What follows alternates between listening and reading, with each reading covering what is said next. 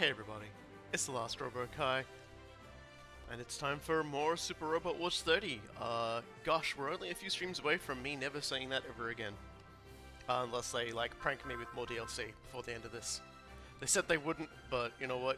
I've been lied to before. I'm sure they're gonna lie about, like, releasing new content. About not releasing new content. I'm 100% sure they're just waiting to spring it on me. I'll be done, and then they'll be like, oh no, you isn't, now you have to play through the whole game to bring this one up. We've got, yeah, everything done. Like, we've got everything, like, this is all just grindy stuff. Only thing left to do is the black-haired woman's retribution, which is still a hell of a sentence.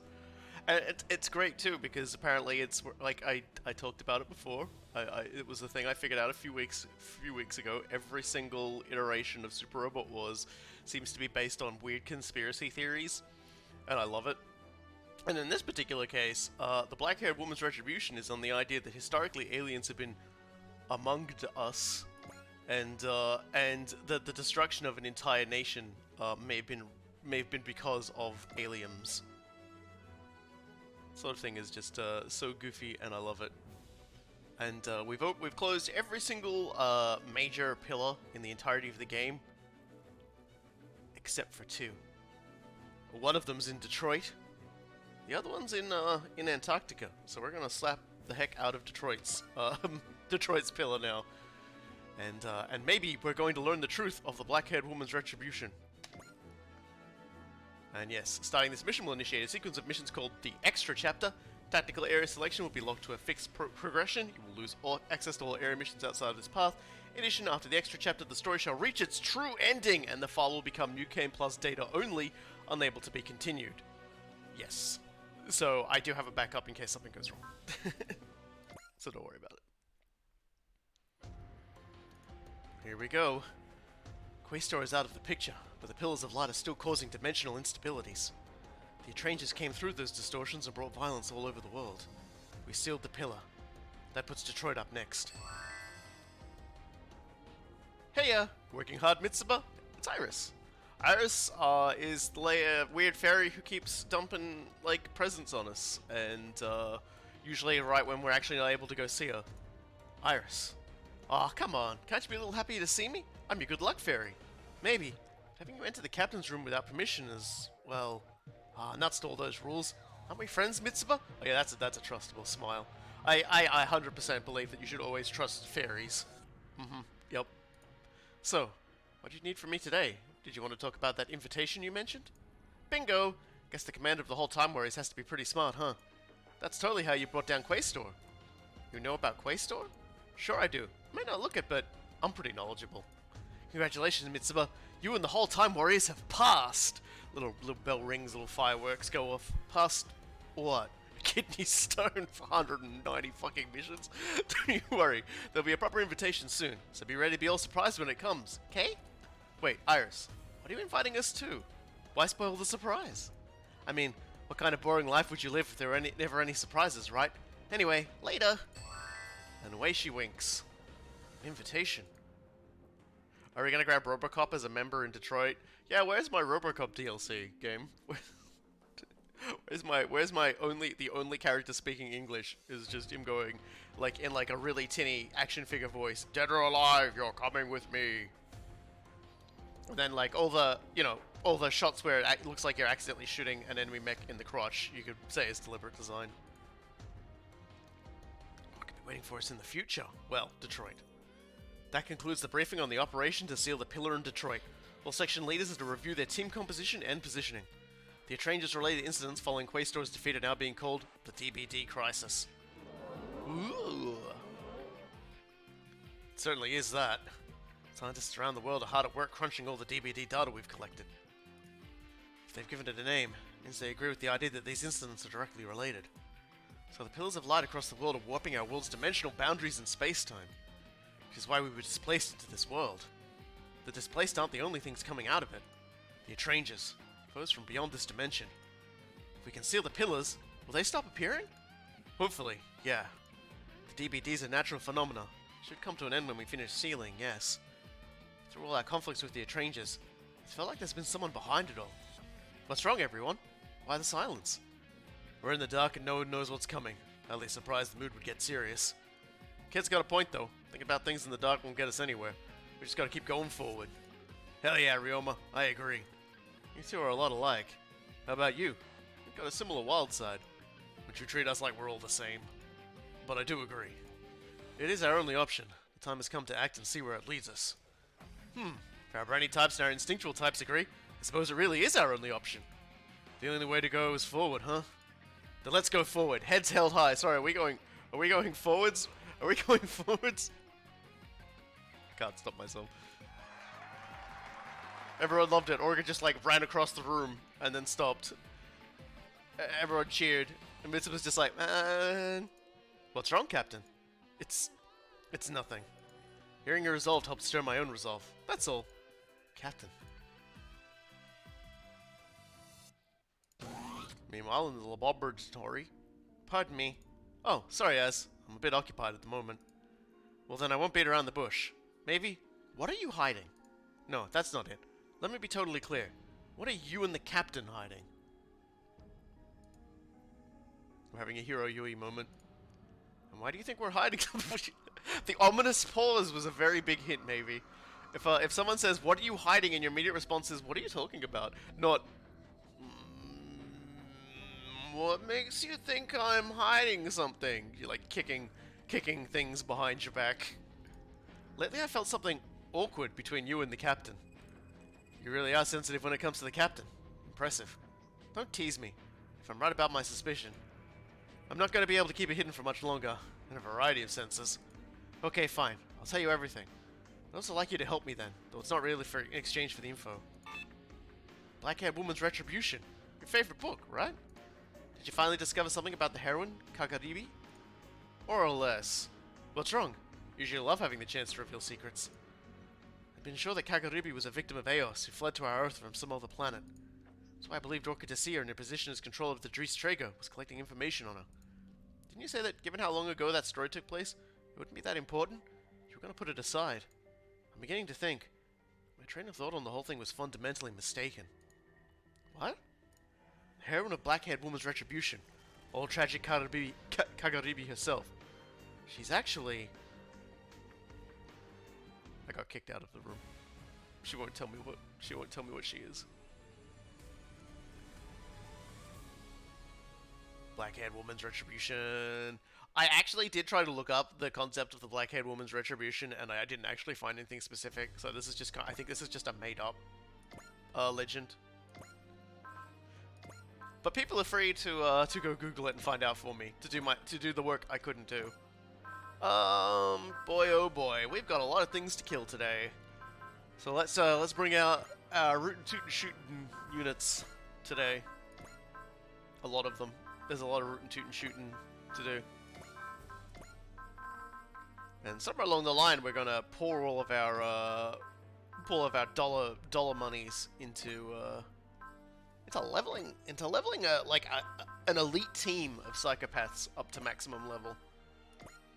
So that when everyone tries to step to us, we just eat them alive and screaming.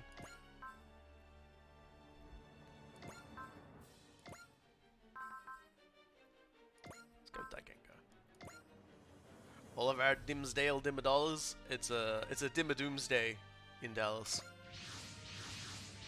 We're gonna like just like pour all of our money into the Dimmadome. All mobile teams are deployed. Everyone, our main goal for this operation is to seal the Detroit Pillar of Light, but I'm sure you all are intensely aware that there is another greater meaning to this. The more sensitive among you have already realized. As we pursue the matter of the DVDs, we find ourselves in darkness. A darkness that only grows deeper and darker with each passing day. A deeper, darker Dimmadome. If the source of this darkness is the one who controls the DVDs, who is calling the displaced and the Atranges here, then sealing the pillars as we're doing means bringing ourselves closer to a confrontation with them. So Quaestor is still alive after all. We'll see if that's the case very soon. I suspect either way, it will be a fight unlike any we've faced. Whatever, right? Not like we're turning back now. Gotta admit, gave me a real hard time. Can't wait to get a good look at him. Feeling more confident just listening to this. I think they speak for all of us. Yeah, no matter what comes, if it's an enemy of our world, we'll fight it. That's what it means to be part of the Time Warriors. So you're saying we're a super robot suicide squad? That's just like, that is definitely something Hero would lead. Thank you, all of you. Az, you've come this far. You're part of this. It's on you. Your very existence is our ace in the hole. We're detecting warping in the local dimensional boundaries. If the dimensional boundaries are warping, they're on their way here. Yep, it's a Stranger time. Be a stranger danger. There you are, strangers. That is a seriously excessive number of dudes. No need to be afraid. We expected this much. It's clear what we have to do then. All units, engage the enemy. Remain on guard for anything that might happen. I don't know what, but I feel like something else will happen here. Yeah, so there's a lot of them, but actually not that many of them. Those sequences where everything's just like, and everything's just sort of like landing here is like, concerning, but not really. So let's send everybody in. I thought about doing the Orga run, but we're not really on a time schedule. That'll be a later mission. We're just gonna ride in like absolute psychos and just start fighting. Because that's what heroes do.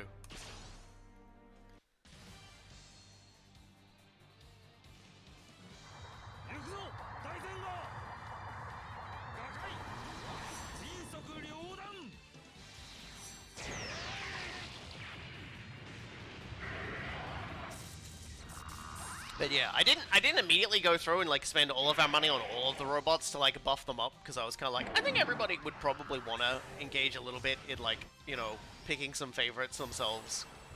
You know, I've got enough of an audience. I'd surely be able to get some. Why was there a mecha horse? What a silly question you were asking. What an absolutely silly question you were asking.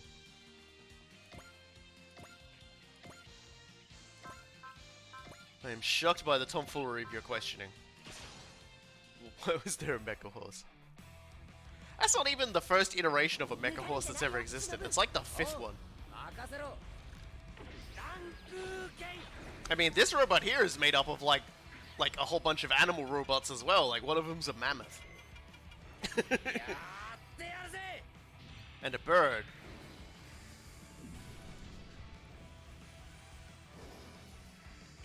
But yes, the mecha horse is there because horse and rider R1 is the most powerful move in the game.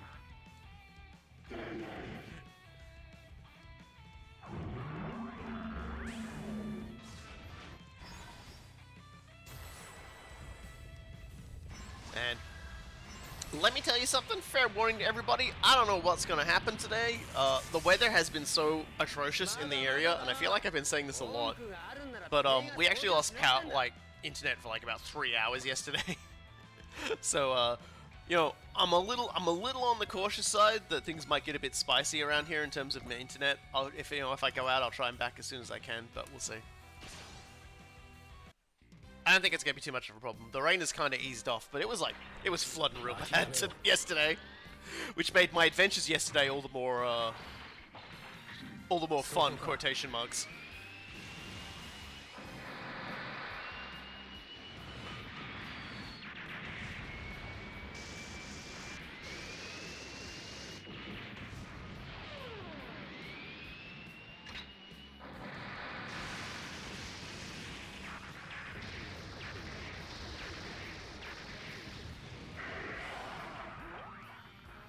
Nice work. Now wound him. Wound him. Wound Chirico. Reduce his health. Do it, you fool. Yes. Further. He's probably going to heal all that back in the next turn because we're near the Tristrager. But it is important that they do it.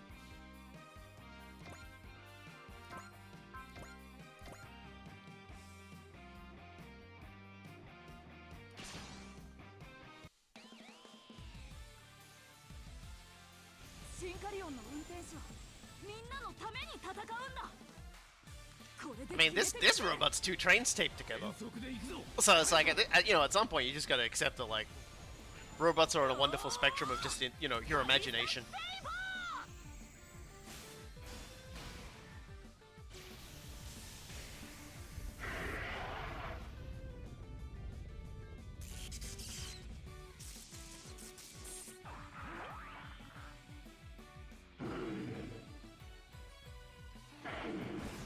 Felina, I think I know what you're talking about with that particular mission too. Is that the one where you've got to like kill like a giant mess of like specific targets while like sneaking through different areas? And you get like, which is, you know, it's like, it sounds like I just summed up Hitman in general, but I mean like,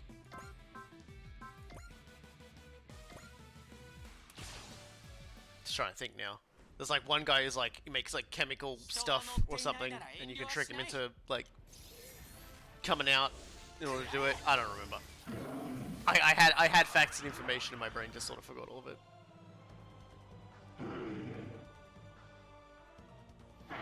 Yeah, like yesterday the rain was so bad that like, and it's kind of funny because I've been talking about how I was like finally going to be getting the leak in my car fixed.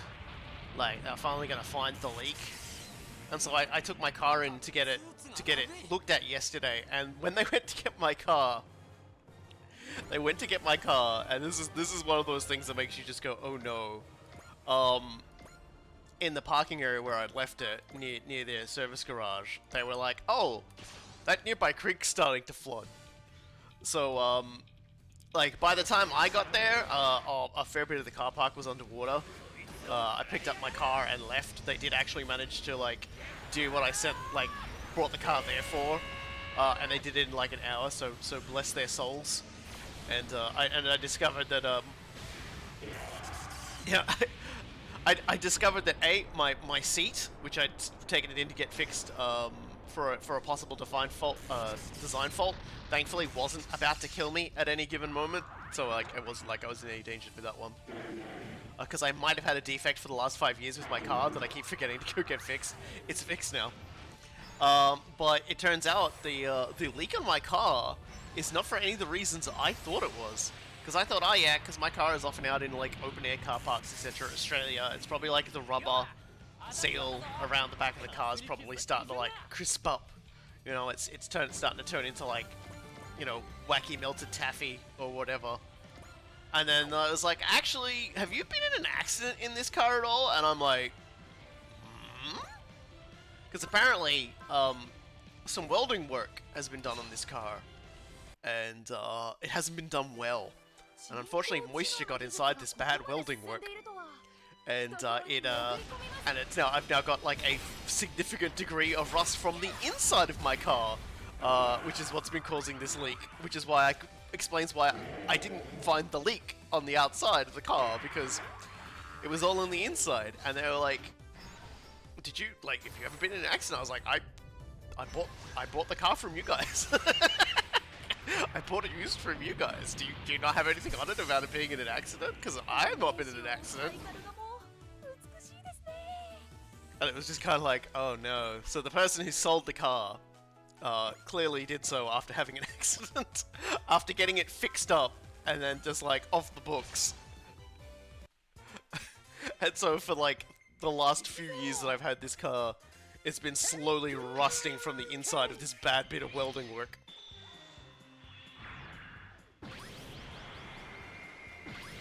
So that's gonna cost me a little bit to get fixed. Which means unfortunately that does mean that the card for playing console games on my PC for streaming purposes is gonna have to take a backseat for a little longer, I think.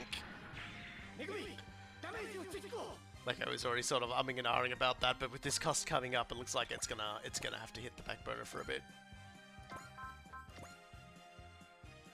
Not much you can do about it when that sort of thing happens. Life is full of funny little, you know, funny little whoopsies like that.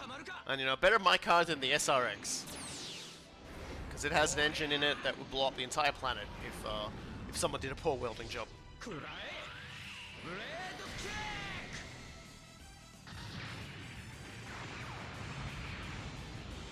It's just like, it is boggling to think about though. It's just like all the things, all the reasons why it possibly could have been my car taking on water was actually absolutely nothing to do with me, and has been a problem with the car since before I got it. Just waiting to happen. Yeah, that's right. You got thinked. You got thinked to death.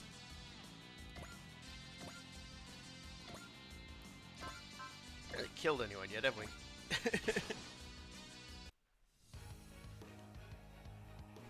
I'm suspecting once we kill a few enemies, the mini bosses will turn up.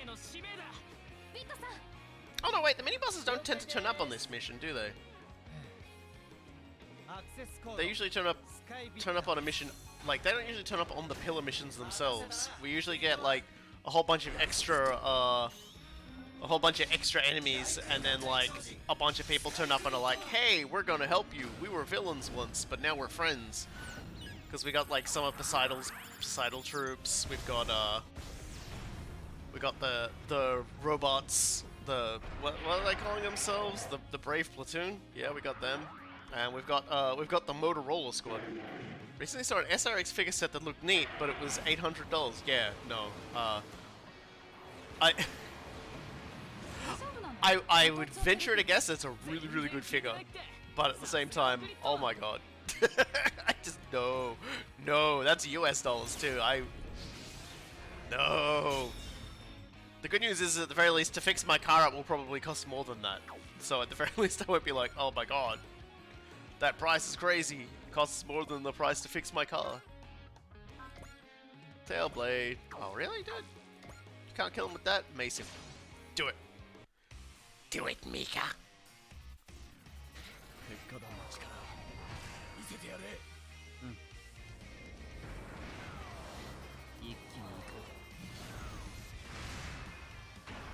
How many Utes do you have down there? Do you mean like me personally, or Australians in general? Because because if the answer is me, I don't own any Utes. I own a small hatchback. It gets me from point A to point B, and my point A and point B journeys are generally very short. I like to keep it real. In general, buffer overflow is the number.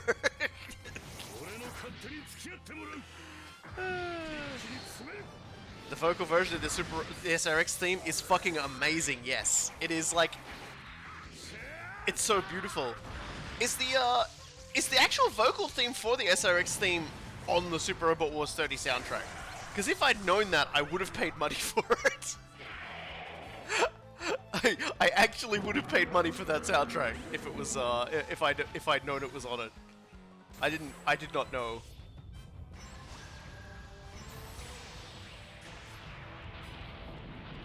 There's a set of the 3 robots that make it up that can combine. Yeah, that would make sense. They probably come with like a bucket load of their own accessories as well, because like they're all just loaded up with stuff.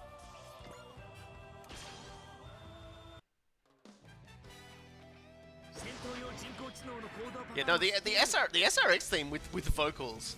There's like one anime music video on YouTube that might still be up that has it from like bygone days, and it's somehow like not been pinged off the internet.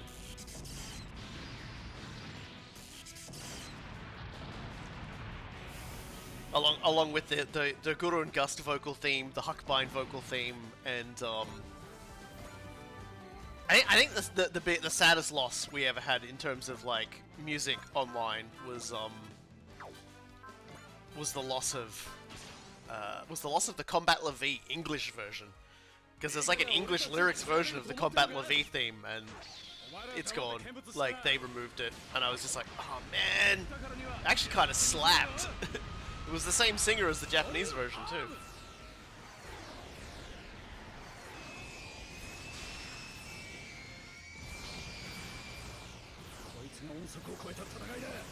Yeah, the reason why the SRX theme, like vocal theme, is so good is because it sort of captures that old school robot thing, where it's just like, basically just singing about how cool the SRX is and how it's gonna slap everyone's shit in, and then like, in between, the guy just yells the name of some of its attacks in like the echoing voice.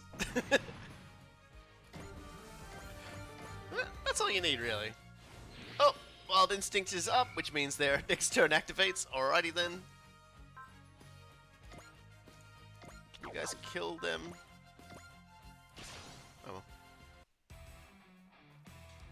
Yeah, the SR, like the actual bits and pieces that go into the three machines, the three R-type machines, R1, R2, and R3 to make the SRX is like a lot of finagle dangling.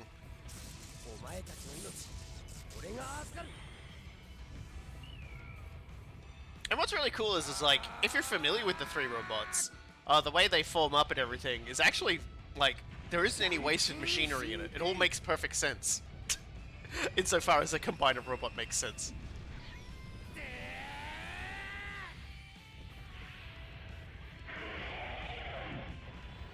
Like, what makes up the legs, the arms being the cannons of the R2, which always cracks me up.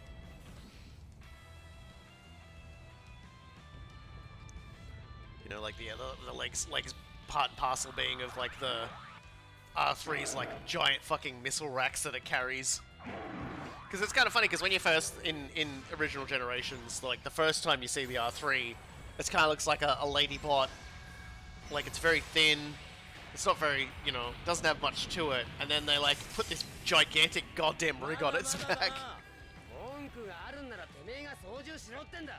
Which is actually kind of funny, because in terms of AoE, like in map attacks and things like that, a map attack that doesn't attack like your own teammates, they're very few and far between. It just so happens that, yeah, the R3's telekinetic missiles are one of them, because Aya guides them with her brain so that they don't blow you up.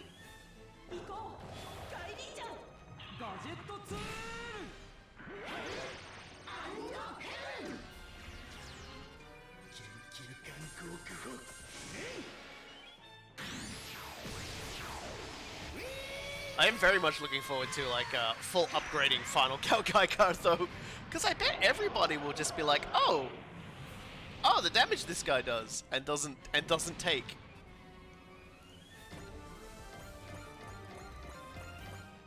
Oh, still standing. All right, if you guys want to keep being alive, I can keep making you dead.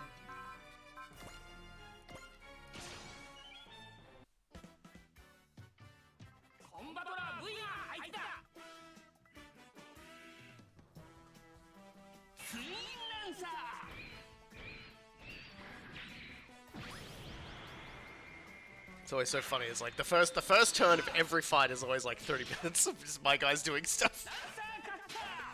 And I will never skip. Ever.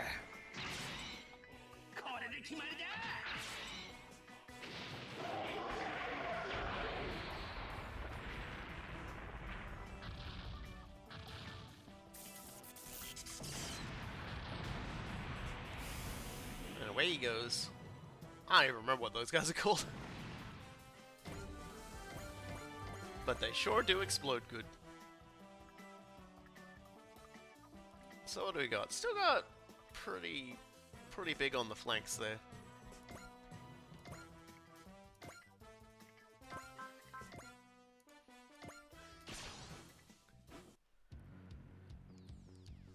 Yeah, get Dappa into position, he's gonna be like nuking people from range from there. Pretty much be able to hit anybody from there.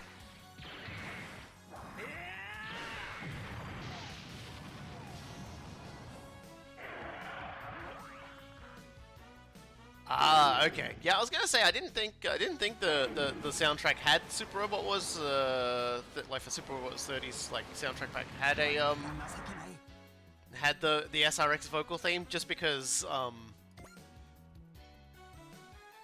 it was a pre-order thing, so it would be kind of weird if they had a pre-order unit that you might not get if you get the soundtrack pack on it. So that's fine.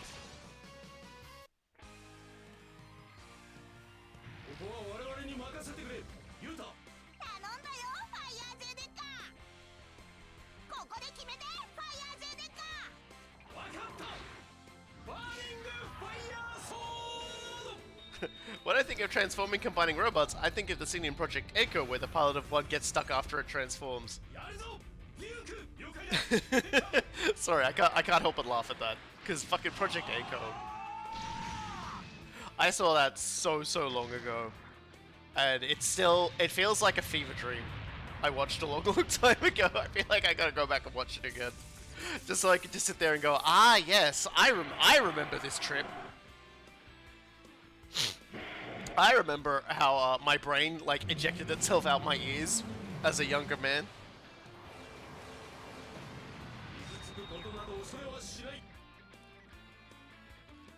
Project Echo is like just one of those brilliant like parody works, like dead set, like top shelf. You'll never hear me say a bad word about it. It's good.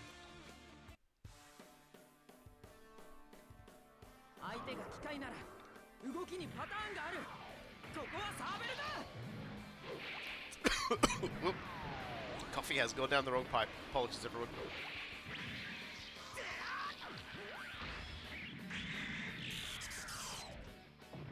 Have you ever seen Duel? I don't believe so. I have an incredibly fragmented memory, but I don't believe Duel is one I've seen.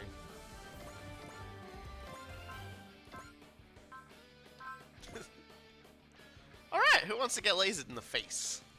I think you do. Or maybe you do, because you're evil and you've got lots of health.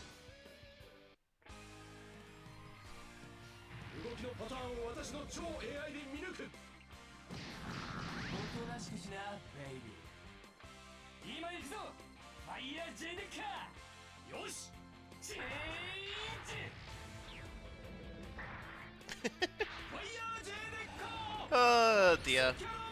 I think when I think about all the like the TV programs, all the movies and things I've watched from Japan that like people have just like trying to you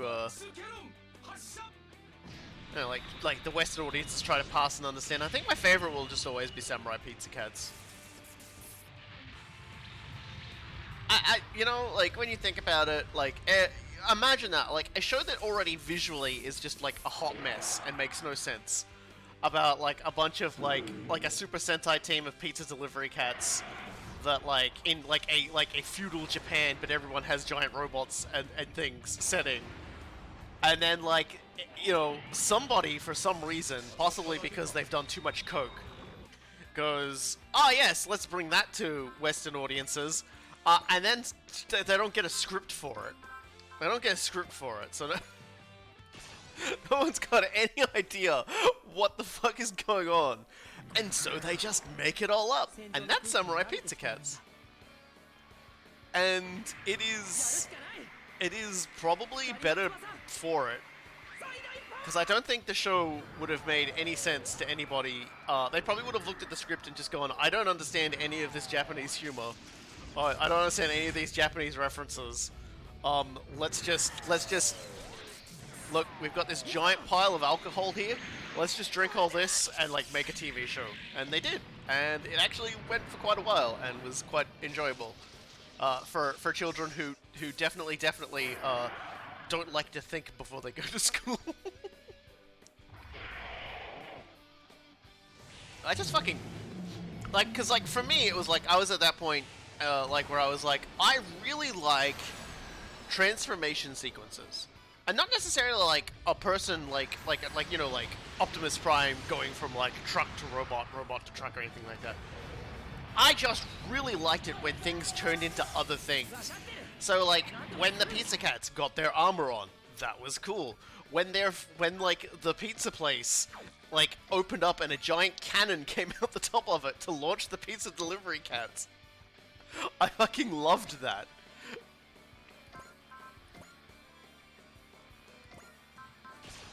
Well, my head hurts.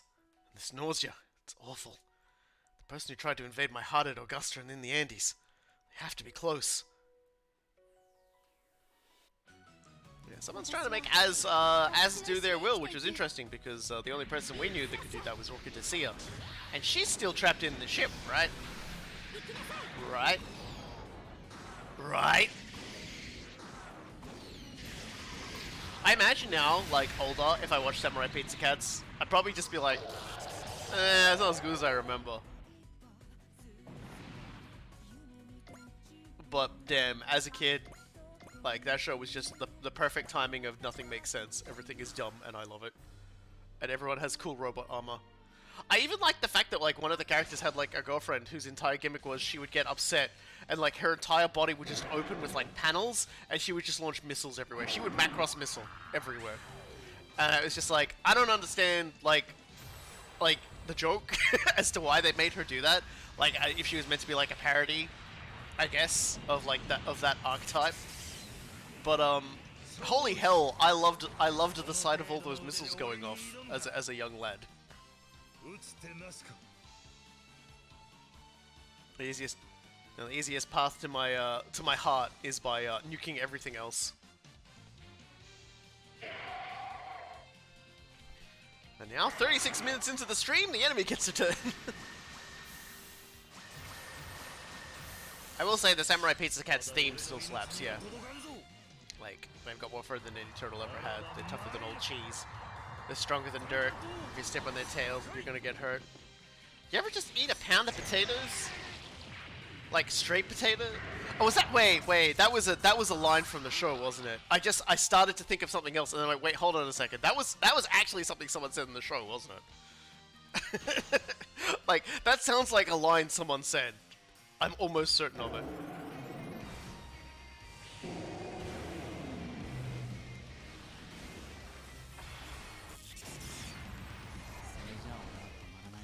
Which is really weird, because I don't remember much from the show.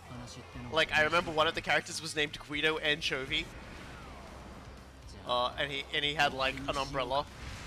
And I remember they were, like, had a giant robot at one point. And also, they introduced a whole cast of, like, other franchisees. Oh, you're only referencing that you ate a pound of bite-sized potatoes? Okay. I mean, were they just, like, they were cooked, I'm guessing? they were cooked, right? If you want some insane levels of overanalyzing things, watch Linkara's analysis of Power Rangers. I don't know, like, I think I actually prefer watching, like, deep analysis of stuff I'm not really, like, spent a lot of time watching too much of. Cooked and spiced. Okay. The last major like little potato-age I ate, they were cooked in duck fat. They were pretty good. Like little soft potatoes like in duck fat. And this is like, you know, like, sure, okay, they had to give a duck a liposuction for this, and it probably didn't enjoy it. But damn, it's good. I just love shooting Senga.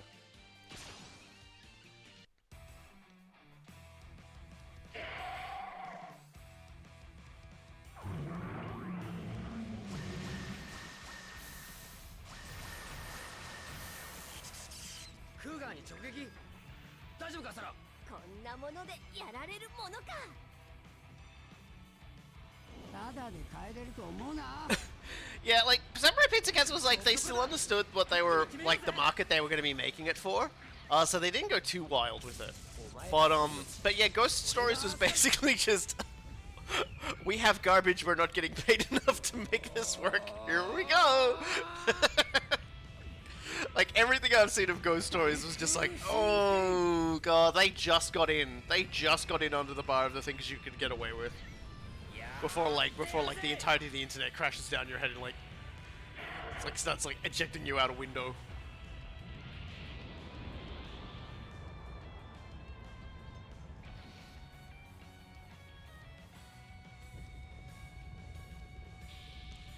Yeah, I saw the first episode of Ghost Stories and was just like, oh my god. Gunsmith Cats. That was a good one too. I liked Gunsmith Cats.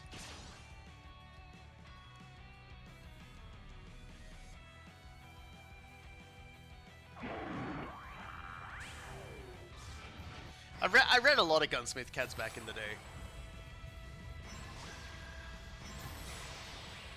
I have consumed and forgotten, like, way too much manga, and then someone mentions and goes, "Oh yeah, I read that. I watched some of the show." ちょっと油断しただけだ。やーぎゃー騒ぐな。 ちょっと油断しただけだ。やーぎゃー騒ぐな。You know, stuff from that time period was by worse in terms of racy content, not quality. Yeah, yeah, Gunsmith, like, it's important to note that a lot of stuff that sort of came out around that time period, and that does include like the original Ghost in the Shell, were made by dudes that really liked girls, but also really liked military spec guns. So that's why Gunsmith Cats is like, you know, like really hot women, but they've also got like really intricately detailed guns and vehicles. Which is always really funny. Like, it's just like, there's just that very special, like, very special small cross section, and that's where Gunsmith Cat's sat.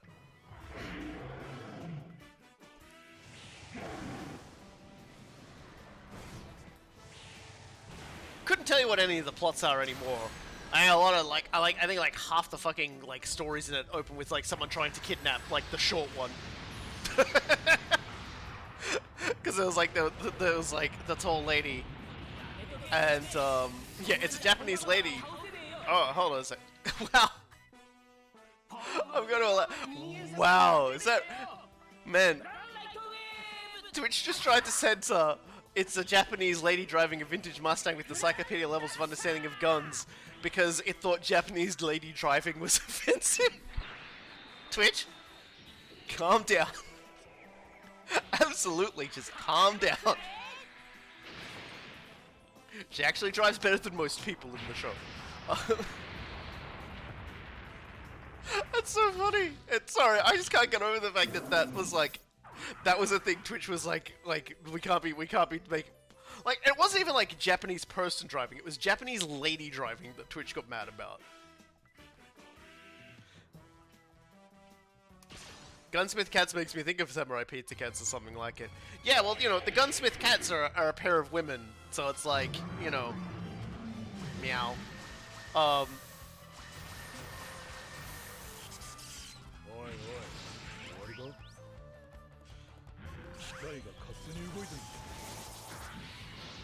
I wonder how many of those things were like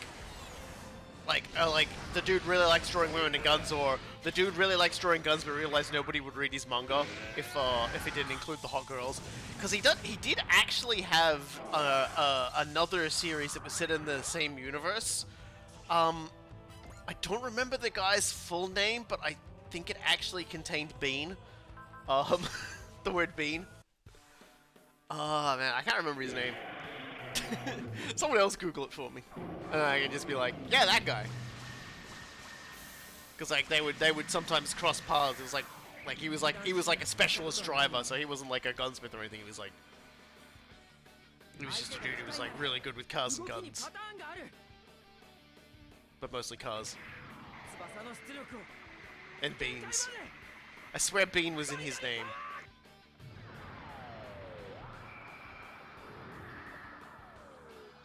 Kenichi Sonata. Is that the spin-off series? Or is that the mangaka? Did I use the word right then when I said mangaka? That kind of slipped out. I don't even know if I was using it. That's the author. Yeah. Like, isn't like he did a but he did a series, like he did a spin-off with a male protagonist. Bean Bandit. There you go. Yeah, like, only the Japanese can get away with calling a fucking character Bean Bandit.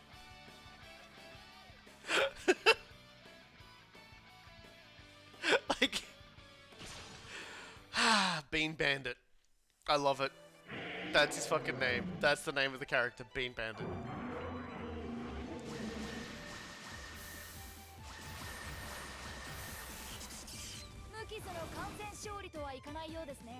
And I almost feel like if you type that into Google, every entry aside from the anime and the manga, or other manga, I don't think I've ever got anime, you know, it basically just becomes extremely cursed.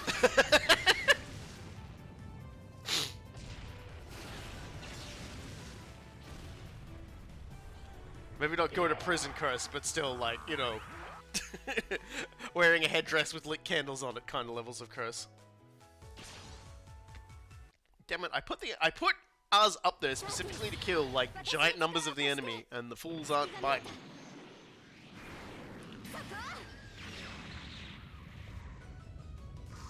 That fool was biting. And he exploded. Yeah, at the very least, these ones over in the corner should hopefully, should fly to die. Nope! Bloody rude. Ah yes, Tiamats, that's what they're called. You have the Angeloi, the Deimos, and the Tiamat. From the Etrangers.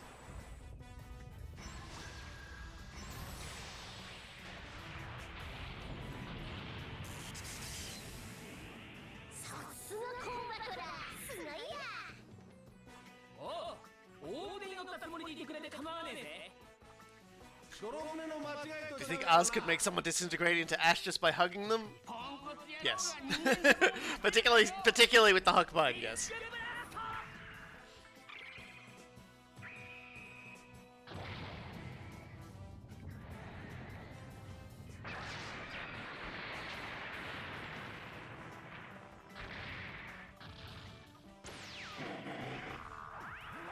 Humiliation. Right, anybody else want to, like, fire at extreme range? Okay. Oh, the final boss. Az cannot one-shot the final boss. I can confirm this. Particularly because the final boss does have one particular quirk to it that makes it so that isn't possible. Which I will go into when we do the mission with the final boss, which is like still like quite a while away now because we've got like 5 or 6 missions in this chain. Or at least we can like kill all of these people.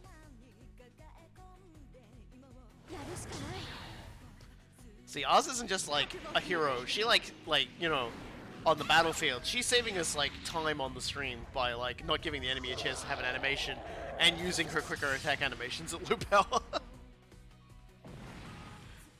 Next.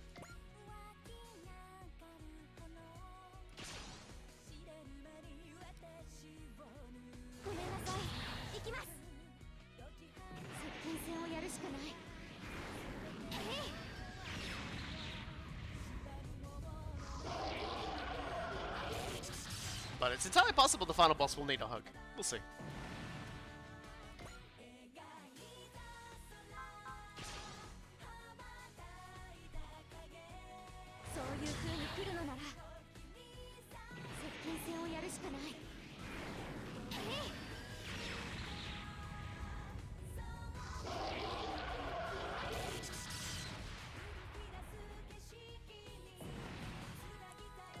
Alright, my turn. Still 16 enemy mechs around. Doesn't feel like that much. Does that feel weird? Oh, hold on a second. We gotta do this right. We go to Uz and we go... Firstly, we go Rowdy Chia. And then we just have Uz activate the cheat parts. The elite hacking rig, so everyone takes more damage. Everybody. And the sword of Eos, so everyone does more damage. And then we start killing.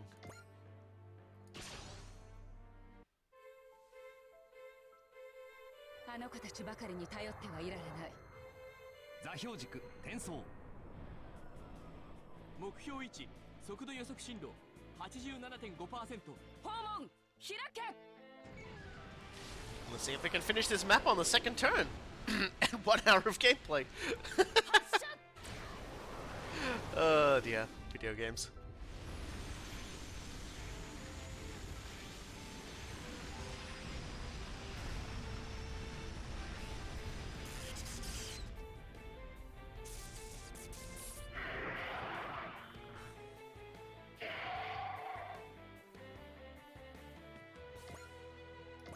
Yeah, shot yourself, buddy.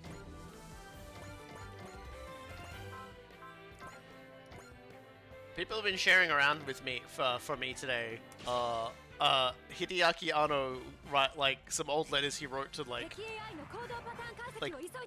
to the Super Robot Wars guys about how like he wanted Captain Bright to slap Shinji, and like I think he even drew a picture of it, and then was like also wanted Char to pilot Ava Unit 2, which never happened. Which I feel is like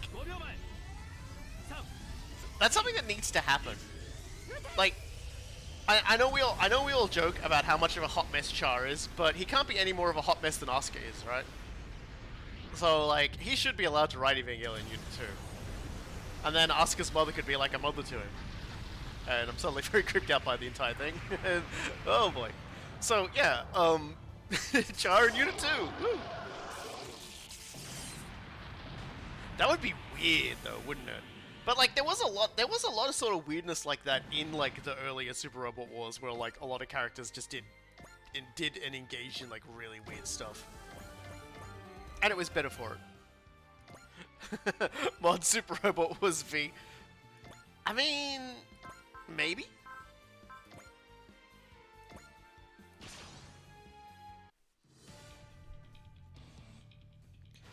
Problem is the Super, like, I don't know how difficult or easy it is to, like, mod, like, games like 30. Probably not easy. Probably incredibly difficult.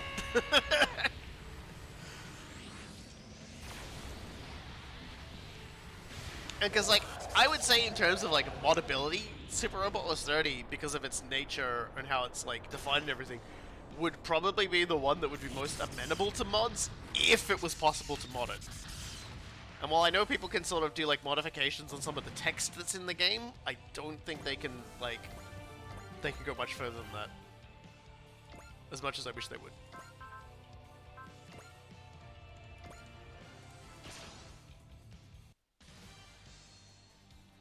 Also, to answer Felinoid's question, why oh why is he riding a giant robot horse? It's so we can do this.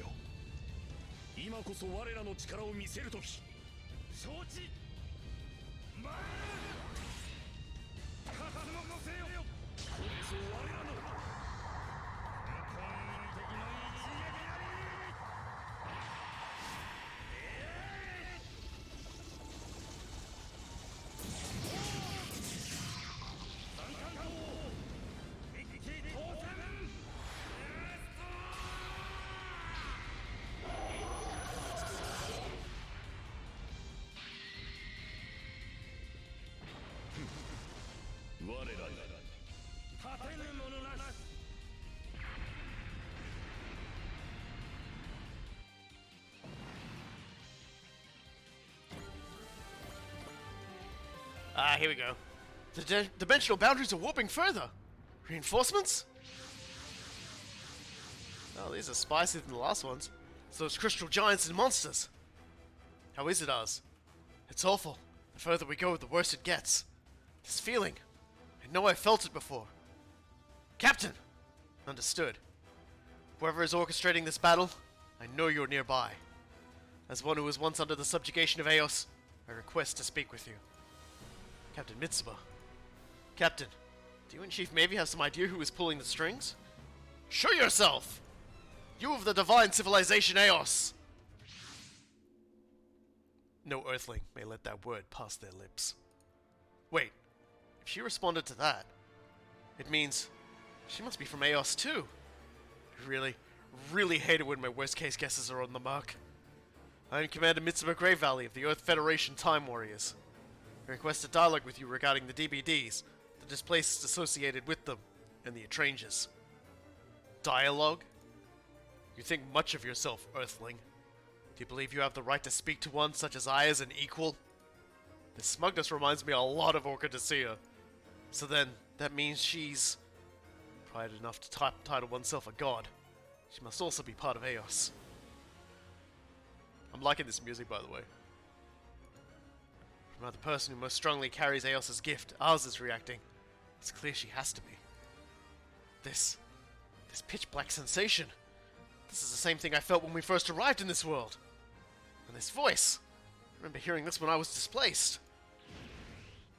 Asaki! The prana converter is going wild! Output is way up!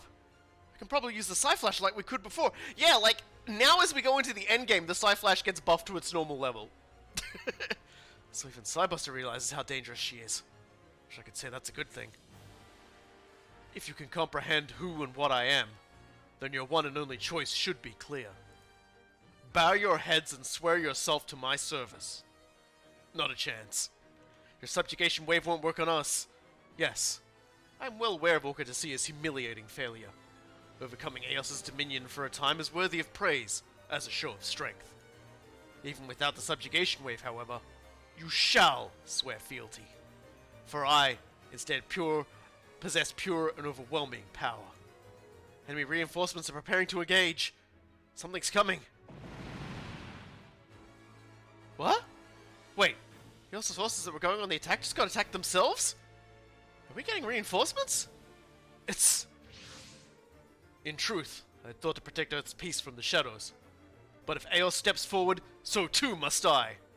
If you must know who I am, I shall answer. I am... Cerulean? You're alive? Az, how did you know? You pilot a machine that's like a flashing billboard for who you are. Wasn't hard to guess. Huh. Fair point. I love this little fucking idiot. Still, I wish you'd allowed me to announce my name myself. Cerulean, you...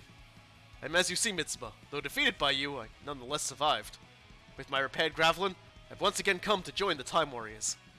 So you're willing to fight together with us? I would not lie and say the Questor within me is completely gone.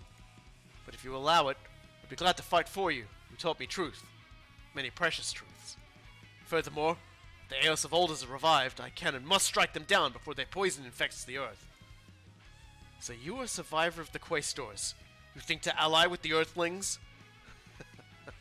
It seems I must make further preparations to properly enjoy this scenario. Which means you intend to flee, Hyperborn of Eos? I would suggest that you offer gratitude that, in my infinite mercy, I intend to grant you a scant reprieve before I end your lives. Person of Eos, at least give us a name to call you by. A name?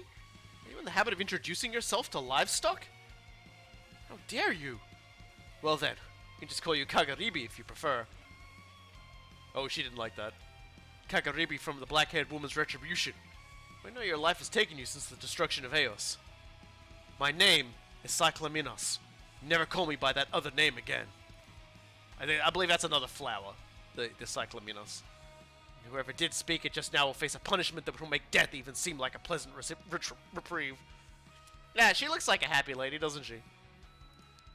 She's definitely in the I'm going to kill everybody kind of outfit. She from Avie? Cyclaminos, eh? Well, looks like that guess was spot on. Hit a soft spot, though. His emotions she showed in that last moment. Rage, hate, a powerful grudge. Seen at issue is an acclamation of all the negative emotions of humans. We can speak later, friends. First, we must deal with the servants of Eos. Cerulean. Yes, us? I have a lot I want to say to you, but for now, if you're part of the Time Warriors, then you'd better work hard enough to deserve the name. Absolutely. Behold how I have been reborn! Yeah, so now we've actually got Cerulean again. Permanently this time. He actually joins us. So, yeah. Yay! He's here to help. He's still in the Gravelin. He's still doing Gravelin things. So let's get cracking, I guess. He doesn't, unfortunately, have, Valor. So we're just gonna have to buff him up ourselves, and then maybe just, like, you know, Gravisphere someone out of existence as a way to welcome him to the show. In this moment, my soul revels in its freedom, and my body moves under the greater force of my own will. I thank you, Time Warriors. I thank you for having met you, for this moment we share, fighting together. I fucking love that he's like, he turned up to do like the biggest, dorkiest, here I am, coming to help you, and it was just like, oh, how did you guys know it was me?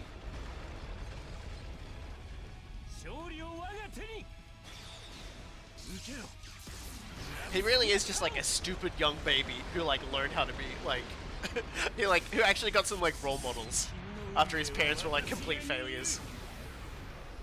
Who else would be so dork? See, everyone before was just like, man, Cerulean needs to die. Now they're all like, he's such a dork, which means everyone loves him. That was a good strike, Cerulean. Yes, Az. Offer up praise to my great power. Ugh. How long do you intend to act like royalty?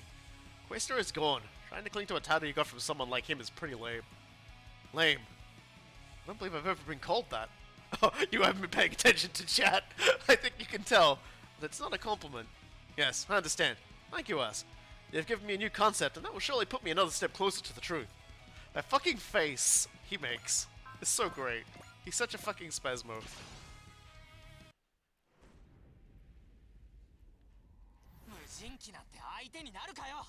これは全力で倒すっていう合図だ。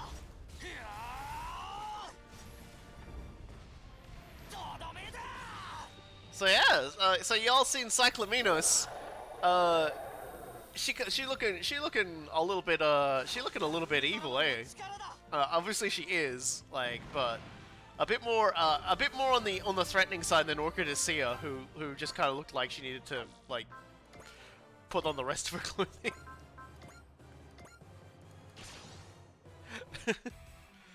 Oh dear, so there's like a giant mess of dudes up there, but I'll probably just have Az kill all of them.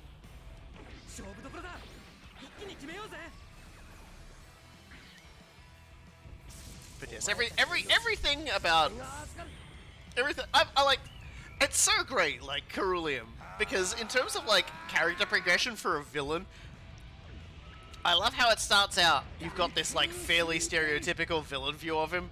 But as time goes on, you start to realize, wait, no. He's just a really dumb kid.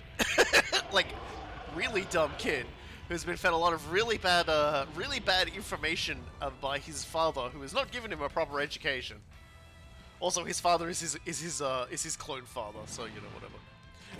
All getting a little complicated there, but still. What's important is that he will now fight alongside.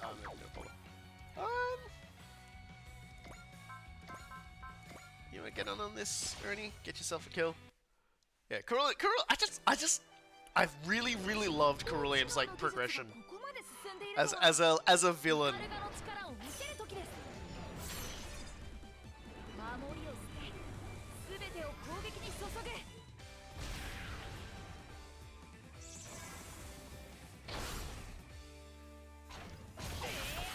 So naturally, we'll be buffing him up and doing things. So it's kind of funny actually, because in when we refused to let him join us the last time, what actually sort of happens there is if you do let him join you, Orchid Sia sort of becomes like a final boss instead, but a pretty lame one. So it's definitely a case of the actual real best choice is to reject him. But you know, even now I think Orchid Sia is going to be like, I'm still trapped in a box. I can't stop this.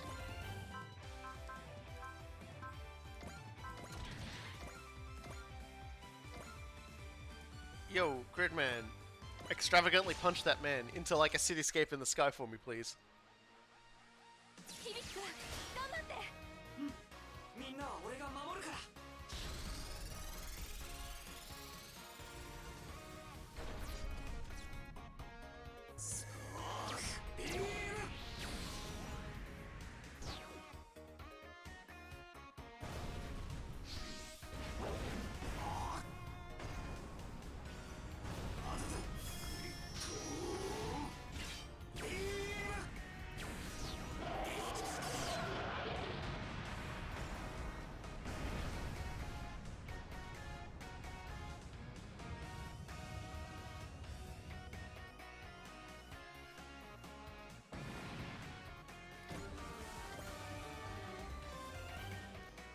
God, still so many of them. Not that I'm worried, but there's still so many of them. just gonna have to be doing the long kill.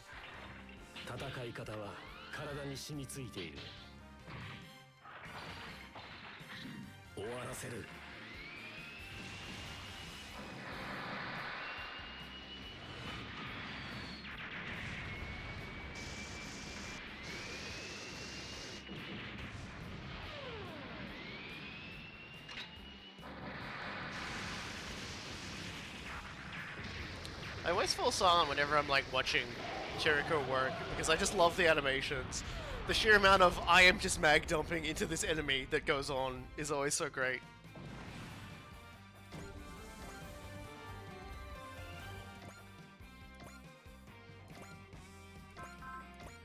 Shine Spark!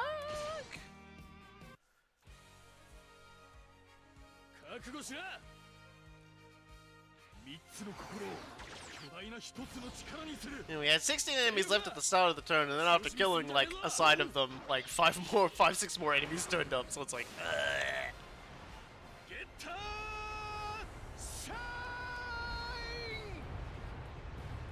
I feel like we'll get like 3 missions done, like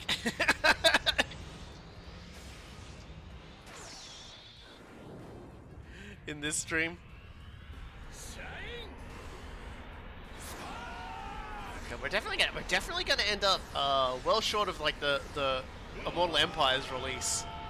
They released more information about that last night, actually, and I'm really excited for that. I'm actually like really excited to stream like the Immortal Empire's beta release for like Total War Warhammer 3. Like, I'm getting more excited every day because they teased a little bit of like how they're gonna do like revamp Chaos Warriors. So I'm thinking it may end up actually just being a, hey, Chaos Warriors adventure, but it's gonna be like a question of like which one we do. Because it's gonna be like, we've got Archeon, who is gonna be like, you know, he'll be able to slap anything. Are we gonna fight the 8 times boss? Do you mean the boss 8 times, or do you mean... Because that sounds formidable. The 8 times boss.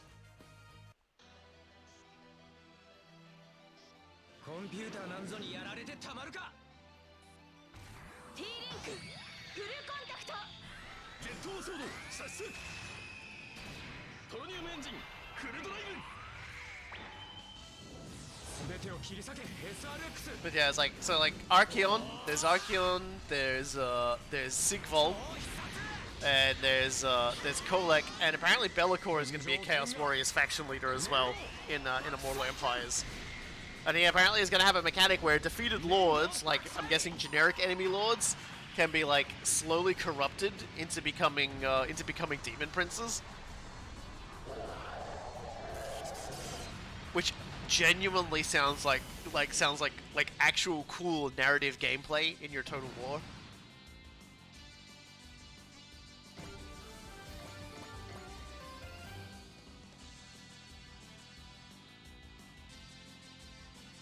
How are we doing?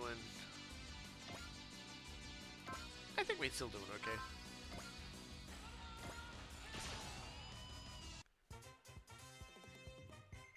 So yeah, I'm thinking.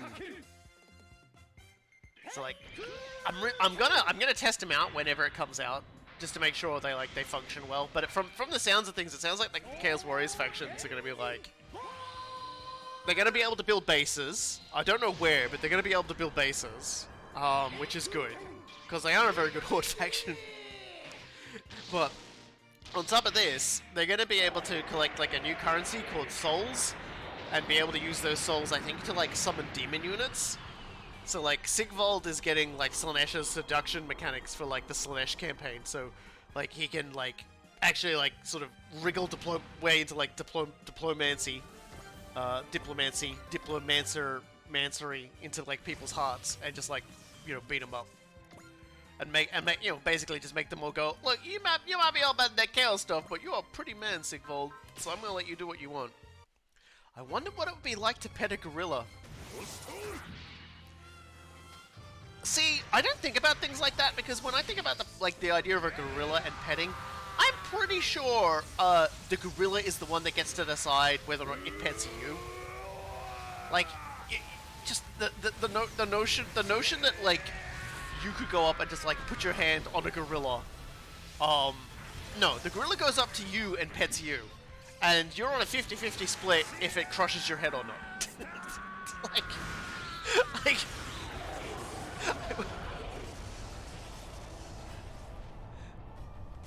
A gorilla is like, I feel like there's like a tier list of like who gets to pet who. And you know, like I'm pretty sure gorillas are higher on the list of like deciding who gets to pet who than human beings. Like there aren't very many species of creature that are probably higher on the list.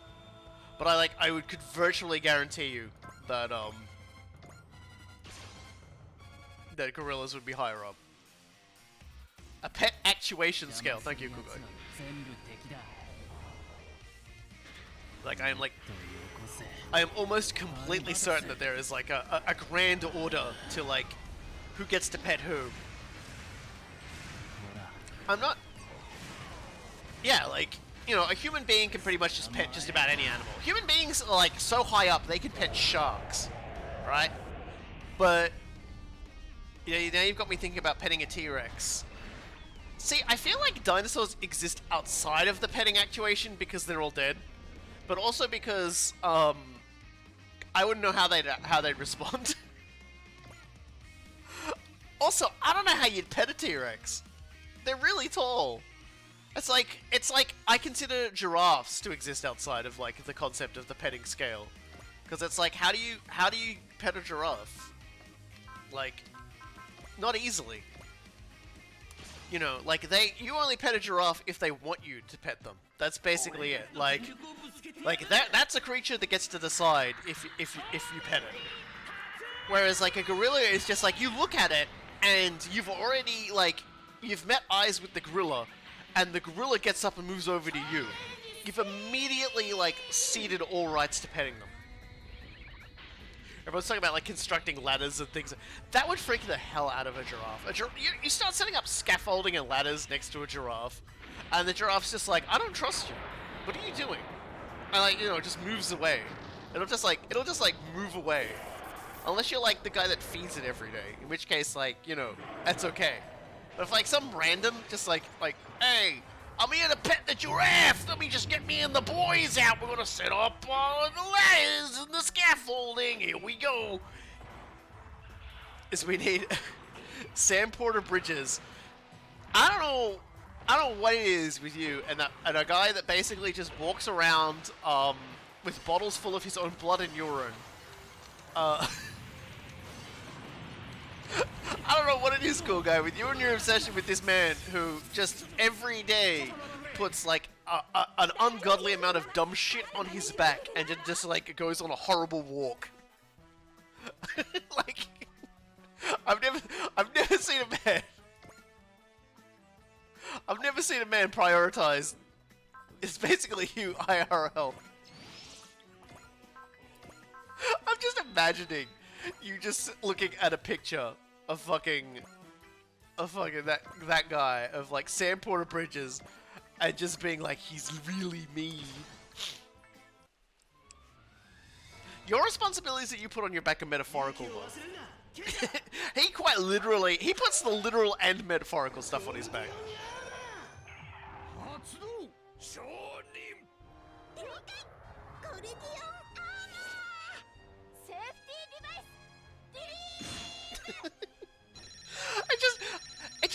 It amazes me how you managed to bring him up in so many different contexts. You're like, hey, let's have him as a character in Super Robot Wars.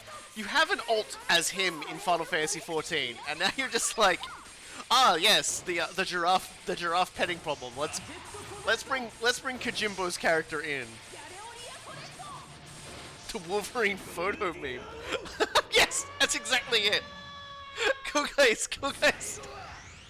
Cool guy's Wolverine in the bed petting a picture of fucking of Sam Porter Bridges.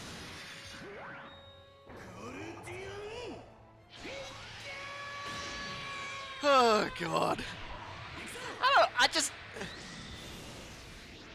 I suppose it's just because in terms of like characters, like he's just a very quiet, awkward kind of guy whose heroism in the setting is quite understated. Like, so I just kind of find it funny that it, like, you know, like, he's, like, the character that you would be like, oh yeah, bring him into Super Robot Wars. I'm just like, what? He's just...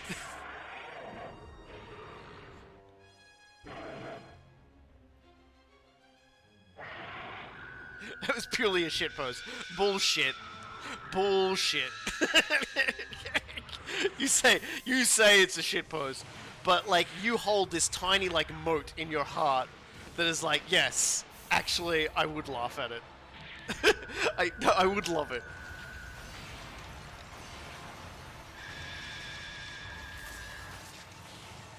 I think it's the first time we've seen that move hit.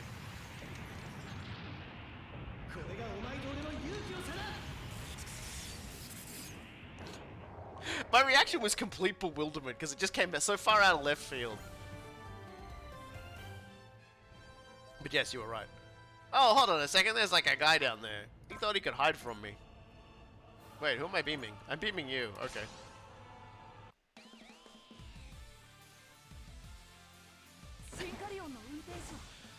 Ah, dear. But you know what I'm saying is that you basically, anytime a human being and a gorilla meet eyes, the gorilla wins. It doesn't matter what the actual competition is. Even if the competition is not being a gorilla, even if the competition would actually require people to do something, and like the gorilla wouldn't even know the rules, the gorilla wins. I just, like, a gorilla looks at a human being, and it doesn't matter, the gorilla's won. It doesn't even matter if, like, the guy shoots the gorilla and the gorilla dies. The gorilla, like, won. And, like, all high ground, all, like, winnings are forfeit. It's just how I feel about gorillas. I feel like they're just not a creature you go up and you pet. They decide if they're going to crush you or not. There's not a lot we can do about it. We just have to sort of accept that's the reality of gorillaing.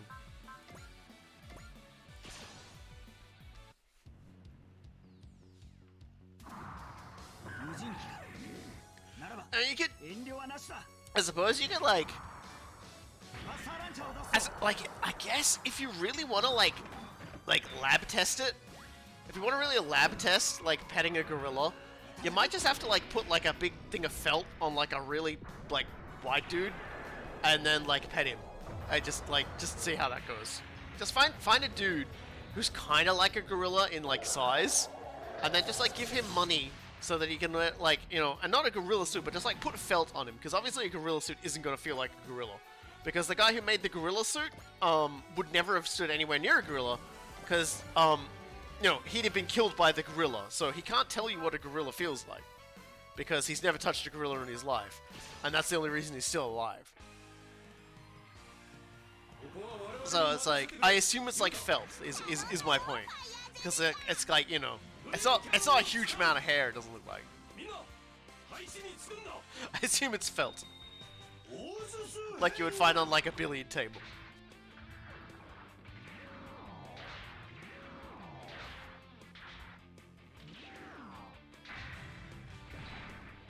The Harambe thing, I feel like eternally sorry for the kid involved in all that. Imagine growing up and just knowing that like that was like a formative part of like your childhood, and the internet just like that was probably like one of the scariest like near misses of your entire existence, of your own mortality, and people just keep like tweeting dicks out. It's like they're old enough now for it to like be a thing and like to fully comprehend it. So it's like, I feel so bad for them.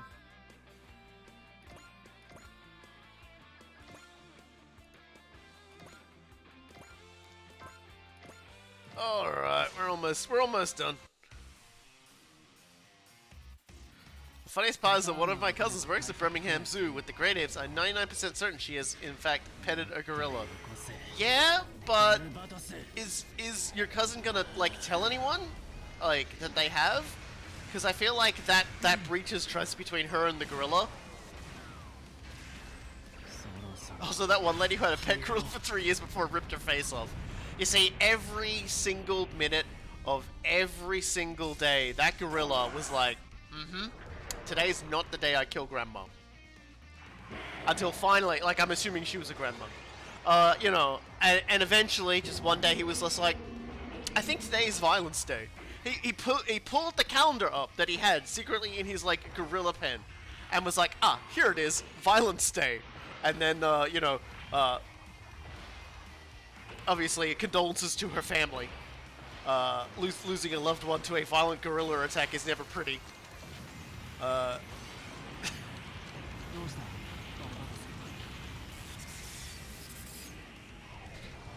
It's never an enjoyable situation. And I won't raise the gorilla in the room that is, you know, what the fuck? What's she doing with the gorilla? Oh dear, you gotta like, you always gotta be like very careful about the weird shit you pick up as a human being in your life, because like a lot of it will definitely like just be like counting down the days until its tolerance of you finally expires, and it decides to, like, you know, remind you that the law of the jungle does not require a jungle to continue to exist.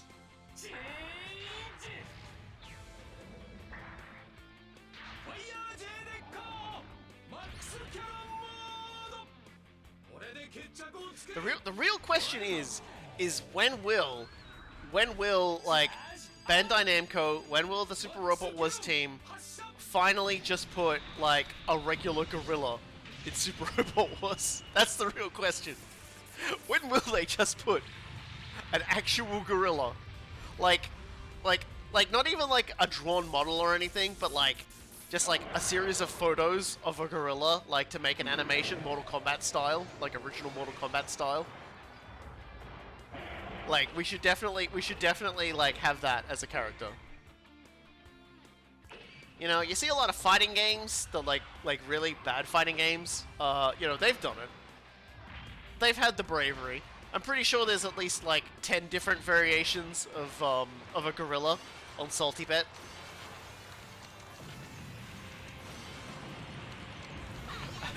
I would have to go and check, but it did cause the Senate to try to ban the movement of exotic animals.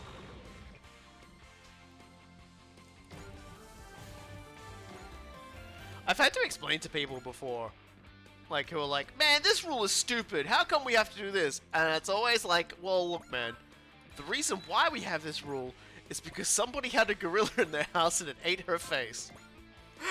And people are always like, okay, yeah, that makes sense. Like, you always have to sort of, like, there are people who are like, man, this rule's really stupid. Like, and it's like, yeah, but that's because somebody did something really stupid. My stomach is a bit upset. I bet it has something to do with all those potatoes. Yeah, you did eat it, but you ate a whole pound of them, didn't you? I will say, it may also be the dread that you're feeling in your heart, because you did try to, you know, move out of your lane. You tried to leave your lane and thought about, like, putting your hands on a gorilla. And I'm almost certain at least one gorilla has sensed this, and your life is in danger forever now. Like, the gorilla has gone over to a calendar. Like, it has a large pile of calendars. It's taken one out of the middle, at random, flicked to a random month, flicked to a random day, and it's just written KD, which is Kill Day. And then it's just put it back into the pile, and it'll come back to that one day. One day that gorilla's gonna put it up on the wall, it's gonna go through its months, and KD is gonna, you know, Kill Day is gonna come up, and that gorilla's gonna be like, aha, it's time. And it's just gonna go over and it's gonna bend its bars and it's gonna leave. And I'm real sorry for your lots. But it's probably the potatoes.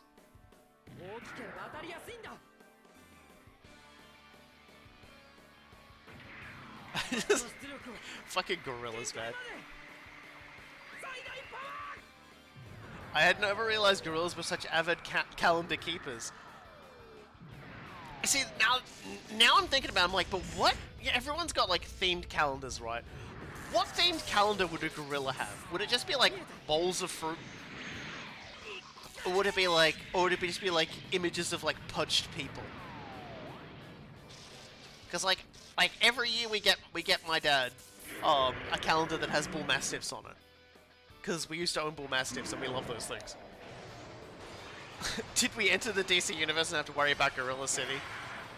Aren't the gorillas in Gorilla City, like, way more peaceful than actual gorillas, though? I mean, aside from, like, the one that has mind control powers.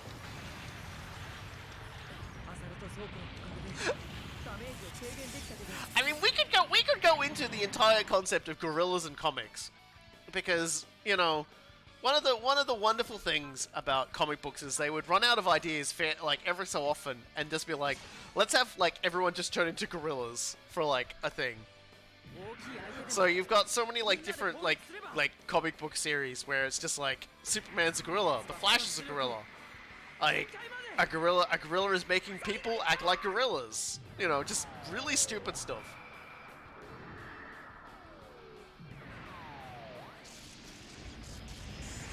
There's probably like 100 different like issues of like different comic books from DC alone where like a hero has turned into a gorilla.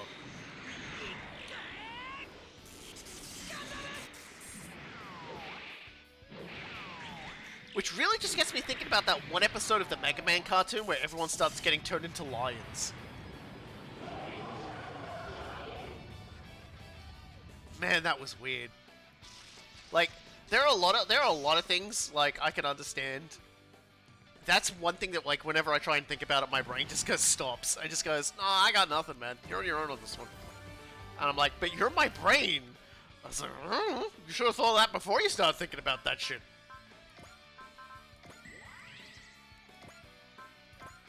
And you know what? It was right. I should never have thought about it in the first place.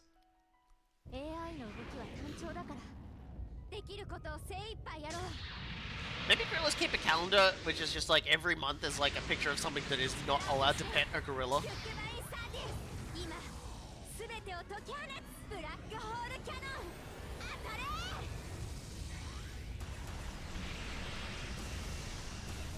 But it is telling that, like, the most common, oh, everyone's getting turned into something thing that are, like, you know, that was in comic books was the gorilla, because even they understood that as strong as Superman is, if a gorilla ever got, like, slightly more powerful than Superman, he was dead. Superman was dead. Like, a gorilla would absolutely, if given the opportunity, bring down Superman like you would not believe. Just like grab him and just, like, crush his head in his hand. Like, not even, like, time for dialogue. Not even, like, aha, Superman, I have you now. He's just like, you're dead. Snap.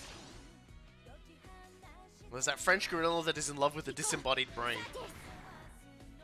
Yeah, I forget what the name of that series is, but, yeah, they're definitely a thing. Aren't they a villain from, like, they're a villain from, like, one of the more eccentric series, which is, which is where Beast Boy originally came from as well, if I'm remembering correctly? I'm probably not. I know they did appear in the Teen Titans cartoon, in part because of that connection, I think. Like,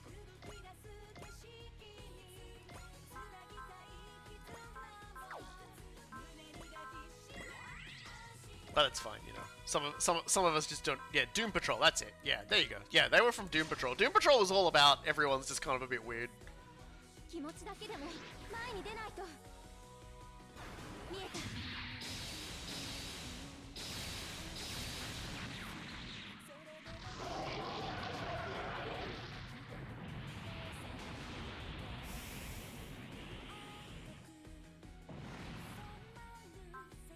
Beast Boy's incredibly well grounded as a person, in spite of that upbringing. I'll tell you that much.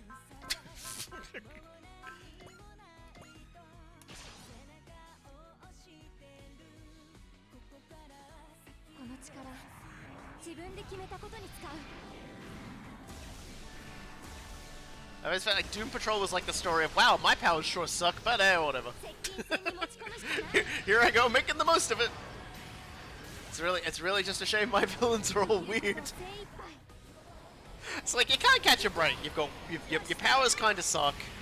As in, like, I think one guy's like into like skin is mostly like cooked or whatever. And it's like, you know, you got that, and then it's just like, but my villain is like the romantic duo of like a gorilla, a French gorilla, and like a dude in a and a dude in a brain jar.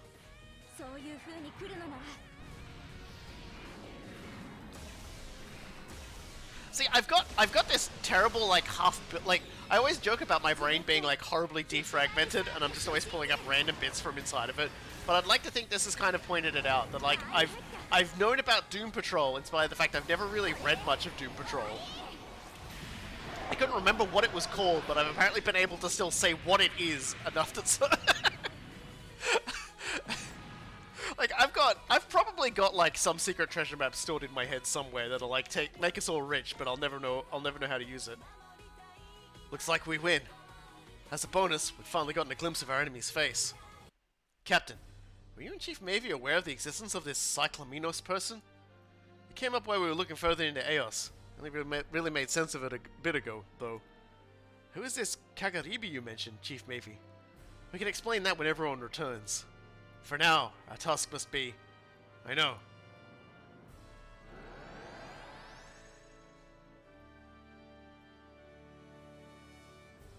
Hooray! Detroit is saved! Well done. We've confirmed the elimination of the Pillar of Light. Another result of looking further into Eos, huh? Something like that.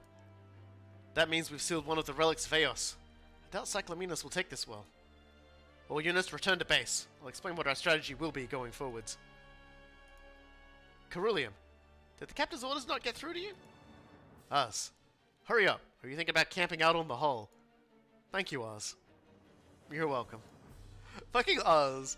Like, Oz probably only just, like, comes up to, like, his waist in height, and she's just, like, sassing the shit out of him.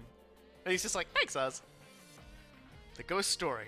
Black-haired woman's retribution. So the character from this story, Kagaribi, is Cyclamenos. From what we saw today, I'm sure of it. The woman who destroyed a nation with the power of her hate. The story concludes with the minds of all the citizens being crushed, which I believe would easily be achievable with a subjugation wave.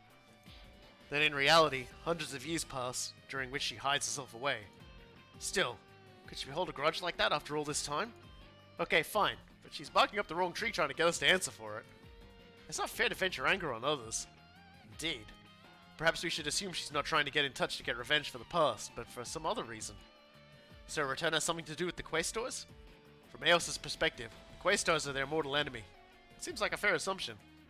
Cerulean, do you know anything about Cyclamenos? Sadly, what knowledge of Eos I have was granted to me on a strictly limited basis by Quaestor. Today is the first time I've heard the name Cyclamenos at all. I see. I'm sorry I can't be more helpful. Don't worry about it, Cerulean. You fought side by side with us. That's enough. Us. Thank you for your kind words. Or at this point, should I say thank you for your affection? Definitely and absolutely not. There's nothing like that in what I said. Nothing. Is that so? I was given to understand a handsome man could get away with it, but it appears that idea is incorrect. And where on earth did you get that from? Very good question. After barely surviving the events in subspace, I came to this world and this is actually more than I care to know. Save it for later. It's life story and you just shat on it. Holy shit, Uz. Very well. We'll find a time to go into this story in depth. No, please keep it short. If you'd like, you're welcome to file it as a written report. She's so fucking mean about this. Holy fuck. Uz is just like, Cerulean's just like standing oblivious underneath a fucking like basketball ring. And Uz is just like dunking over and over on him. And he's just sort of standing there getting hit in the head and thinking this is normal. Am I not actually welcome here? No, you're very welcome. You're not the same man who was head of the Quaestor's combat team, right? Then I'm sure we can all get along. Thank you. Thank you, all of you. Az is just a bit embarrassed and doesn't know what to say, probably. Mika! Yes, we know, Az. We can deal with that a bit later. It seems no one objects to Cerulean Vol joining, then. Everyone has borne witness to how he's changed. Still, even with his help, the Atranges under Cyclamenos are a threat. Furthermore, we still don't know what she really intends to accomplish. One could feel an obsession lasting from the Edo period to today. We'll have to continue that. We'll have to continue investigating to find an answer about that. I'll work on what we have. I'll work on what it was that made Cyclamenos, living as Kagaribi, destroy an entire nation. Understood, Chief Mavie. I'll leave that to you. Well then, we should focus on our plans against the Atranges. You needn't worry much about that. I have an ace in my coat if it becomes necessary. What is this ace? It's not something I can speak of yet. Now is a very, very poor time to get mysterious. I'm sorry. To simply put, this isn't something I want to reveal until it becomes absolutely necessary. Very well, Cerulean. We'll trust you with choosing when and how to use this ace of yours, since you're the one who has it. Do remember, however, that the foe we're facing is one we cannot defeat unless we use every single means at our disposal. Trust me, I am well aware of that. Every single means at our disposal, huh? Captain, you were directing that at me and at yourself, weren't you? Yeah, we really need to talk to Orca to see about like her angry like goth sister or whatever Cyclamenos is, cause she ain't looking so happy. Oh boy. Oh, okay, so first things first, let's press the wrong button. Let's go all the way in the wrong direction. We need to get Cerulean upgraded, because I'm pretty sure he's see, because Gravelin isn't even like where it needs to be. Gravelin, come on, buddy. You gotta get buff. You gotta get strong. We gotta get you a friendship bracelet. I have like 99 of these things. There we go. His custom bonus, his range. Oh wow, we never fully upgraded the Dristraga, huh? I just sort of noticed that. It hasn't really needed it because of how strong it is, but, you know, we're in the end game. Let's do it. Okay, so let's go to Ceruleum and give him some fancy bits and pieces, right? He's got room. Alright, so yeah, like we got like 99 wish bracelets. So we'll give him a wish bracelet. God. Just looking through all the ridiculously silly shit we've got here. Could give him the S adapter. Could give him Bravanium. Chogokin UZ. The Winds of Lagias. Let's give him Chogokin UZ. And let's give him a Haro as well, hey? Let's give him a little robot to play with. I think he'd like that, actually. I think Cerulean would love a Haro. Alright. It's time to head to Antarctica because, well, I think Iris is about to challenge us.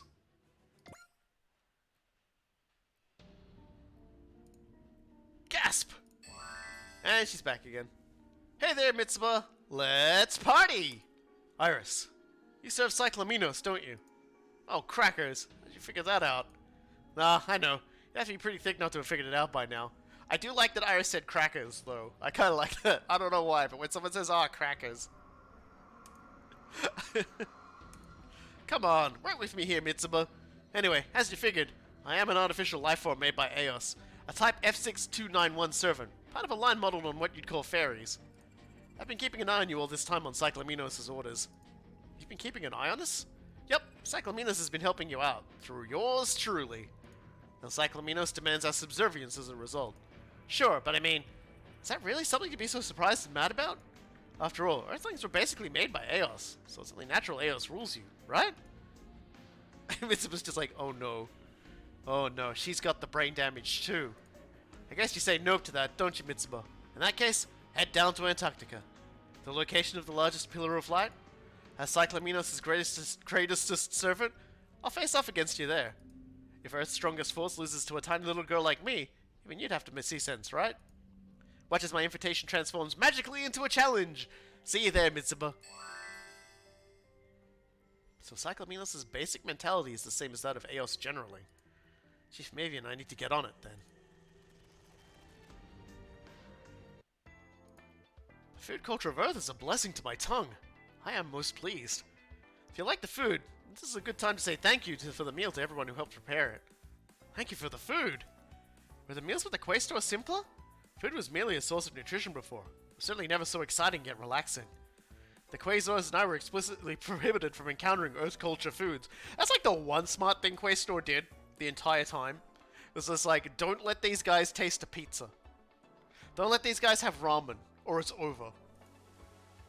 You know, it's like Hellboy when Hellboy as a little devil boy tries the pancake, and like all the demons like, oh no, he tried the pancake, he's lost to us now. Like, we will never get him back. Now he's eaten the fluffy goodness. Yeah, I get that. My sister told me I'm not allowed to buy any food on my own. I would surmise that these restrictions on you existed to prevent you from encountering food culture and coming to doubt the Quaestors. It would make sense. The taste in my mouth certainly would have that power. All this fuss over some standard ship food. Then you mean to say, cities could have yet more delicious delights? Well, there would definitely be more variety than in the Dries Traeger's mess hall. I recommend finding a good ramen place. There's a few famous stores that are almost as good as my boss ramen, even. Then I'll recommend a good beef bowl. My latest favorite's been a big one flavored with red pickled ginger, but they're all good. My vote's for curry. A good katsu curry is best. Yeah, he was not wrong. Katsu curry is really nice. Amazing. Your passion for food is directly stimulating my appetite. The way you're so shocked about food makes me think of Chiriko. Yeah, Chiriko's pretty amazed by all kinds of things at first. Wasn't so over the top about it. He's just like permanently grafted to the coffee cup. A drink of yours, coffee. I'd like to try that too. Would you? You really do want to try a lot of stuff, huh? Well then, I could bake a cake for you. Alright, no, both of you two should stay. He's just like, no, you two need to go. Like, Cece's just like dragging them away. You don't need to frighten Ceruleum out of ever eating again. After all you said, now I'm hungry again. I would like another serving. Are you going to keep eating? Did you not get an extra serving yourself just now? It's okay for me. I'm still growing, for sure. Fear not, though. I know the saying that those who don't work, don't eat. I will earn my extra serving. Make sure you do. We'll be fighting Antarctica next. We'll be fighting the entirety of Antarctica next. There's a lot of penguins, Cerulean. We have to kill so many penguins. So it's likely to be really harsh. Later then, Cerulean. We're gonna go help with the checks on our machines. That leaves us as the only ones in the mess hall. Show yourself. Wowee, you noticed me here. You're real good. It's hardly a surprise that the survivors of Eos would be interested in this ship. I don't believe you appear and disappear suddenly by whim. I think you're here persistently, aboard the Dristrega. Something like that. It's been kind of fun watching everyone try so hard. Still, well, that's about to come to its end. I mean, pardon me. I'm gonna focus on eating. I don't want this to get cold. You're pretty weird for one of those questors. I'm not one of the questors. I'm Cerulean involved with the Time Warriors. Oh? Well, fine. Just listen to me while you eat. Down in Antarctica, where you're going next, I'm gonna actually be trying, so Mitsuba and her crew have no hope of winning. Really? We have Aces whose true capabilities you may not even have the slightest hint of. Come on, that's the weakest bluff ever. Have a little respect for my awesomeness. Go and tell Cyclaminos yourself. Tell her she will soon face a second defeat. Don't blame me for what happens to you. If I tell her a survivor of the Questor said something like that, Cyclaminos will blow her top. You can't even imagine how mad she'll be. Let me tell you, Cyclaminos is scary when she's mad. I'm quite familiar with how it is to have a terrible person as a leader. Now that I'm in the Time Warriors, it's been put in stark relief. Oh, shut up already! Go throw yourself in a black hole! We do have one in the Huckbind. Seems that Fairy has finally left the Dristrega for good. I suppose they don't see any further use for this ship. They also will come to face us with their full strength next time, which means I'd best be prepared to make my next move as well.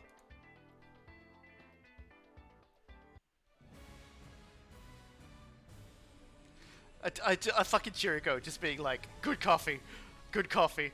You reckon when we send him back, he's just gonna take like the largest like he's just gonna like fill the entirety of his scope dog up with like beans?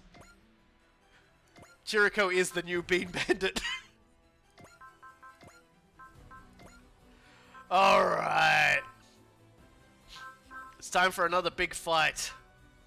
God, who didn't even bring this time? Well, Vol's already the Cerulean's already coming out with us. Bring the High Nu this time. SRX. We'll bring the Cybuster this time. Bless his cotton socks. Barbatos, Scope Dog. Red 5.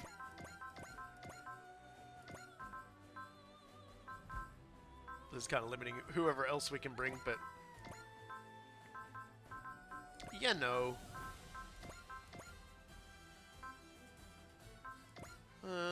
Fire J Deca. And... I'm gonna bring Uso. Alright.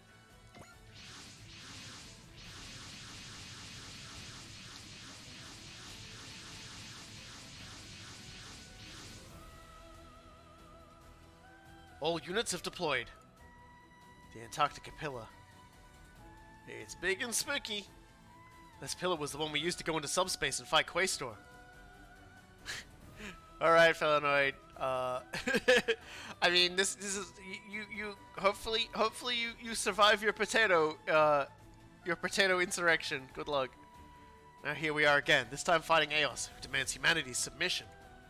It's almost time to end things. Stay alert, everyone. Hey, Mitsuba. Oh, look, it's full-color Iris. Hey, Mitsuba. You really came all this way.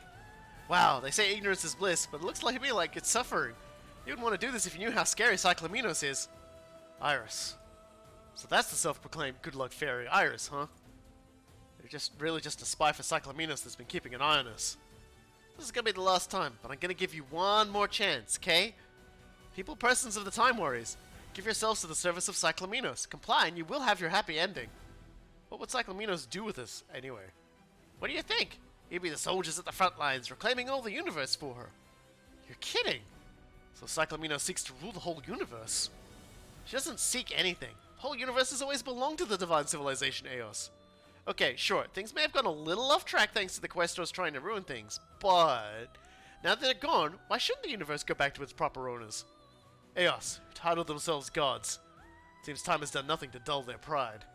Oh, shut it. You're just the leftovers in the ashtray from the Quaestos getting burned out of the universe. The great Cyclamenus was merely testing you all. She wishes to see whether you could be worthy of being her soldiers. And guess what? You passed the test by defeating the Quaestors. Congratulations! So rejoice in the chance to serve Cyclamenus.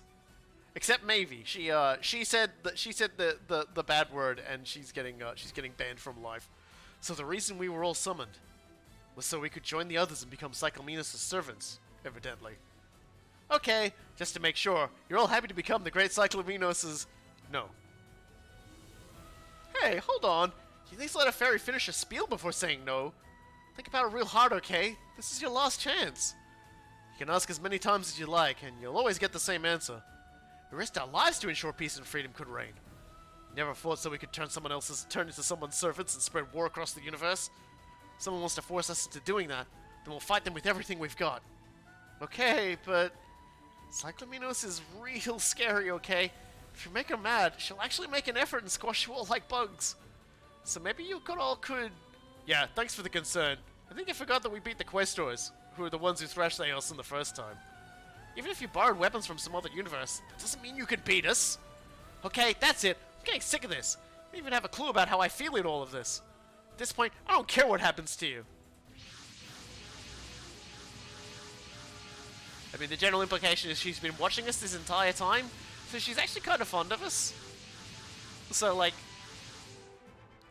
that's a combined Atrangers and Quaestors force. It's impressive they managed to dig up this many units when they're not even Aos' proper army. Shut up!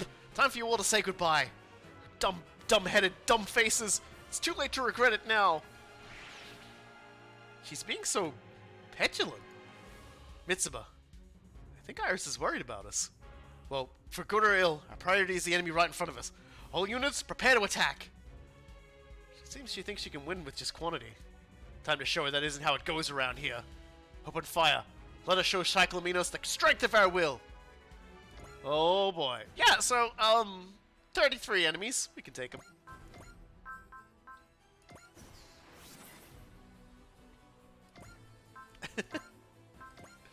So yeah, even Iris is kind of like more than meets the eye.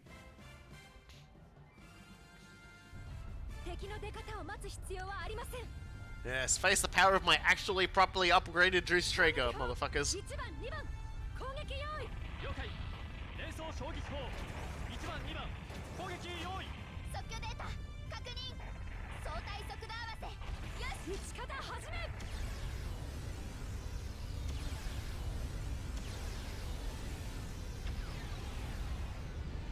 There is something funny about Chirico. Like, as he was at first, would probably have just been like ... when if everyone made the remark about like how Kurolium was like, you know, acting a bit like Chirico. But like Chirico is actually like comfortable enough with everyone that he actually argued the point, which I kind of liked. Oh god.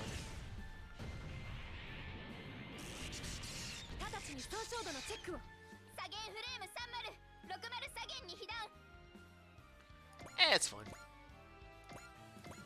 Drive into the middle of it.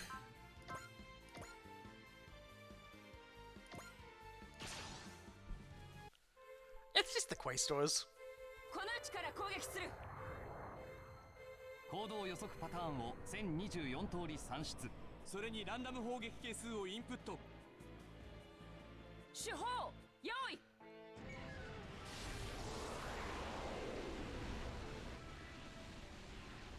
放て。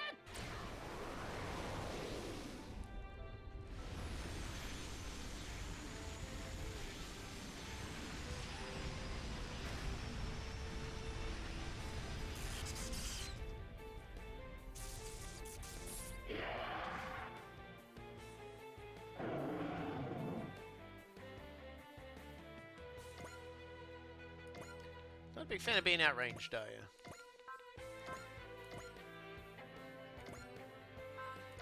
Man, Bright, you just got the dodgiest aim I ever seen. Gyoza and ramen for dinner. The one nice thing about yesterday and my adventures of being out, like getting my car looked at and everything like that, was I stopped off at my favorite burger place and I got myself a really nice burger, and watched as the car park started to flood around there too. When I got some, when I like, you know, because I convinced a family member to take me, and when we got to our car after we had our burgers, like the water was like ankle deep around the car, so we got out of there pretty quick after that. And my shoes are still drying. I don't think my shoes are gonna be dry for a week.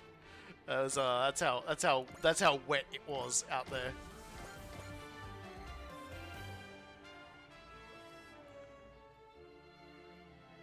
Just think about who I'm gonna send where.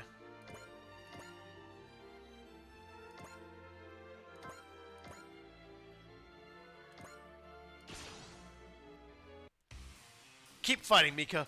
We finally got a glimpse of our real enemy. I know, Warga. I'm not going to stop until we can take it down.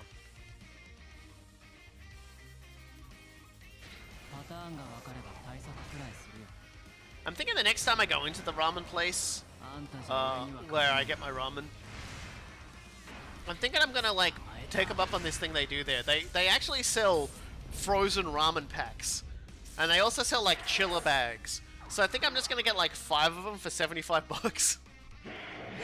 Put them all in the chiller bag together and hope the fact that they're all like rock ice hard keeps them good enough for like the train ride home. And then I'll you know, and then I'll throw them in the freezer when I get home, and then I can at will just pull out a frozen ramen kit and like eat frozen like, you know, cook it up. Because I really just love it.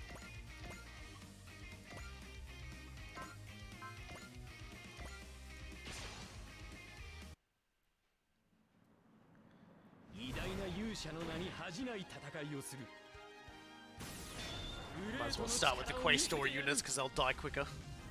Technically.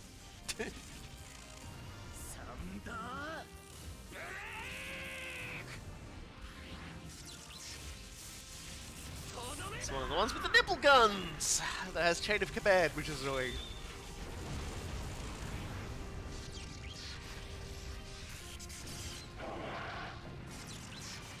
Oh man, it's actually like the rain is still just like, it's not as bad as it was yesterday. Yesterday was just like torrential. This is like just rain. Some of the water was like getting into this room, so we were doing like mopping. We were all taking turns in like mopping the floor. It was kind of bad.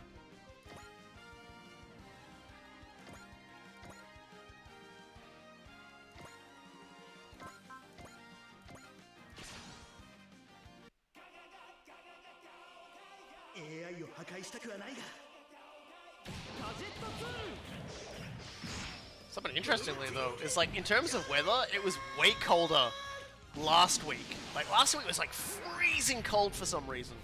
Probably because we were at like the coldest time of the year here in Australia.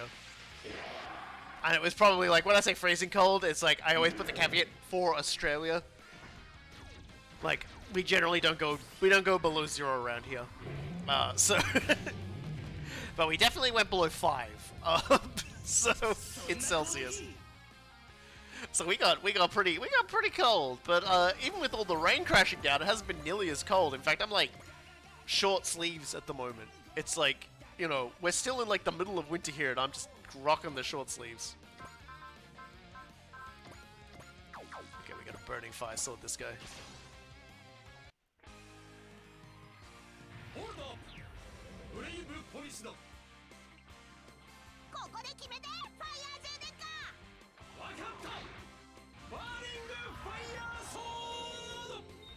Has it ever snowed in Australia? Yeah. It does snow in Australia actually every year.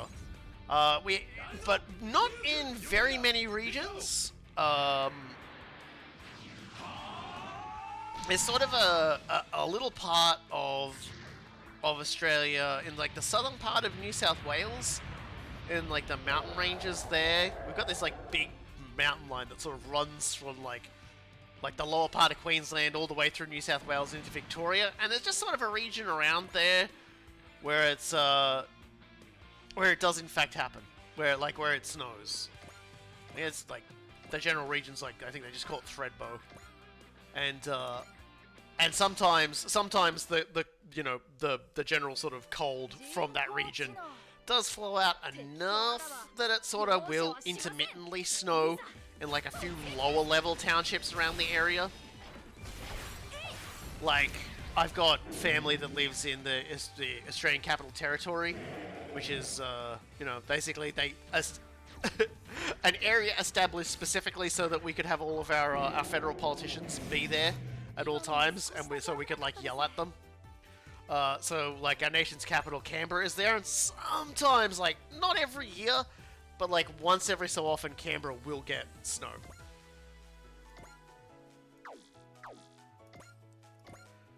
I might have just Cerulean just keep sort of floating along. Do you wanna kill that guy with Link Constructor? You cannot kill that guy with Link Constructor. Oh well. 私の攻撃を披露しよう。撃てるがいい。インクインストラクター。 So yeah. Now, if the question was, have I ever oh, cool, nice one, Cerulean. If the question was, have I personally ever experienced snow? I have not. I have never experienced snow. I have not built a snowman. It is... it's one of those things that as time goes on, I'm like, what? Why haven't I? I think it's just I've never really just had the opportunity. Like, everything's always been just, like, wacky at certain points, so I've just never had a chance to do it. So the one who called me to this world thinks to call herself a god. But she won't earn my obedience. It wouldn't matter even if she was a literal god. So it goes like, yeah, nah.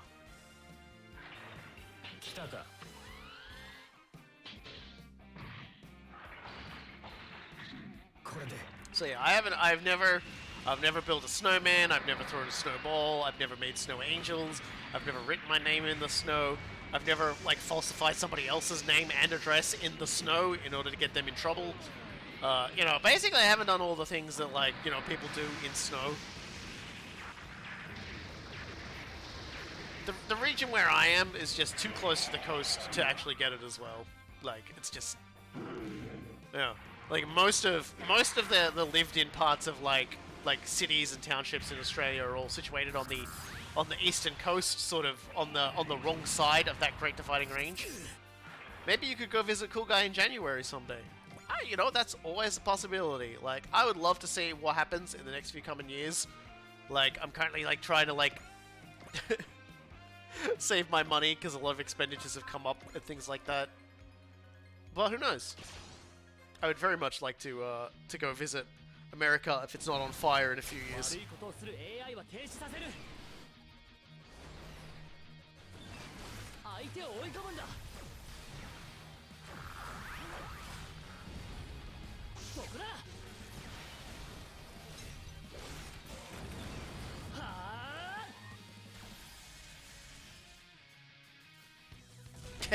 Yeah, Kogai was talking to me previously about how Kansas is just like, it doesn't really make a lot of sense weather-wise.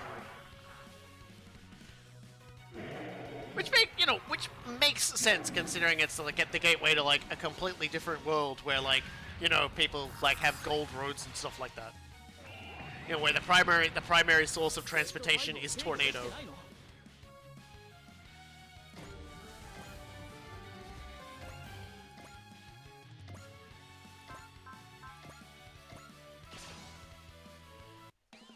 Let's do this. If we can beat Cyclominos, we can ride the rail straight back to our world, I'm sure. Time for a one-way trip for the Shinka Line and the Time Warriors. Non-stop right to our doorstep.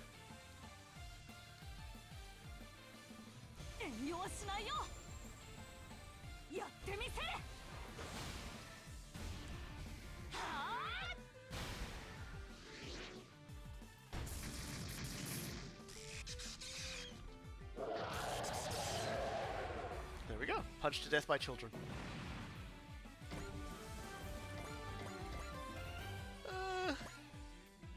Suppose we might as well just keep on beating up the Quaestors here. Cyclominos, you'll pay for getting in the way of our trip to the real world. Just wait. We'll be at your doorstep before you know it.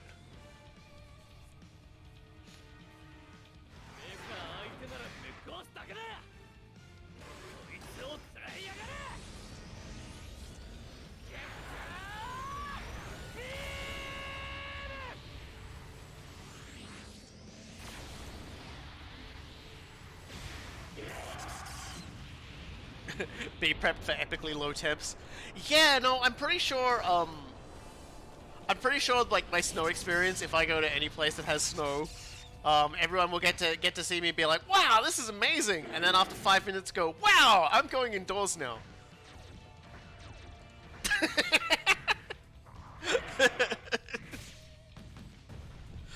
Like, actually, I'm pretty good with temperature extremes.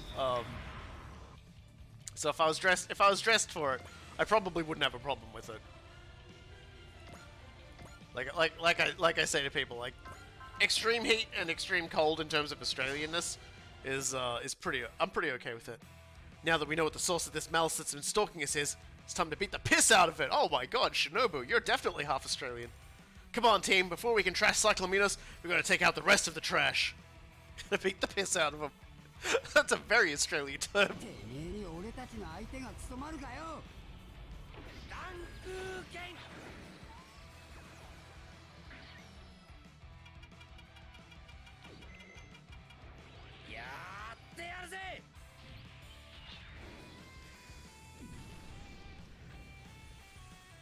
God, I still would love to have Pacific Rim, the first Pacific Rim in a Super Robot Wars game. Just talking about Australians in there. I want Striker Eureka. Striker Eureka will be the one time in like a game where I don't like just pour everything into the protagonist, and I make Striker Eureka the actual protagonist.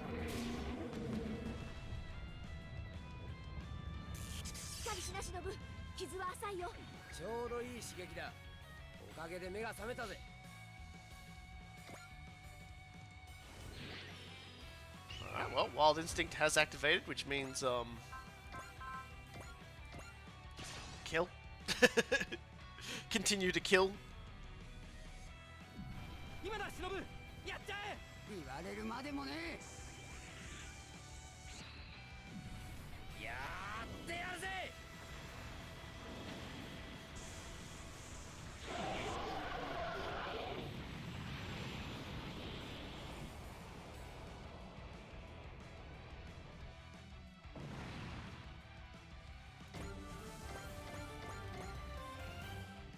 Alright.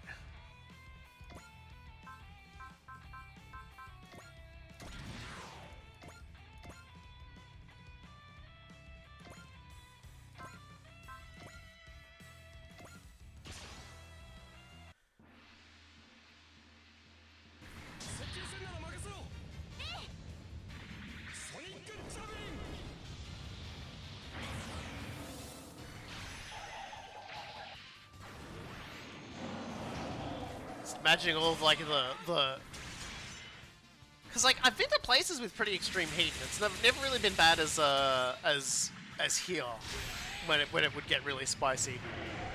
Like I've walked home from school in like the kind of temperatures that would melt pavement. Melt tar on the road. Like I've like gone home and just like had to scrape like goo off my shoes before. It's been so hot, and I've walked home from school in that sort of a heat before. So like hot stuff don't really bother me too much. I do wonder about the cold though.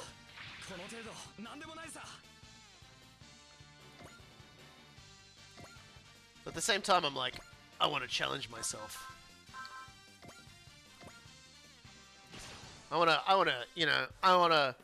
challenge myself in a non-gorilla fashion. You know, I want to go somewhere where like extreme cold, where like a gorilla, like it won't be there. So Minneapolis at like -20. That sounds pretty good. You know, I'm pretty sure most gorillas won't go outside in that. You know, they'll look at their. They basically the kill day is never marked during like those like months. So I reckon it'd be safe for me to go to Minneapolis and not get attacked by the gorillas that I assume are actually in every country waiting for me to step my boundaries out.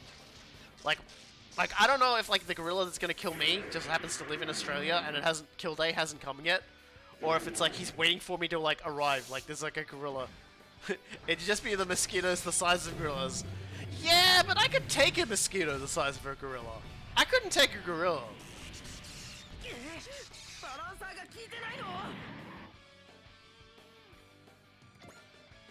Like, that would be easy sneezy to do.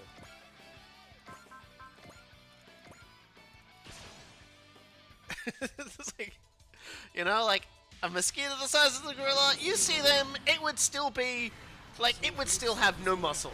And like, okay, it's got a big knife on its face that it uses to like suck blood, but like, every part of a mosquito is like thin. Like a mosquito the size of a gorilla would still have like thinner arms than I do. I reckon I could take it out.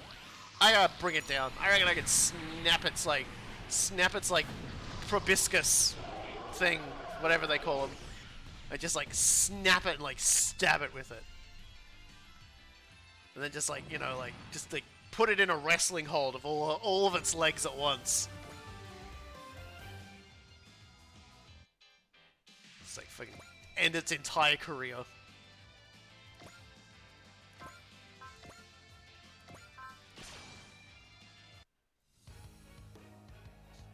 If I saw a mosquito that big, I would flip it off so hard that it would die. Well, we found your super robot was ultimate attack.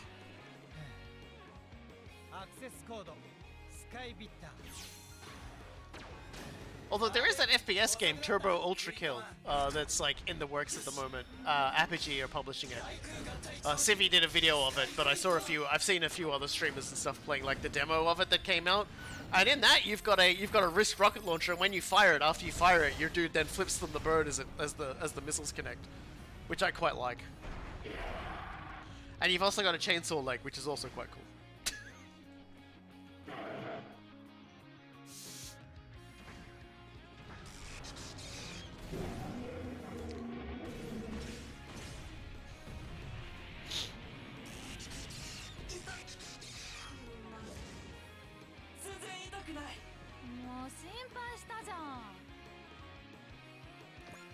Wisconsin has enough semi-swampland that mosquitoes were considered for state bird. In Queensland at the moment, they're trying to decide on state animal, and like one particular town that's like just like a hotbed for fossils has been trying to get like a particular kind of fossil they've found there. I'm gonna like look it up here. I really want to look this up.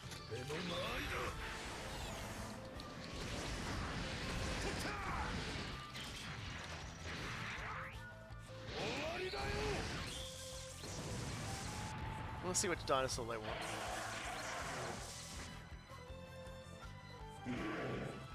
Oh, okay, it's not a... Oh, okay, so it's not actually for the state animal. Apparently we're going to be making a dinosaur one of our next state emblems, is what we're doing. And, let me just keep doing this. So there's like 12 different creatures that are sort of up on this. Also, just to show it off, look, our Psyflash now does 4,200. It's now actually where it should be. I can't believe it. I am shocked.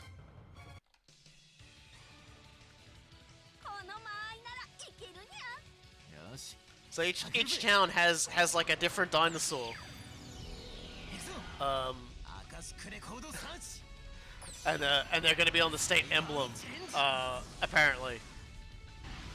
And so, like, the competitors are, so far as I can see it, like really angry-looking dolphin, a flower, one of those, like, sort of doopy beaked herbivores that get beat up by everybody else, a really big platypus, because apparently platypus used to be bigger.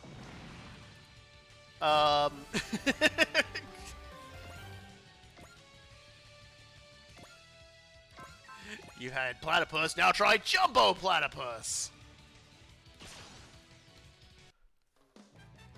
Oh yeah! Oh right! So, there's like two different, like, really big dinosaur that like look identical, but I guess in different regions. There's an alligator, there's a crocodile, which just looks like a regular crocodile. And then there's fucking Aeromangosaurus australis. I forgot this was a thing. There is a dinosaur, named Aeromangosaurus. Aeromangosaurus is on the list. I'd completely forgotten about that. Isn't Scotland's national animal a unicorn? I don't know. The fact it isn't Nessie is a fucking crime, though. feel like that was a shitposting scientist? Yeah, maybe. But it is literally called Eromongosaurus. Like, not even a joke. Then there's another big one. A dinosaur barnacle. And then one that's just like... It's just got this giant head. I don't know. Look, I'm not gonna lie, I would probably vote for, like, larger platypus. Obdurodon Dixoni is apparently what its name was. Like, I love the names of them. So like, Weird Angry Dolphin is Chronosaurus queenslandicus. Because I guess that it was found in Queensland. The flower is Lavella wintonensis. Sorry, wintonensis. I'm just gonna, like, keep doing attacks here.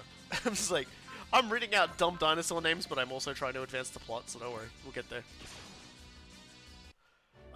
Yeah, so Lavelia wintonensis is the flower. Then there's Madabarosaurus langdoni, Madabara being probably the region where it was found.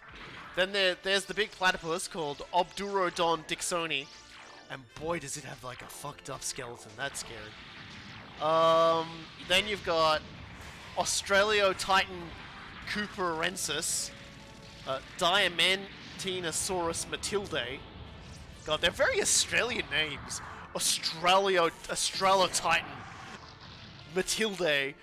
Then there's Eromongosaurus australis, who is my pick, because it's a water one. It's got like a giant long neck. It's a very long necked dinosaur. So like he can basically just like lean over and be like, "Hey, what you reading, man? Oh, is that Arrow manga? You reading Arrow manga, bro?"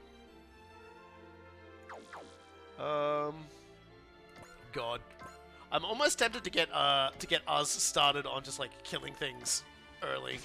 I feel like we're gonna need it. And then there's Isisfordia duncani, which is like just looks like a crocodile.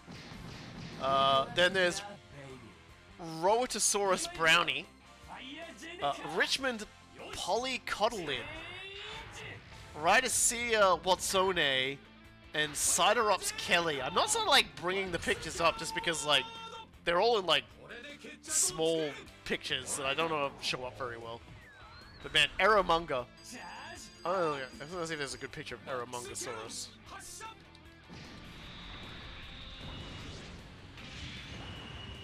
Oh my god.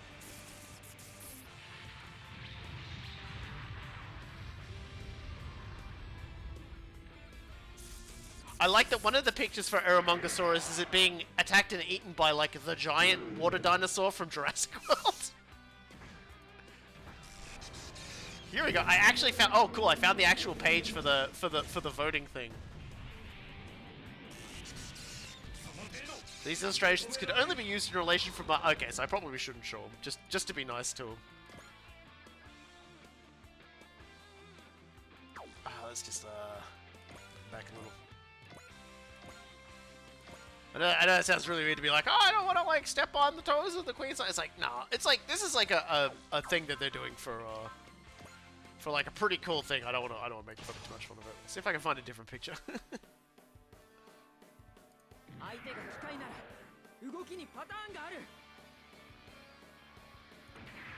Oh, this is from a wiki. This one I might be able to show.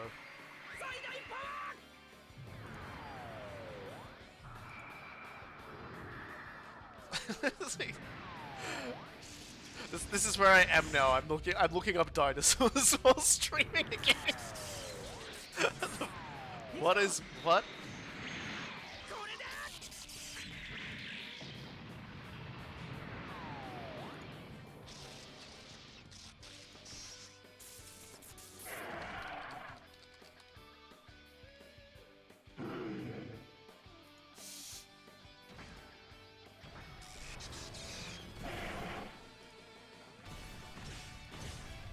Yeah, but look, here's Aeromungosaurus, everybody.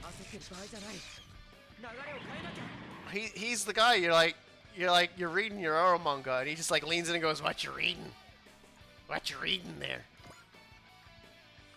I'm gonna put Uso over here so Uso, like, gets some health back.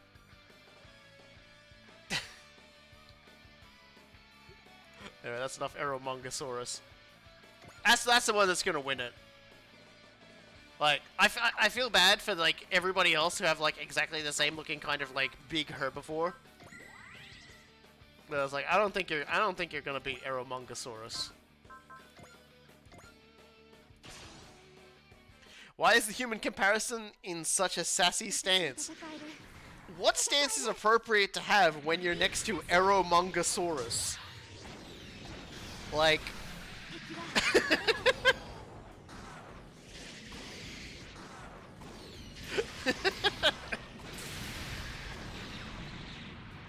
You know?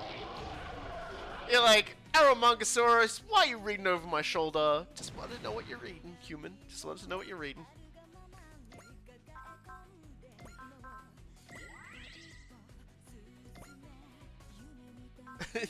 One of my favorite things is the brontosaurs don't exist. They stuck the wrong skull on a skeleton. I am really sad. I am really sad about that, though. I remember as a kid reading about dinosaurs and then being like, Brontosaurus has obviously had to have 2 brains, because there's no way, like, something that big would be able to think properly. And it's like, yeah, but the 2 brains are still gonna talk to one another. I don't feel like that's gonna go any faster. Call me crazy.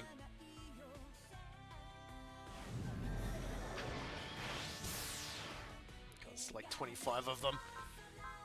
Ah, let's keep killing them. Just keep killing them. Wasn't it posed from 5 different species? That's even better.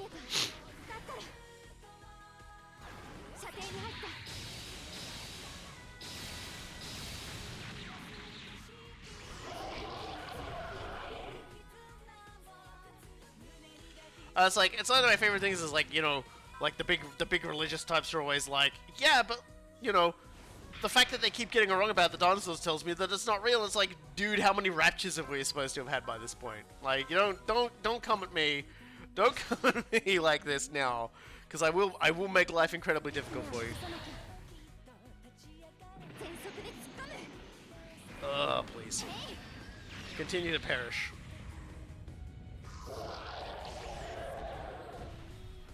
Continue to explode, sir, friend, sir, enemy. Alright!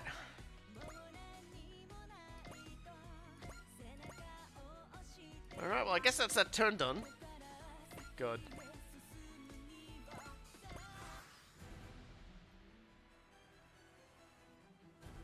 I feel like I should go make myself a coffee.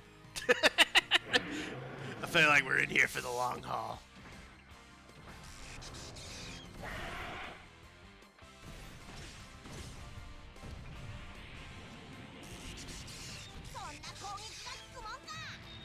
I wonder if the town that's like wants Aeromongosaurus to like win even knows what the fuck it's called. If they understand that it's basically just like, its name is Porn Comic Book, guys.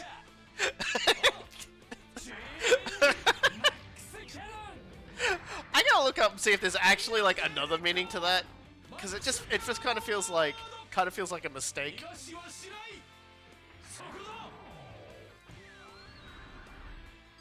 Because this thing's been around for like...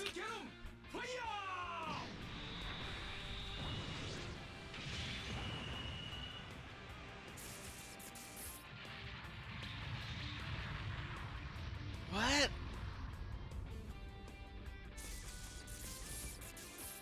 Yeah, I don't know. Like, it's kind of a weird thing, but it sounds like it had another name. But apparently they got rid of that name because it was like dubious. And I was like, you've called it Aeromongosaurus. Like, I think it's a pretty good power play though, because you can't call it out unless you know what it is. So like nobody else in the scientific community could go, why are you calling it like Japanese porn comic?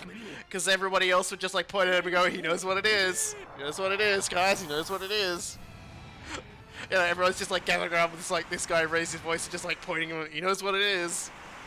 Like a fucking, like, you know, water dinosaur with a really long neck just sort of sneaks up and leans over his shoulder and goes, He knows what it is, bros. He knows what an error manga is, guys. He's in the know. He has the knowledge.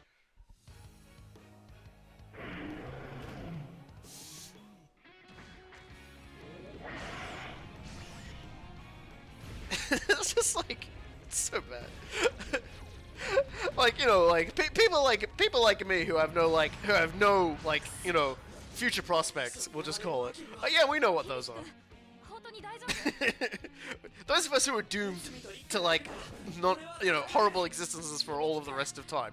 We know what it is.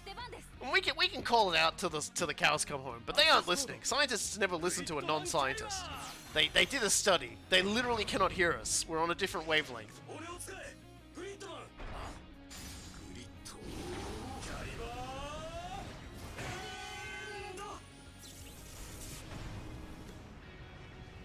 They frequently don't listen to each other either. Yeah, I love scientist fights. I love scientist fights. Also, you don't realize it, but like if anyone's played the original Half-Life, they did like secretly track how many scientists you killed in your playthrough. So like they're even less likely to listen to you if like the first thing you ever did was like hacked in some guns during like the opening sequence and just blasted somebody else.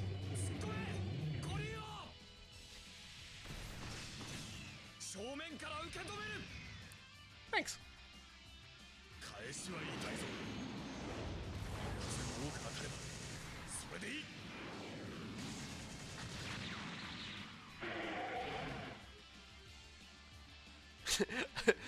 Considering how Half-Life 1 turns out, yeah, they should have started shooting the scientists in that sooner.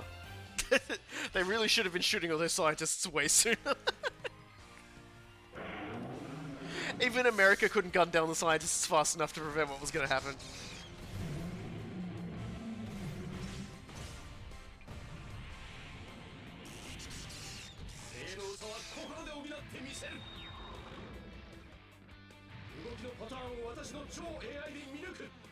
That one mission where if you kill too many scientists, the game's like basically like, well, you can't get out now, and it's like, it's a glass door, for fuck's sake, guys.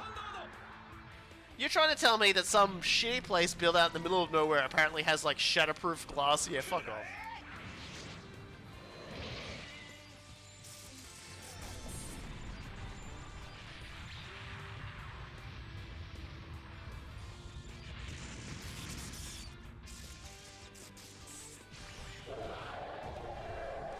You should, in the original Half-Life, you should be allowed to, like, take at least one scientist with you, wherever you want to go, and, like, use them to open things like that, but also, like, be able to occasionally just slap them as an old fire.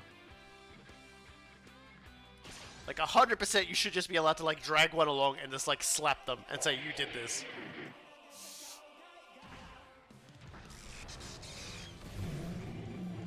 I mean, given how much goes into a PhD, I think every Dr. Mint in the last 30 years knows what an arrow manga is. Yeah, but they'll never admit it to one another. That's the thing. It's like the first person who shows a sign of weakness is torn apart by the rest of the scientists.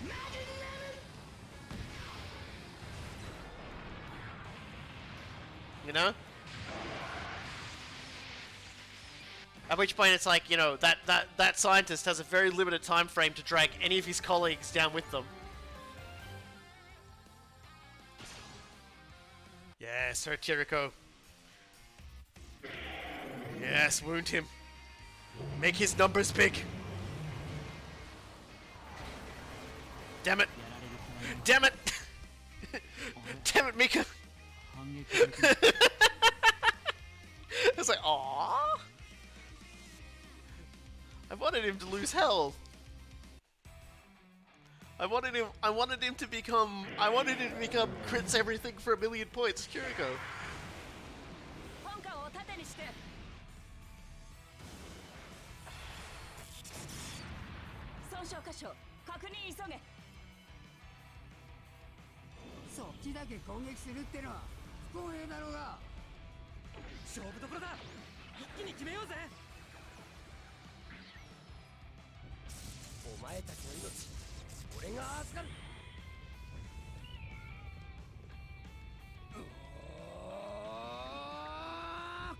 Ah, good grief, Charlie Brown. There are so many things to kill in this stage.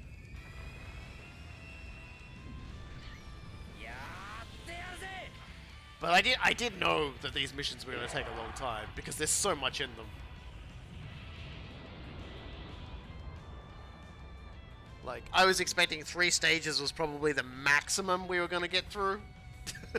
And that's like dependent on how quickly we can get through this stage. Because I think the next stage is actually kind of a blistering pace one, but it's but we'll see. I'm just gonna delete Eramongosaurus's picture now. 俺をひるませるには足りないな。心を理解しない機械が俺に勝てると思うなよ。嵐を呼べ、グレート。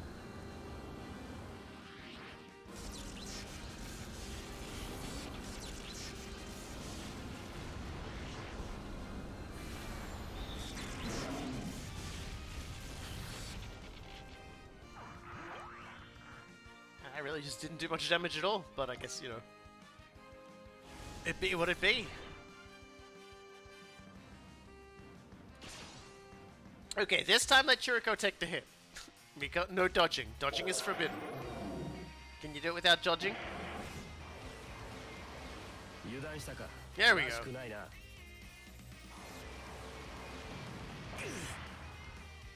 Yes! He's not gonna heal all that back. The less the better. There's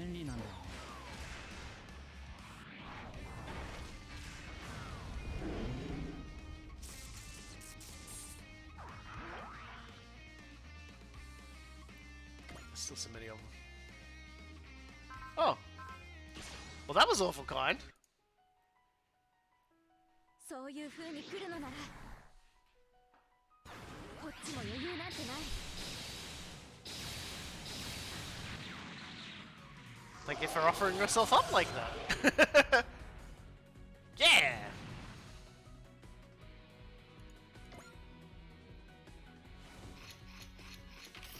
Keep on powering up, everybody. Ugh. There's so many of them.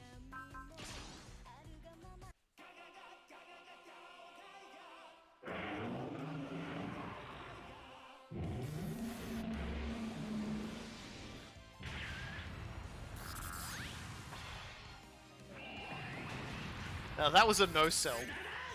That was a no-sell. He was just like, nah. God, I am really, really looking forward to fucking... just to like maximizing Final Go Gaigar. Final Go Gaigar is like my pick for like max statting.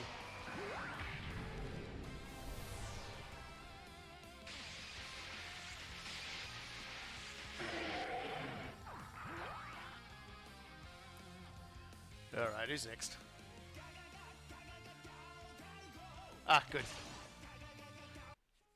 So, sometimes the best thing to do is just park a whole bunch of cretins around your most powerful unit and let them kill themselves.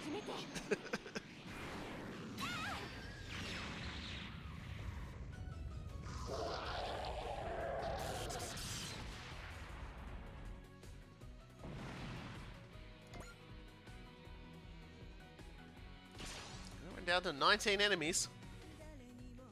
18 after this one.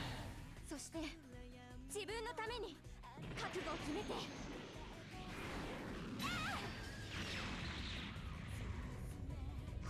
We just need a few more to die. And then the event can kick off.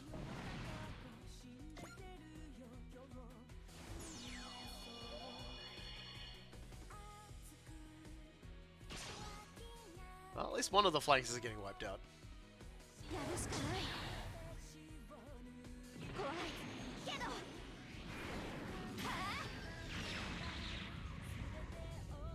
はあ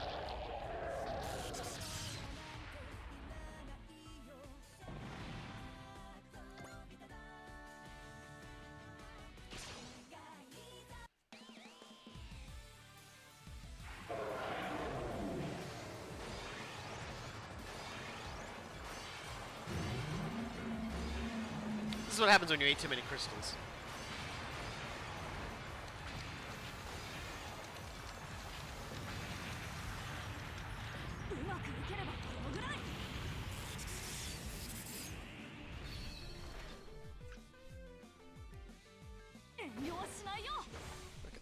fresh bottle of drink in my fridge I should probably finish off, actually, before I go get a coffee. It's like a week-old absolute bottom dregs of a bottle of Pepsi Max. Here we go. Actually got the sound of it opening that time. Ooh. Ah, syrupy.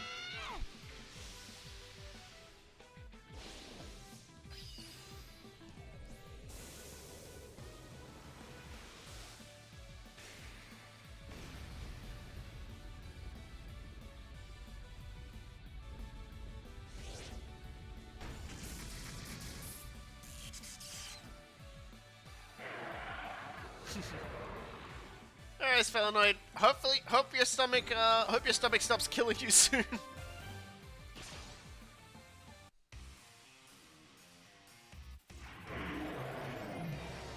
Thank you for sending me down the gorilla hole.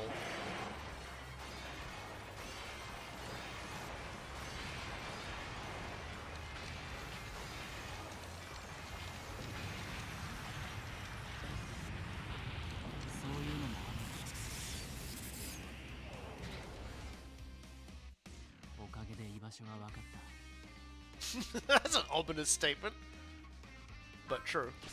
Ominous, but true. Oh dear. I just need more of these clowns to go attack Oz. I feel like that's what we really need here.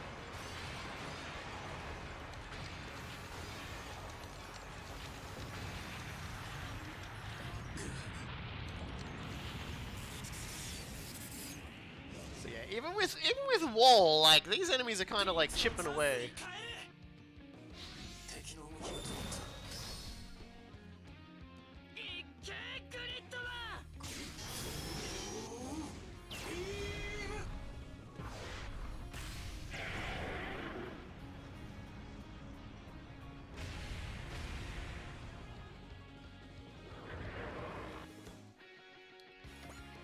Big Stumpy boys in.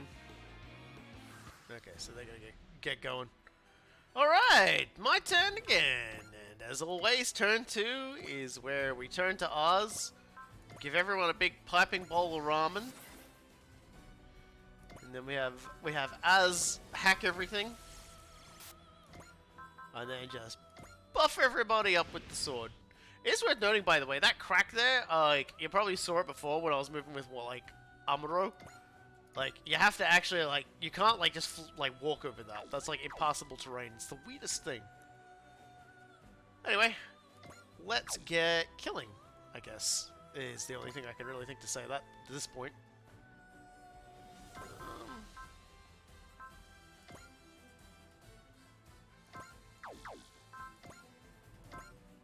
I mean, I could do that, or I could just revolve and bunker this guy and kill him.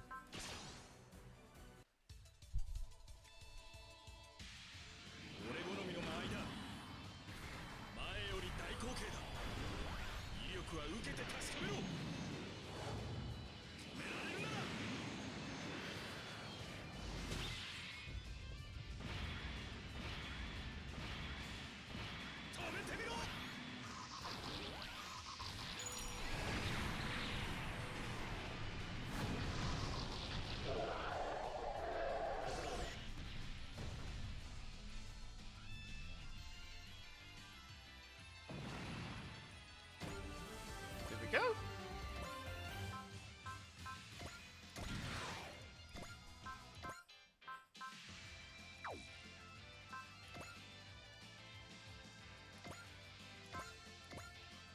Cut this guy in half.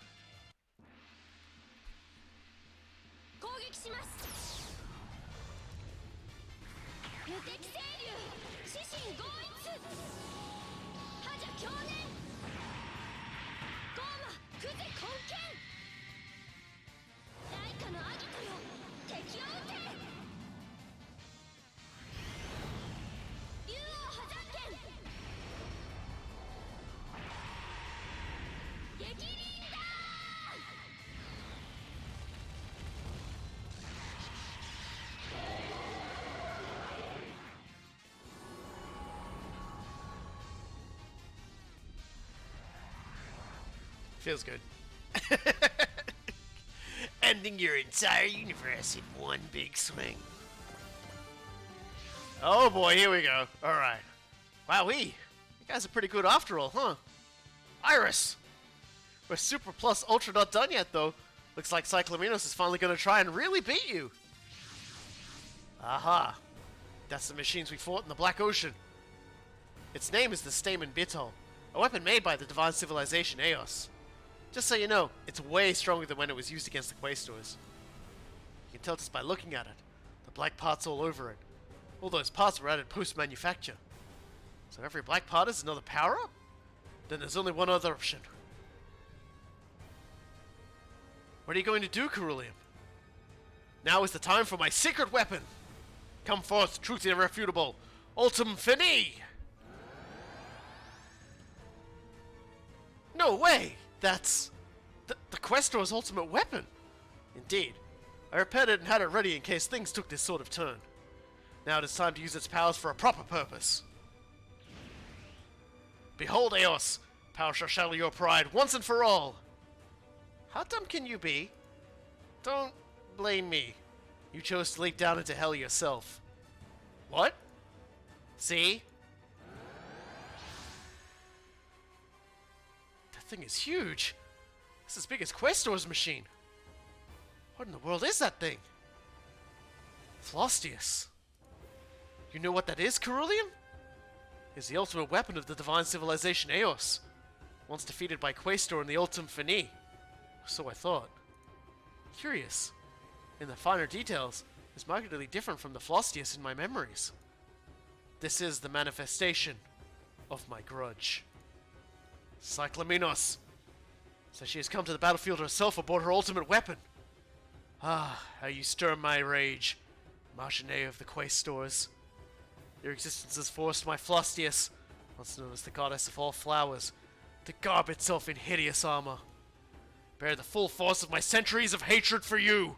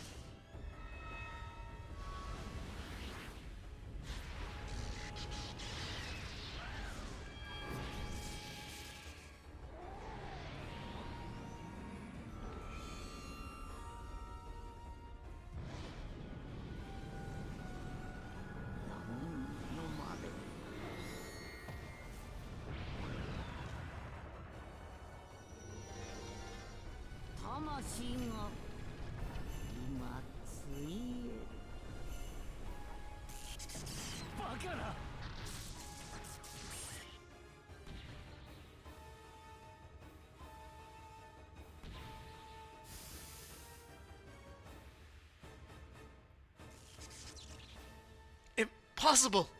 She destroyed the Ultim Fini in a single shot! Begone, Quaestors, my hated enemy! Let not a single atom of your existence remain! Cerulean!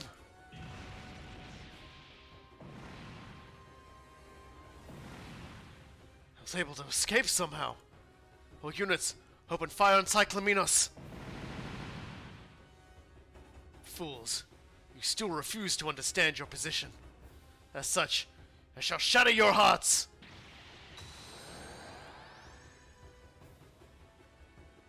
Watch out, everyone! She's going to use a subjugation wave!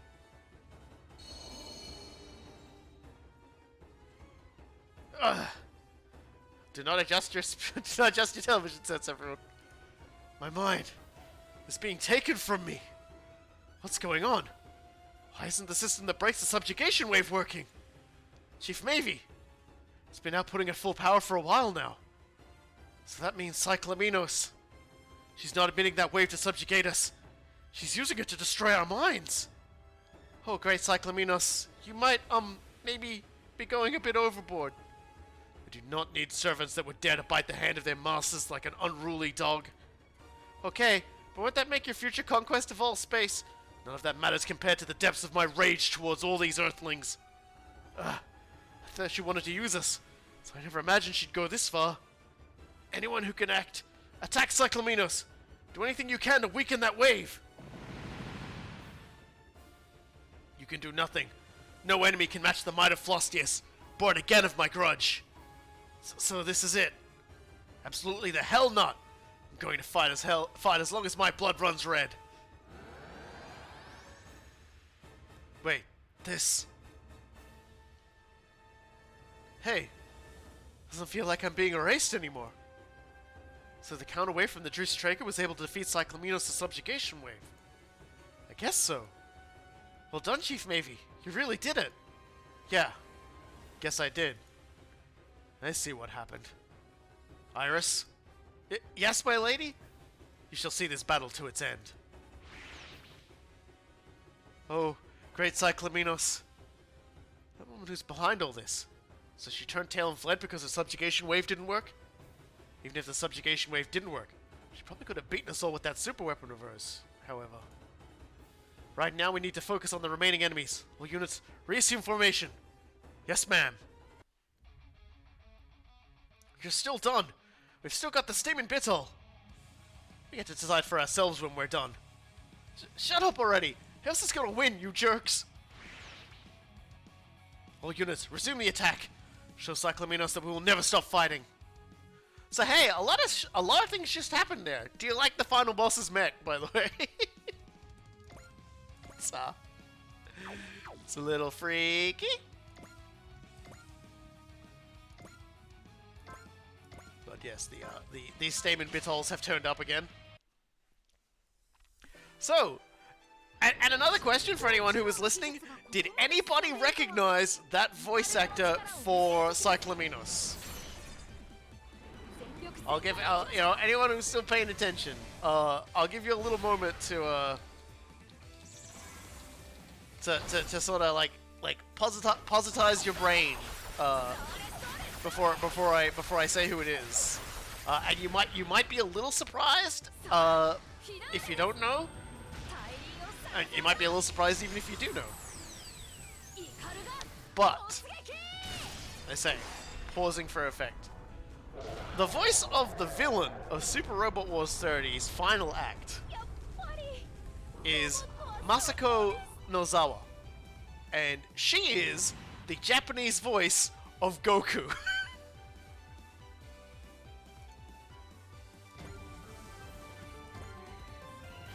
So yeah, she's the voice of our villain for today.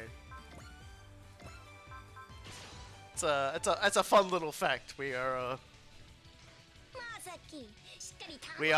in fact fighting the wonderful grandma that does Goku's voice even today.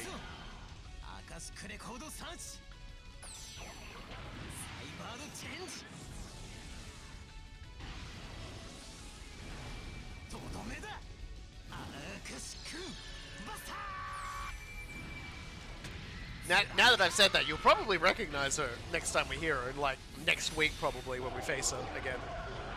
Because, you know, I think we're going to, I don't think we're going to get to like actually fight her at the end of the game until like maybe next week at the earliest. Which is fine.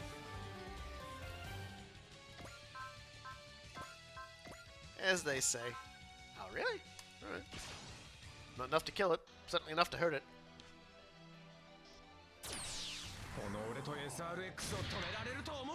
I love her mech though.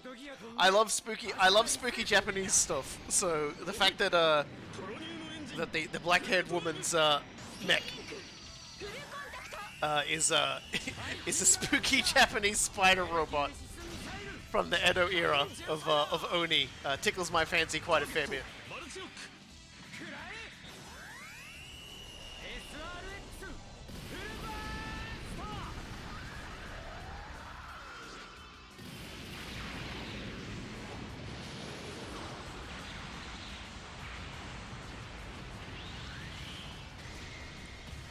Does she forget a tractor?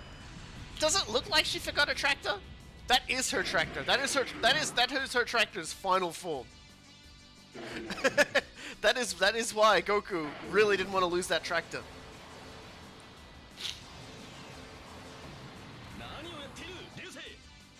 てるように見えるか？え、見えるって？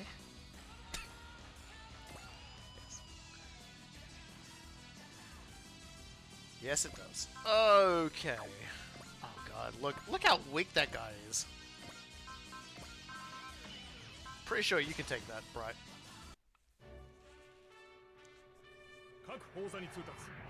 射程圏に入り次第。撃ち方始め。了解。確固に敵を撃破させます。メガ粒子砲、撃てー。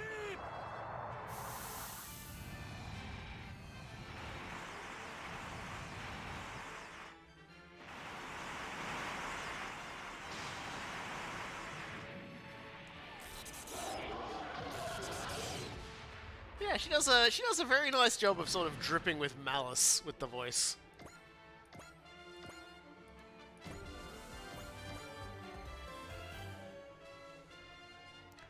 Yeah. Yeah, I believe you brought the tractor up last time as well. Last week when I was talking about Dragon Ball. Hey, remember last week when I was talking about Dragon Ball? I was foreshadowing. I was foreshadowing the final boss of the game. Ah, there you go. And y'all thought I was just off topic. Well, it turns out I was incredibly on topic. 6 degrees of separation on topic. Although it's not even 6 degrees, it's literally like 1 degree of separation.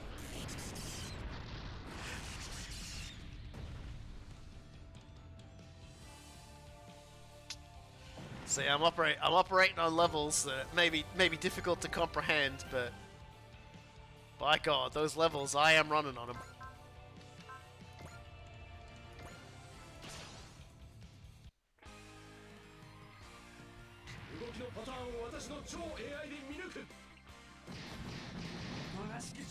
I guess like one of my favorite things is the comparison between like English Goku being, oh hey everyone, I'm Goku, and like, but like Goku in like the Japanese version has a sort of a, just, you know, a different pitch, a little bit of scratch to the voice, you know.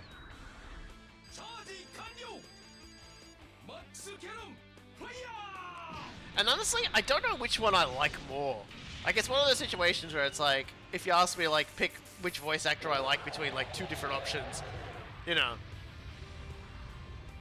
I think it's just because, like, I started with English Goku.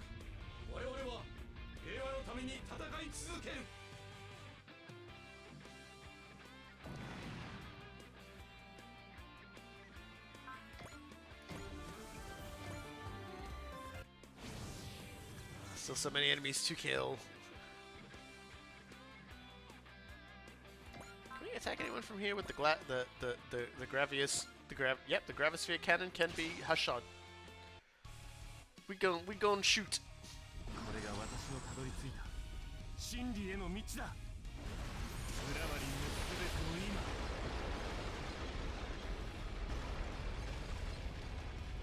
勝利を我が手に。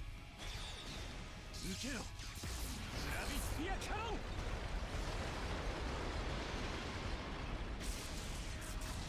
君の運命は私が握る。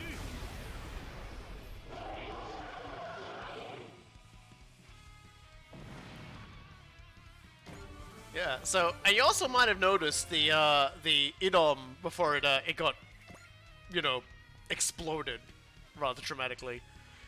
Gave a little thumbs up as its death animation. So it's kind of funny. You generally don't see that solely because like we killed him with Oz and Oz just black holed him out of existence. So like you didn't get to see that. So. And I wasn't too broken up about it because obviously I knew we'd be able to see it when like Cyclaminos did it. But it is kind of funny when he does it to Cyclaminos because it's like, yeah, you just thumbs up your enemy. He's just like absolutely killed you. Like, yeah, nice job.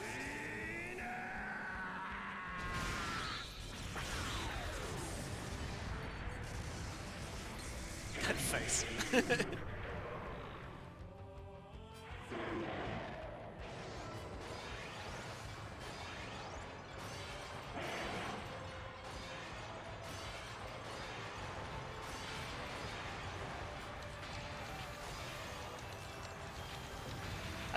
Similar to me, I think it's like Vegeta's like English and Japanese voice actors both suit the character really well as well.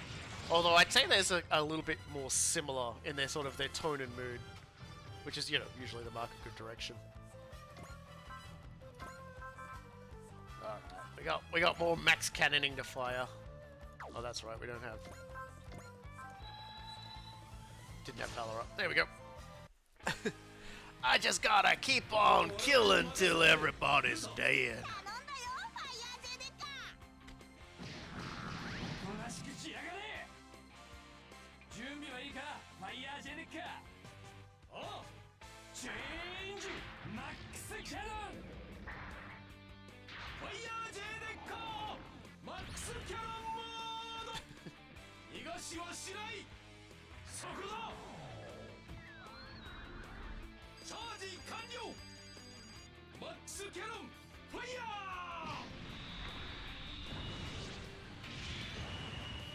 Just gonna keep max cannoning my way through all of my problems. ロボットの心にかけて我々は平和のために戦い続ける。 How's the weather doing? Oh no, weather's still awful. I should never look. I should never look out the window to see how the weather's doing. That's a mistake. Ah dear.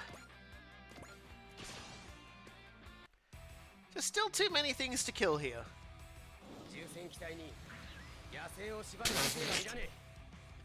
What can't it be bound with, Shinobu? You've you're right. You couldn't be bound by the text box there, buddy. I'm gonna assume the word logic was involved.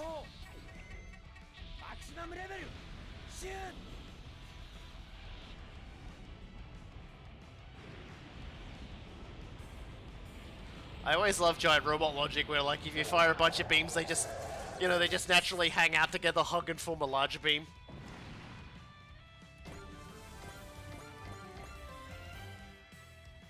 Always appreciate that.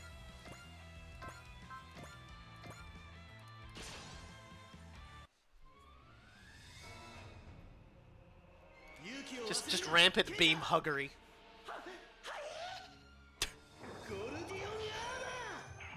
発動承認。了解。ゴルディオンアーマー。セーフティーデバイスリリーブ。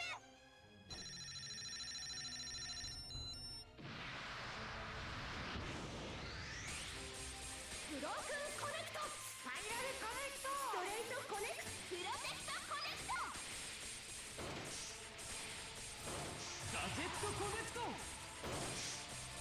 ギャレオリアコネクト。ゴルディオンアーマー。最後は俺様だ。アームコネクト。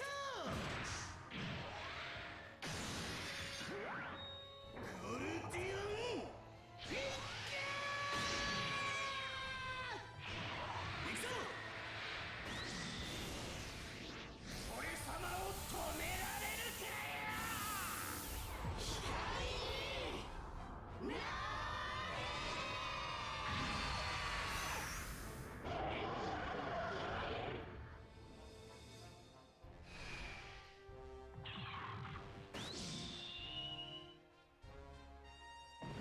Wonderful.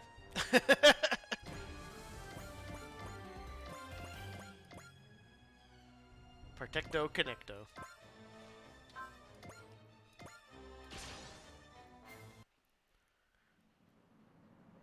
俺も命を燃やして戦う。グレートのとっておきを見せてやる。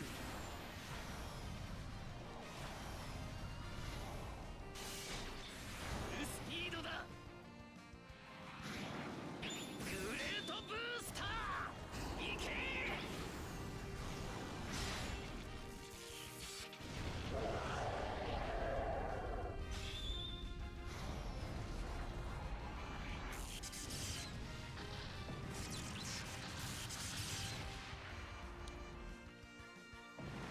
Alrighty. What else we got left? Looks like, yeah, we got the stem and Bitol, and we got all the big ones. Alright.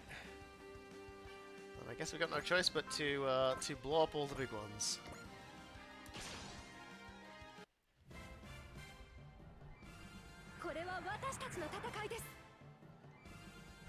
MMFA ファイナルシーケンスへ行こう。味方機車線上からの離脱を確認。エネルギー充填 100%。 四方発射5秒前。3、2、1。撃て。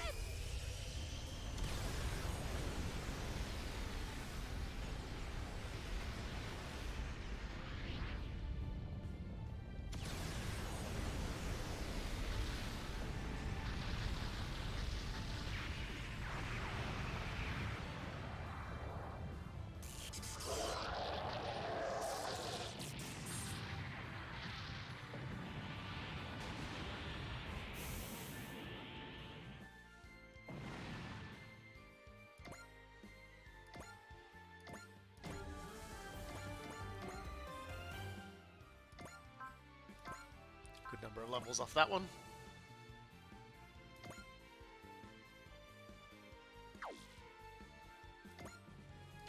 Go for that one. I feel like ours is gonna burn through that one pretty quick. この排入ガンダムで突破してみせる。距離があるからといって。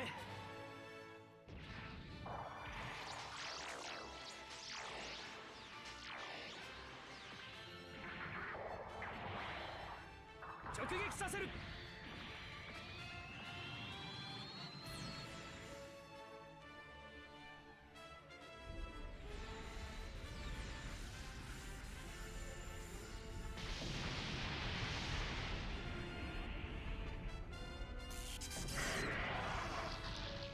Welcome back, cool guy. You missed the you missed us getting to see the final mech.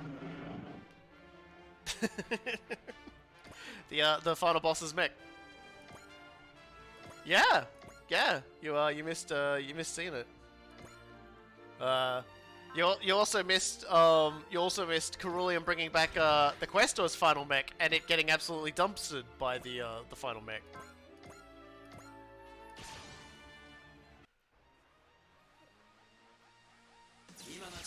You'll have to catch the VOD because there's also like important revelations as to the VA for the final villain, Cyclaminos. She has a very famous voice actor, and yeah, very famous, Goku famous actually. It's Goku's Japanese VA is the final VA, final villain's VA. So you know, yeah, thought you'd like that. I was gonna like, an all time it's happening. I'm like, oh man, cool guy's gonna miss this, but I'm gonna tell him anyway. I'm gonna give him spicy revelations. Drive me closer. I want to hit him with my final Kaiser blade. マジンカイザーの力、今ここに。極限まで高視力を燃やす。 Now we're just like the big trio of bosses that always seem to appear on the second level of these DLC style things have appeared. So we're gonna see if we can't get ours to like blow them all up like in one go as per usual.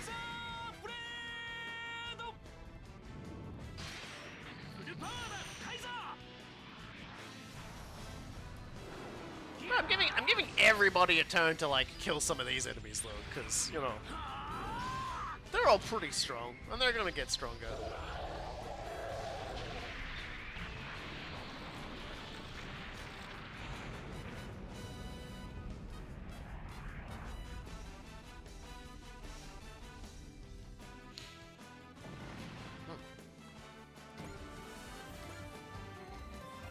So it's just those. 5 remain. Actually, there's not really that many of anybody left, is there? Which I'm perfectly fine with.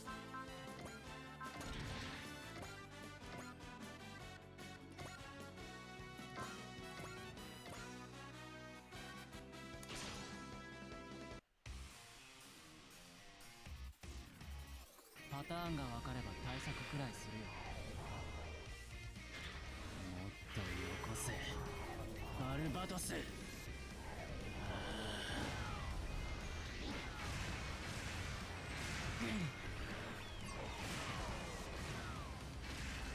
そろそろ消えろ。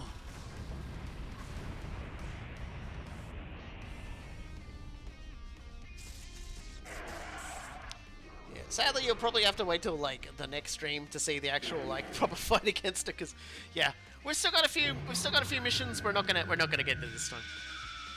But at the pace we've set, we might be done with the next mission this stream.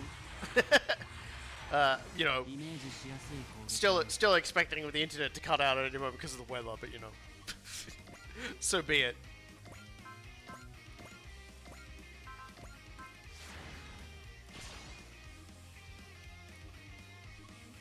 But if we can get through those three, then I think there's only really like 2 more missions to go after that. Which means like next week we might actually even wrap up Super Robot Wars 30. バルバトス。 Which is wild to think about. Because I started doing this back in, what, October? And we'll be at almost, well, actually I think it was like the last stream I uploaded was 38. So we'll be shy of 50 streams, but pretty close to, like, you know, just over 40 streams.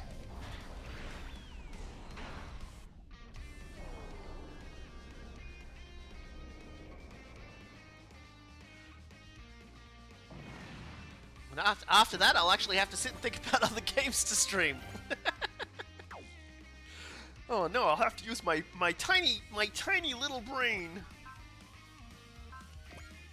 God, how awful for me and everybody else. Yeah, is the next game picked?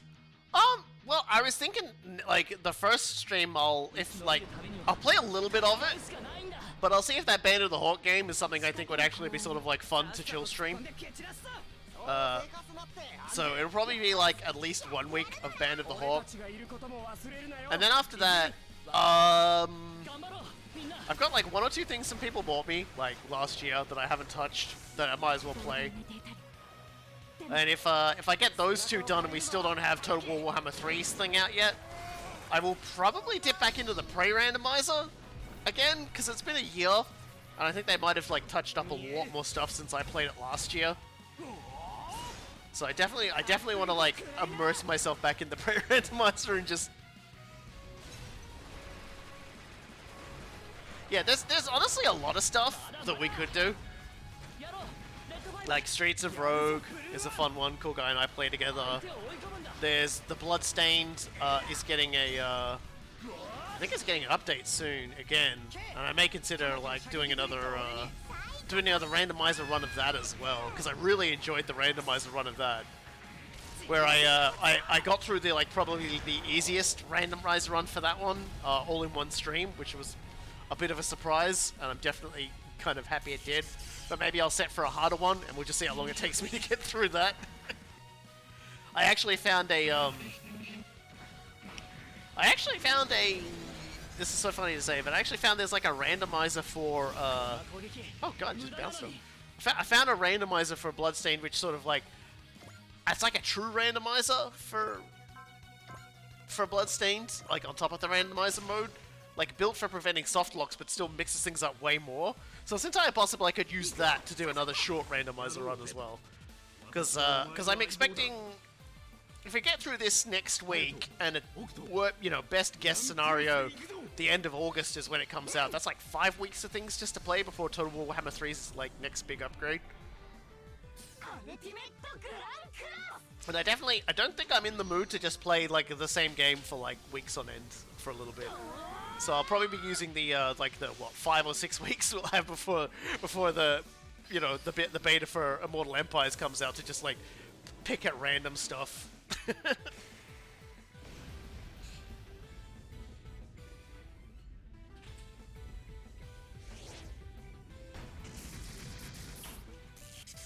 Variety stream, yeah. Well, that's what I mean. It's kind of funny because that's kind of what I did before. I would just play whatever I want, and you know, I'd mix and match it up sometimes. And then I decided to play Super Robot Wars 30, and oh no. It was like, I became a one very long stream kind of guy for a very long stream kind of time period.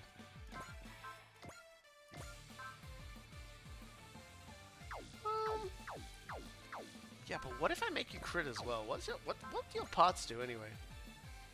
Huh. Oh, I can't use it. Okay, you inexplicably just don't have enough to do that. Alright.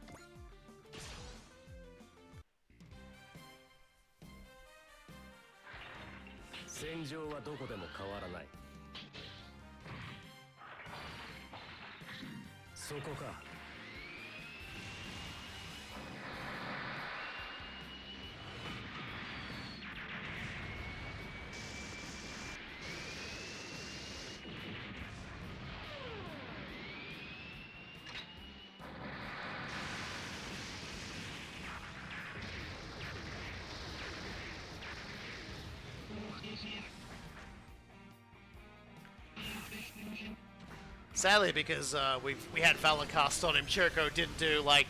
He probably would have done more damage through critting than Valoring, but unfortunately that's just the way it is. Yeah, that's right. That's right.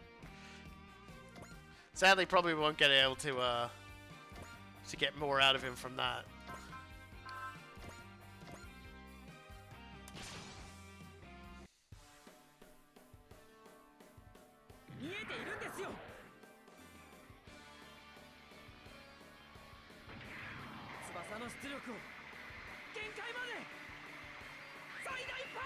But we're almost to the end of this mission, and then then I'm gonna actually sit down and we're gonna like pour a whole lot of money into a whole lot of machines, because the next mission, if I'm remembering correctly, is actually a race against time.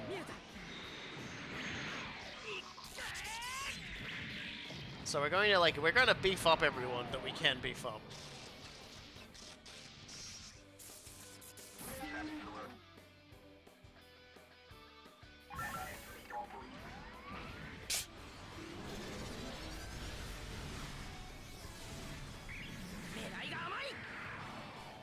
Nice.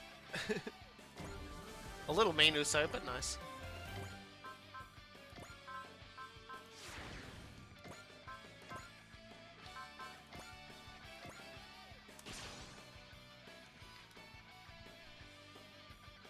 Yeah, if it's more than 2 turns, you're fine. Yeah, I think you gotta kill a certain number of enemies within a time limit.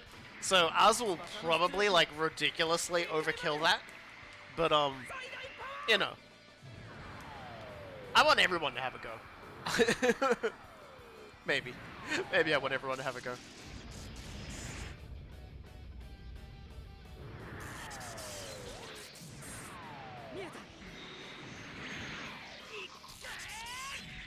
So everyone was wondering why Uso, even though he was supposed to get hit 100% by the enemy, just sort of dodged there.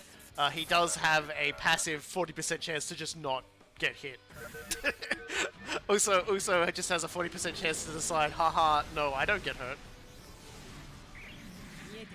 And yes, it did proc twice. What do you mean? What are you talking about? Of course it proc twice.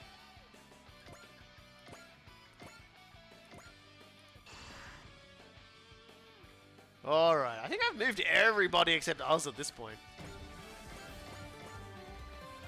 Oh, looks like everybody's had a turn except us. Save the game.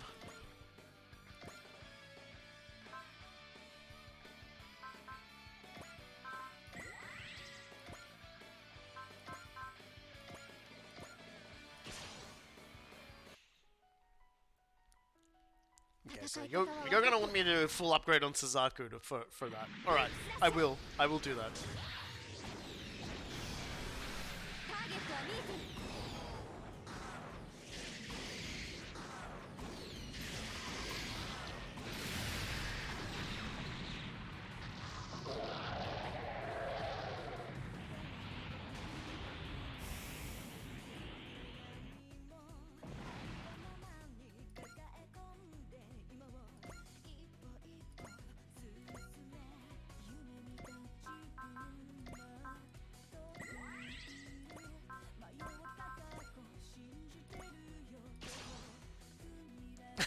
This is how I leapfrog the battlefield. 今は余計なことは考えない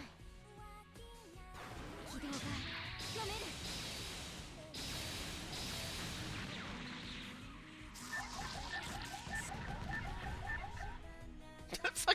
that fucking alarm noise it makes as it dies is really fucking weird though.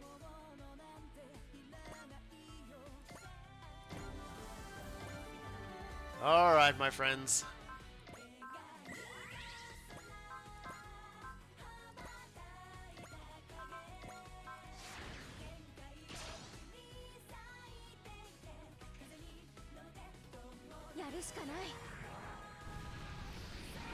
I do appreciate Az's theme a lot more, because anybody who's sort of like only half paying attention to the stream can tell when the turn's about to end, because her song starts playing.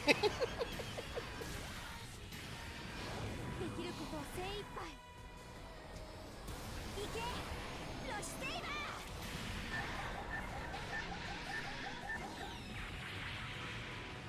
Such a weird noise.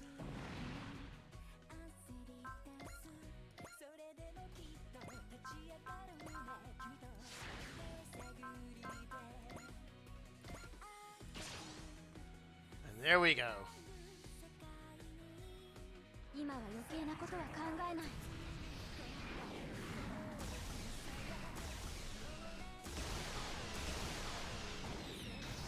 自分とキュッテバインサーティエスを信じる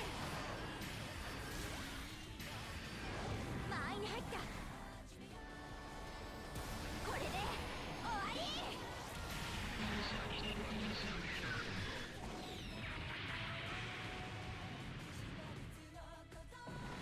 There we go. Well, we defeated the enemy forces, but Cyclaminos and Flostius, our enemy is far stronger than we conceived. Chief Mavie? I know.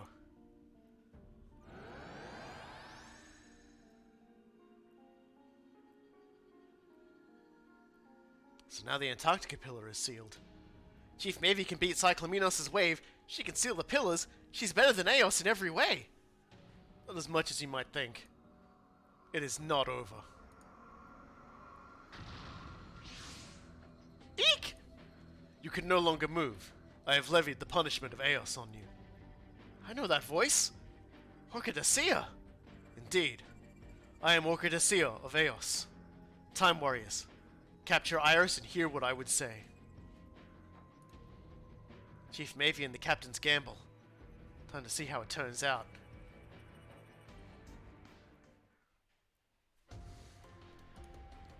Sorry, Cerulean. Your big move was a bigger flop. The Ultim Fini defeated the Flostius, and then was defeated by a new Ultim Fini. Thus, it must be the mission of the Time Warriors who defeated Questor to overcome this new threat. Perhaps, the Cyclaminos and her machine are both much more powerful than we expected. It'd be nice if we could ask Iris what an effective strategy against her might be.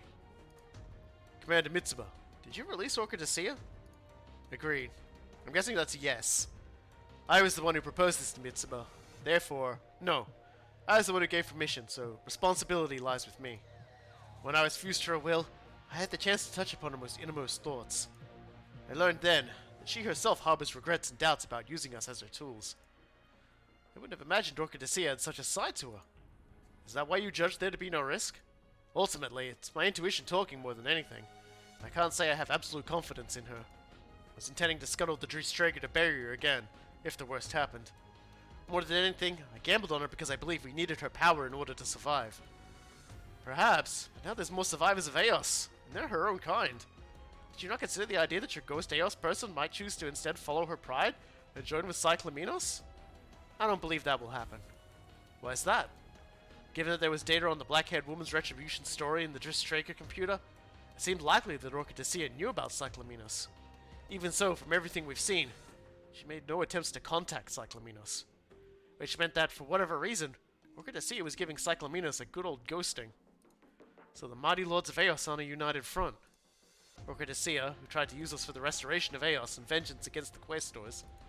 I was too focused on her to ever think that Kakoribi might have been a survivor of Eos, but considering what we saw today, it's clear Orchidacia was actively avoiding making contact with Cyclaminos. Why is that? Right now, I still don't know. However, what we can say now is that Orca Dcia was willing to use her abilities to break Cyclaminos' subjugation wave. So that's what enhanced the power of the resistance wave. Correct.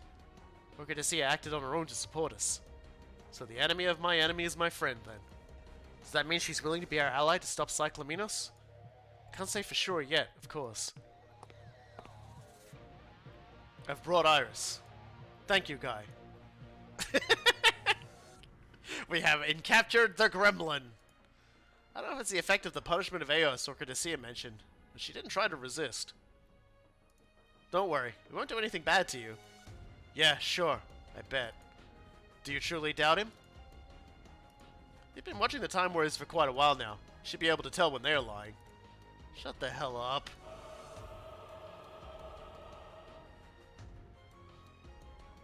Even from a servant, such vulgarity is highly inappropriate for one of Eos. Great Orca Dcia! It has been quite some time, Iris. The last we met would have been when Cyclaminos and I parted, so hundreds of years by this planet's reckoning. I'm really glad to see you well. Speak not hollow flattery. You think no such thing. Yes, I'm very sorry. I'll do whatever you say, but please don't kill me. Anemos, Swapir, and Violet were all executed by the great Cyclaminos. Please, please, I don't want it. So it's sort of you start to realize why, like, this whole thing about Iris and Cyclaminos and everything is just like, yeah, no, she's the last one. She's been watching everybody else she knows and cares about and works alongside just get systematically murdered by her violent, angry psycho boss. I see that aspect of the esteemed Cyclaminos has not changed at all. Answer me this then, Iris. What has happened to Cyclaminos since she came to this world? I don't know. I was only awakened about a year ago. I see. So capturing you is meaningless then. Please no, don't kill me. I'm begging you. A shame, Iris. Enough, Orca Dcia. Mitsuba. I am the commander of the Time Warriors and the captain of the Dristrager. You'll be under my command as part of the Dristrager itself. What do you intend to do with Iris? I will release her. Really? And I need you to deliver a message for us. Tell your great master that we will come to the Black Ocean to settle things with her. What? You still don't get it, Mitsuba? There's no point in even trying to resist. Even if you can stop the subjugation wave, you don't have a chance against the Flostiers. Do you think that's enough to make us give up? No, I don't. Then go. Mitsuba. Yes? No, it's nothing. You big bunch of dummies. Hope you all enjoy getting punished by the great Cyclaminos. She doesn't teleport, she runs off. She runs off and just jumps out the back hangar. She's gone. Are you sure that was for the best? Orca Dcia didn't seem to have any use for her, and I don't believe we were going to get any information out of her either. Now we need to have a talk with Orca Dcia. Orca Dcia. First, I believe I should thank you for releasing me. Wow, the biggest ego in the universe said thanks to us. I still kind of feel like she's looking down on us, though. Secondly, I also wish to thank you for defeating the Quaestors. Safeguarding peace and freedom from Quaestor is our mission, regardless. Mavie Hawkins. What do you need? I wish to know what happened to Cyclaminos. Would you help me? Of course.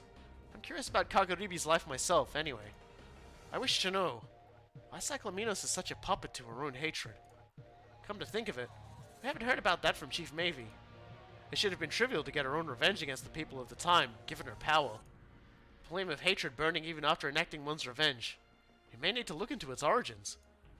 We have most of the lost pages of the Black-Haired Woman's retribution. I'll make reconstructing it my top priority. Then I shall leave that to you. Wait just a moment. I've still got a mountain of questions for you. Doesn't seem like there was an answer. Guess she just returned to her place in the Dristrager systems. She doesn't seem to be hostile for now, but can we trust her? I believe we can trust the person she's become.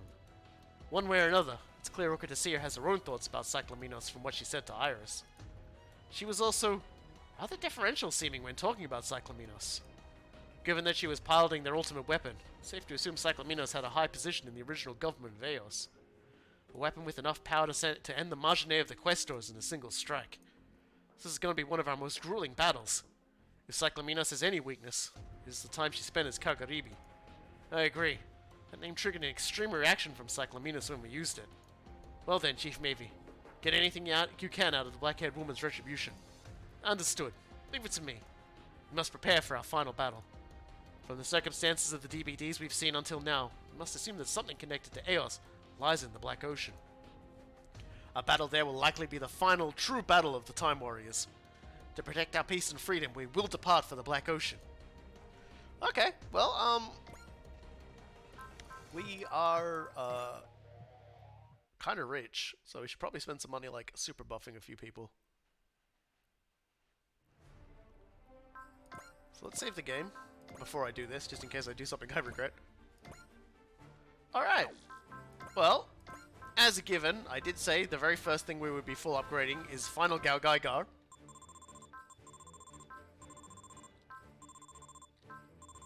Obviously, we won't be able to full upgrade everybody.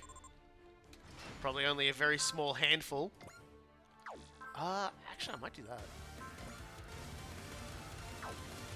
Now, I believe someone wanted Suzaku, so I'm guessing Suzaku's going to be coming with us for the rest of the battles, because he's going to get super Lancelotted.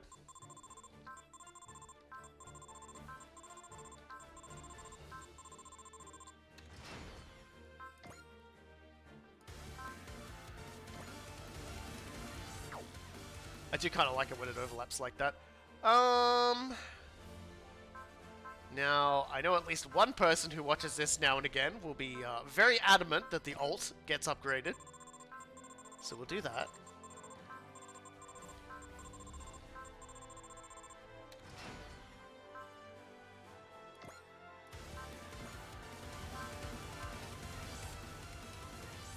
So there we go. If you have a personal preference for someone you want to see boosted up to the 9s, cool guy, let me know. I'm going to full boost the SRX now, because that's another one of my picks. And we might have enough to do one more after that. Like, I'm venturing to guess you're probably going to want Sangar boosted up. Ah, Chiriko. Okay, I will boost Chiriko up then. Scope Dog, where are you? Yeah, if we get enough money, I'll do Sangar probably next. But as you can see, we have fairly tanked our money. I may do like onboard missions, because you can still do onboard missions.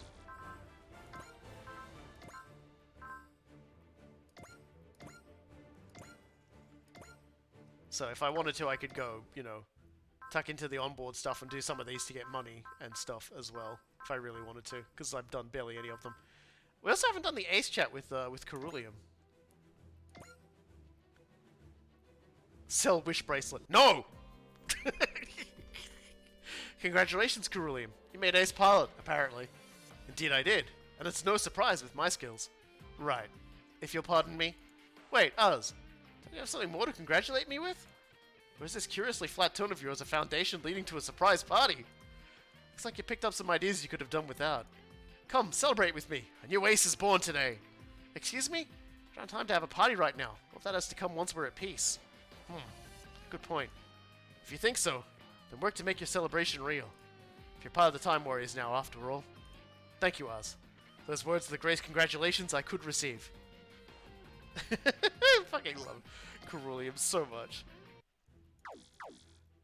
I'm a bumbling buffoon, but by God, I am our most powerful bumbling buffoon. Right. I hadn't... What am I doing? Like... That's entirely the wrong section there. Skill programs. We've got a few skill programs I haven't used up yet, even though obviously we've got all the ones on ours. We do have 2 skill ups. Okay, fine. Wouldn't let me make the second one in. Now, who do I give all of these things to? I'm gonna be perfectly honest with you. I want to give them to Ryusei. Yeah, I'm gonna give him to Ryusei. I'm gonna also just give him all these extra buffs we picked up along the way. Preemptive strike, yeah, nice. More size, spirit endurance, hit and run. That'll actually be really handy for him. Attacker, full counter. Suzaku is hilariously underleveled. Well, I mean, he may end up, you know, leveling up some more as a result of that, so... Don't give up. Don't give up hope. Believe in the power of his leveling up. There we go. And that should be everything.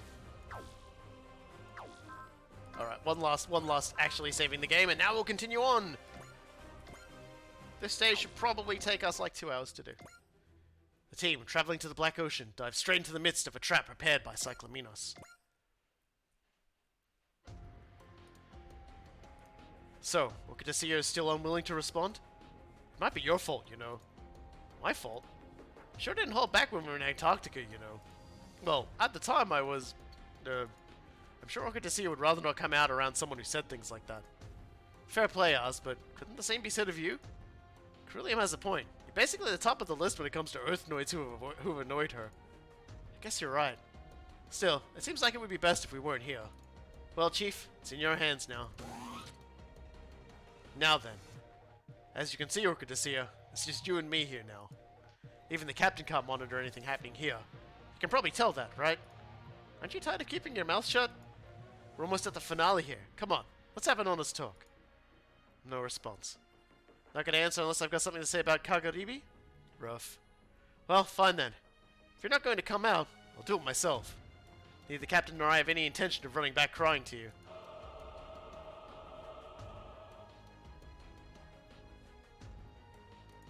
You always appear so suddenly. Still, you're welcome. I have a lot I'd like to talk about with you. Maybe Hawkins. What incredible arrogance you possess, even before a survivor of Eos such as myself. Perhaps I've been searching for a person like you. Well, thank you. It's like you just keep fucking being weird. What's the situation? Currently there are DBDs occurring all across the Black Ocean, and our movements are severely limited. Of the islands, only Heem's Island has a stable dimensional boundary. It certainly is unnatural. Absolutely. I think we'd assume this is deliberate on the part of Cyclaminos. I guess since she knows we're coming to finish things, she intends to repel us here. That is my assumption, too. What do we do, Commander Mitsuba? Do we march in, knowing it's a trap? Cyclaminos may acknowledge our abilities, yet fundamentally she looks down on humanity. I believe that if we're to claim victory over her, we need to break her pride. To do that, we must face her head-on and win, you mean? Exactly. I believe that is the duty of the Time Warriors, as the guardians of peace and freedom. 1 hour from now, all ships in the Time Warriors fleet will attack Heem's Island. This will likely be a terribly fierce battle. I expect the best from everyone.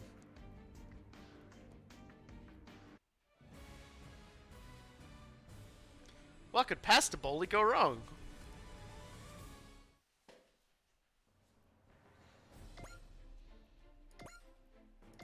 Alrighty. Well, we're definitely going to be deploying Oz. Ceruleum, the SRX, Scopy-Doog, the Scopy-Doog, Gridman, where's my boy, Suzaku, Final Gal Gaigar, J Deca, Mark II, Uso, Zeta, Combat Levy, Ikaruga, Hainu Volts 5, Dan, Mazen Kaiser, Dragon,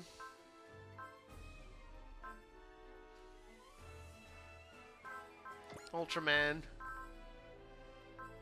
Red 5, Getter 1, Dan Kuga, the Alt, and Ryu. Alrighty then.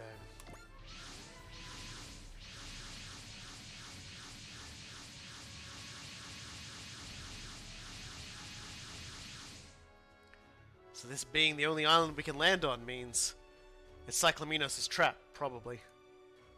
Captain Mitsuba deployed the Time Warriors even knowing that it was a trap. We've got to do this. Anything could happen. Yeah, but nothing good will happen, so beat up anything you see. The dimensional boundaries are warping. All units get ready. Here they come!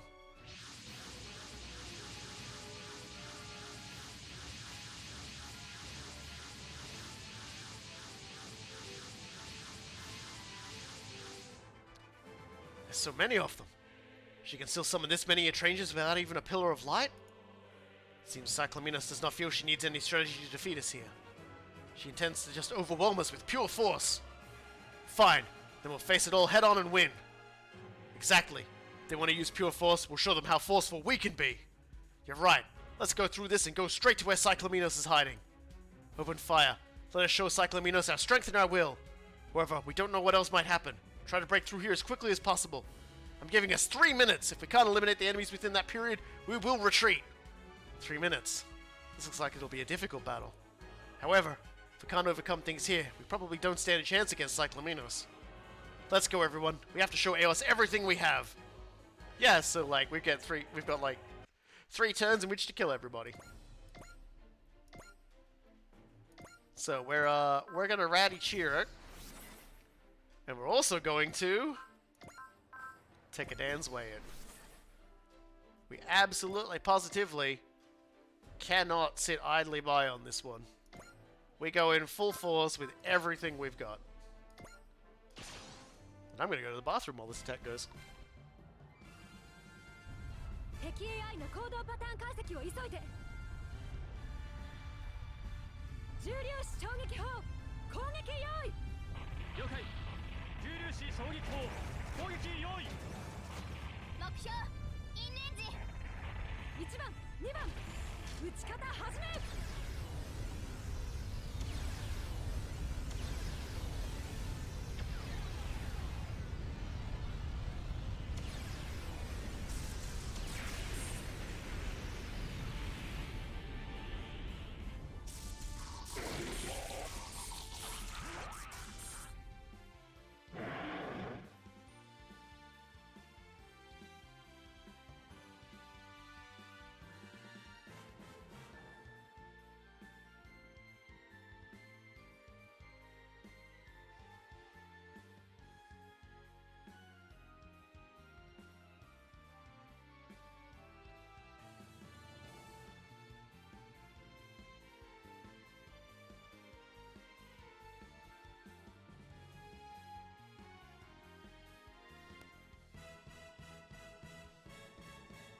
There we go. Sorry about that, everyone. Let's keep the ball rolling.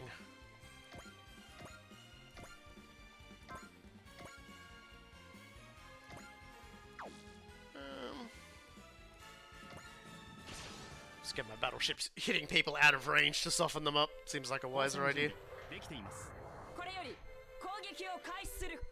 And as before, we're gonna send ours in at full fucking speed to kill everything we can as quickly as we can. 87.5%。訪問開け。 Rain is still bombing down out there, but at least it's not coming in the house anymore. Oh dear. Could be worse. I live at the top of a hill, so at the very least the rainwater that gets in here is the rainwater that's like soaking in the ground. Like, and like, just can't find anywhere to go, so it starts flowing into our house. For the most part, it goes down to the bottom of the street and floods everybody else.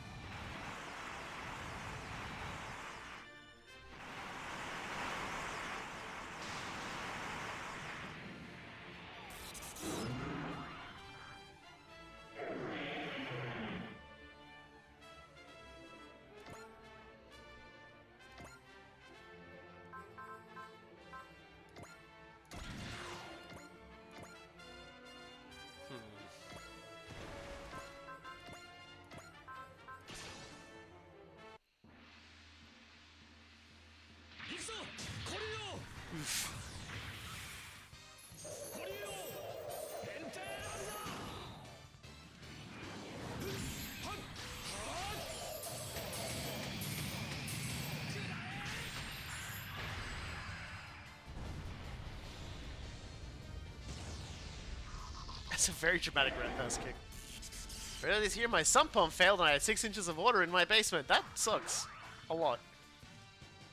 I don't think even when I was out and like God, that goes up pretty high. I had a like I said earlier in the stream, I had to like walk across a flooded car park and like the water was up to like above my ankles, which was kind of scary.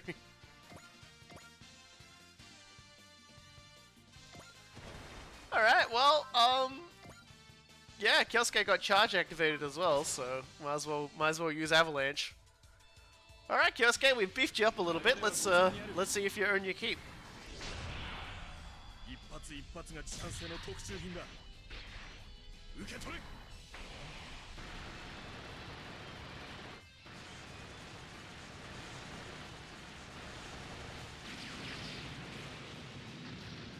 Yeah, not bad. Considering how we're low on morale and everything like that, that's pretty good.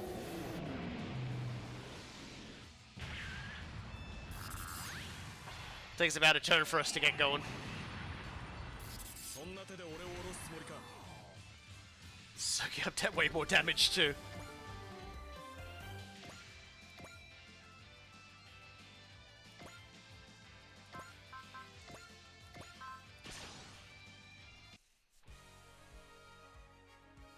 お前に作戦など似合わん好きにやれお言葉に甘えさせてもらうぜ隼人ゲッター戦を直接ぶち込んでやるうわー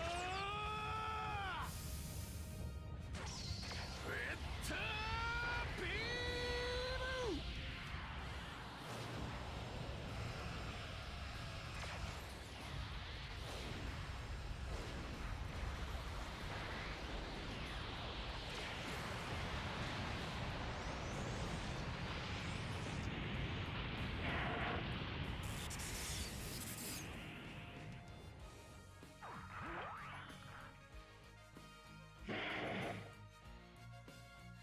1,500 gallons of basement water. と手応えのあるやつはいねえのか That just sounds like about as much fun as you can get.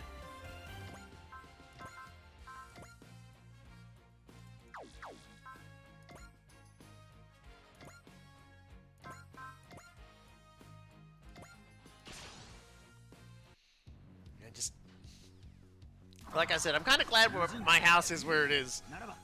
Like where I live is a very nice place in comparison. Does get pretty rattly when it's windy, which unfortunately it also is at the moment.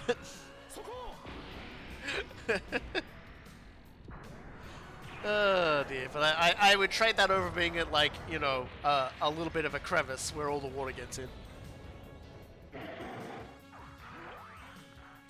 At the very least, in our house where the water does flow in, it's a tiled floor, so easy enough to mop up.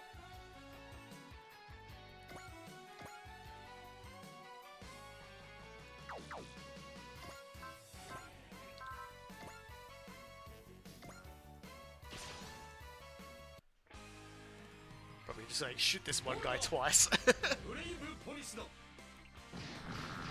となしくしやがれ準備はいいかファイヤージェネッカおチェンジ The question becomes, will we allow this to last longer than 3 turns? Will we allow this to last longer than 2 turns?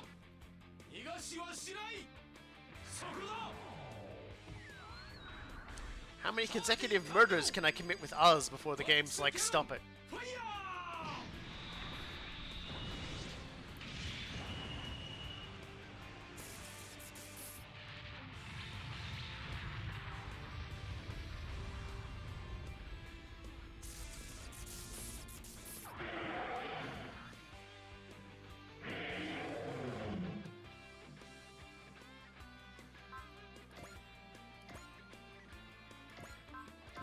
So good, we'll do it twice. Just hit this guy twice. No way, when he has his turn, he'll be able to just get counterattacked. Counterattacked. Oh dear. 今行くぞファイヤージェネッカよしチェンジファイヤージェネッカマックスキャノンモードこれで決着をつける捉えた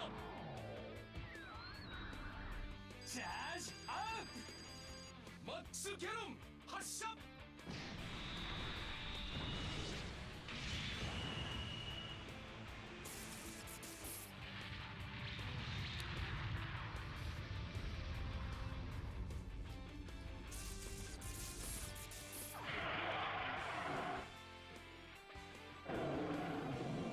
He hates it.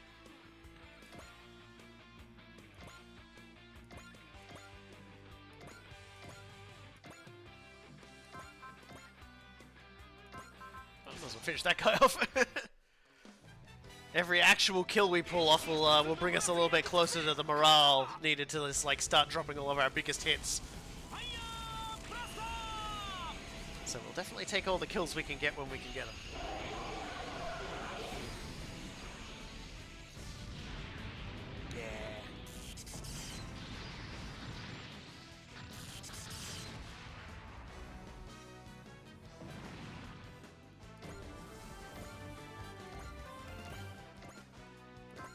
Suspect bolting driver will be enough to kill this guy.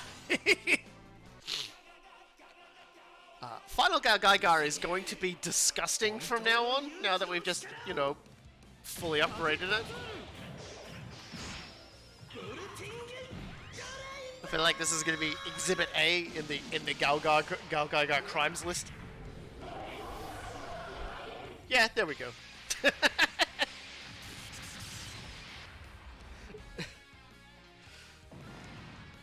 Yeah, not even a remote problem. Everyone's morale is starting to kick off.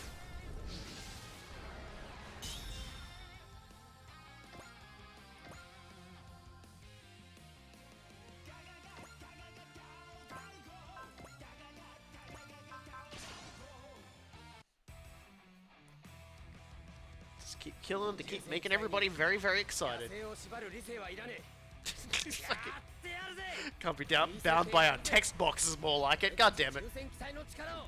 I thought they said they fixed all those in the last patch they did. Oh, I guess I missed one.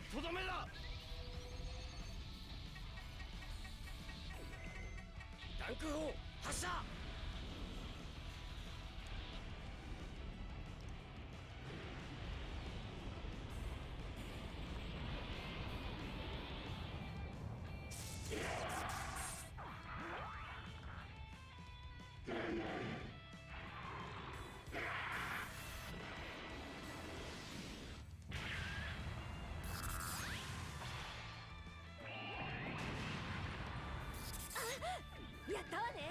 その様子だと無事みたいだな、サラ。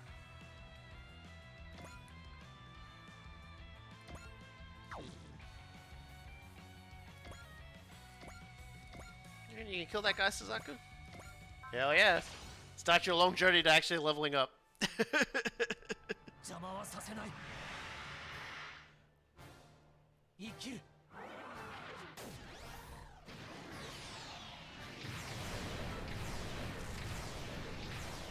罪を背負いながら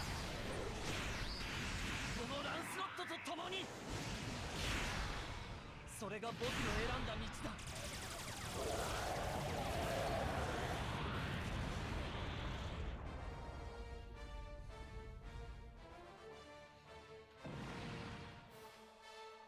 There we go. He's getting there. Look, you got 4 levels. And Wild Instinct kicked in, so we can now just, like, blow this guy up, I guess. サラ、リョウ、マサド、行くぜ。勝負どころだ。一気に決めようぜ。お前たちの命、俺が預かる。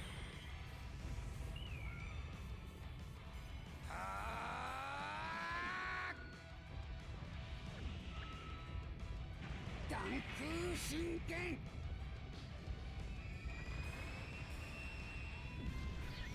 There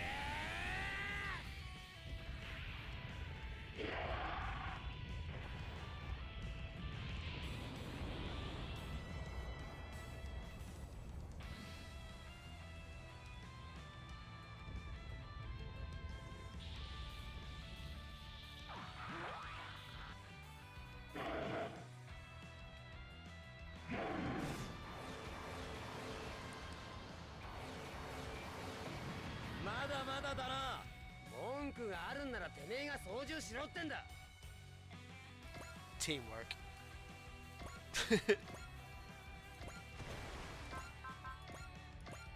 Teamwork makes the everybody can't stop yelling at one another. 物騒な機会もあるもんだな。目の周りだ。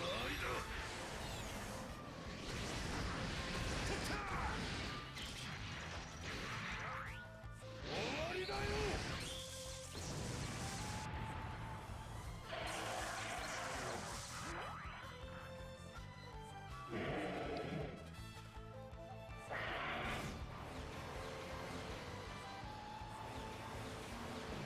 出方を疑ってる余裕はねえぞ。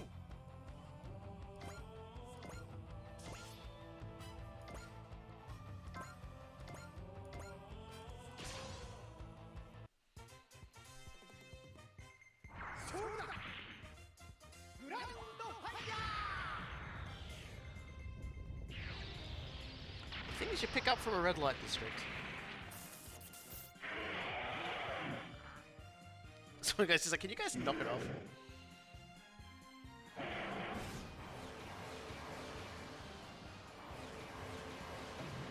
俺たちを止められると思うな。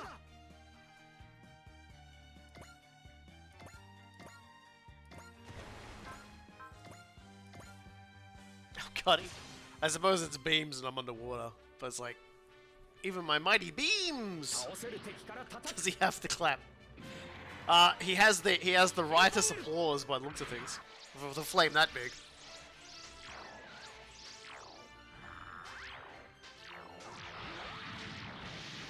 とどめだ。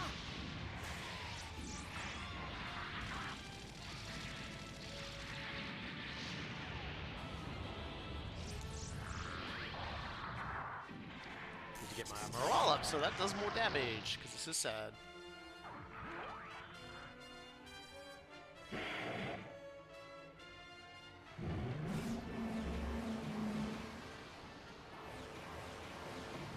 避けたつもりだったが。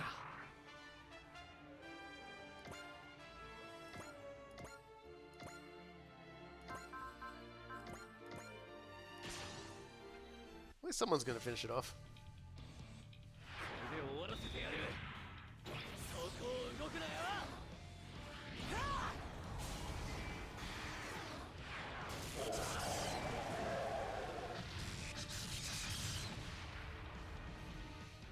Okay.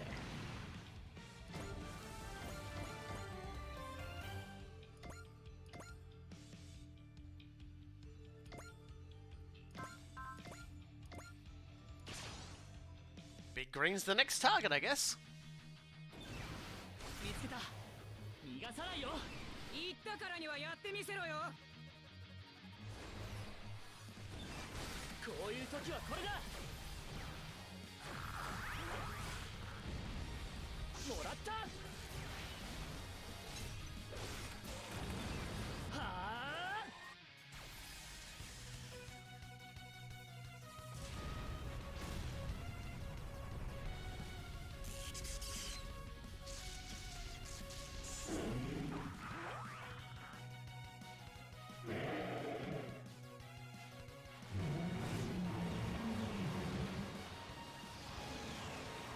シールドがあるんだ。 I have a shield. Why even spend time trying to save energy? We're not just gonna like burn through it.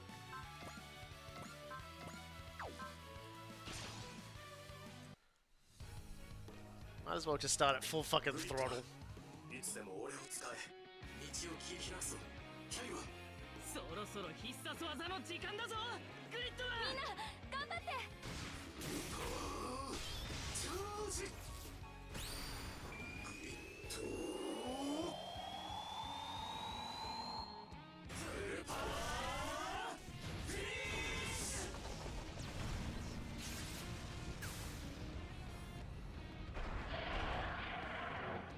Solid.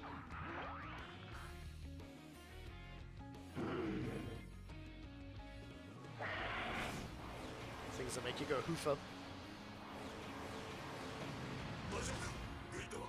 ああ、なんともない。Tickle.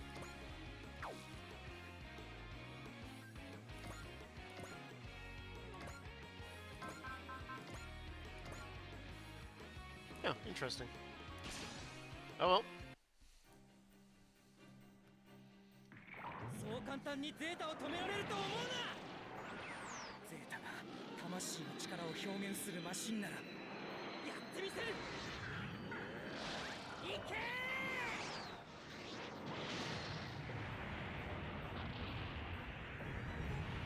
Almost. It's a lot of almost but not quite with some of these kills. Around some of these attacks. こう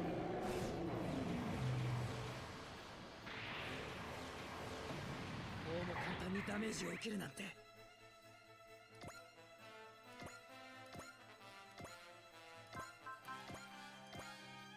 Still, Specium Blade, get the kill. For a change. It's very unlike our Ultraman. He seems like one of them would be kind of funny if you backstabbed him out as well. We gave him like ridiculous amounts of like things.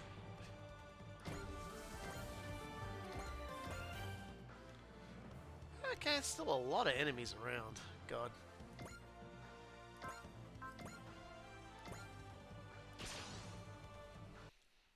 But I guess that's kind of the point, isn't it? This is how the game tells you whether or not you're good enough to get through. Usually they throw the wacky scenario where you've got like weird sort of things you need to do on you on like the second to last stage or the last. Usually it's the last stage. You'll get something absolutely bananas you got to deal with or it game overs. It's like you've been unga bungering for so long you're like what? This one's just like time limit unga bunga.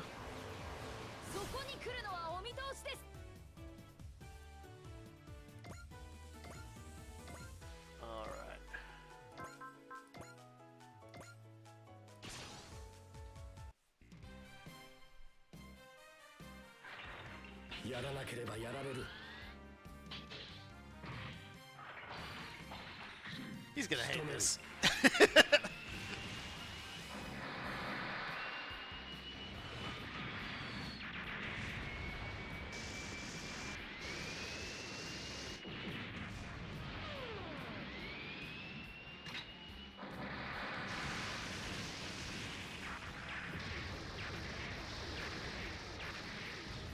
Yeah, that's what we like to see. That's damage, man. That's just Shiriko damage. Shiriko's another one so if you like throw all your stats and stat ups onto him, like pretty sure he could probably insta-kill every enemy in the game. Especially if you intentionally took damage beforehand. There are some runs of this game where people will intentionally map Chiriko just to make him stronger. It continues to be like my favorite psycho strategy that I've ever heard about. As people just like driving a battle cruiser up behind Chiriko, blasting him, and then driving Chiriko on a murderous rampage through everyone.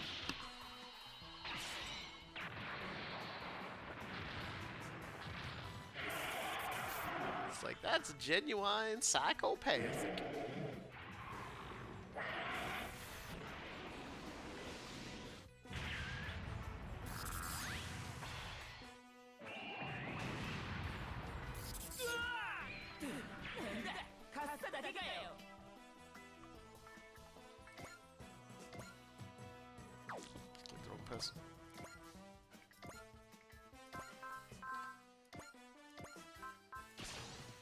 All yours, Uso. Side-eye power. 戦場の空気に慣れてきているんだ。母さんのガンダムなんだ。V2 を信じる。最大パワー。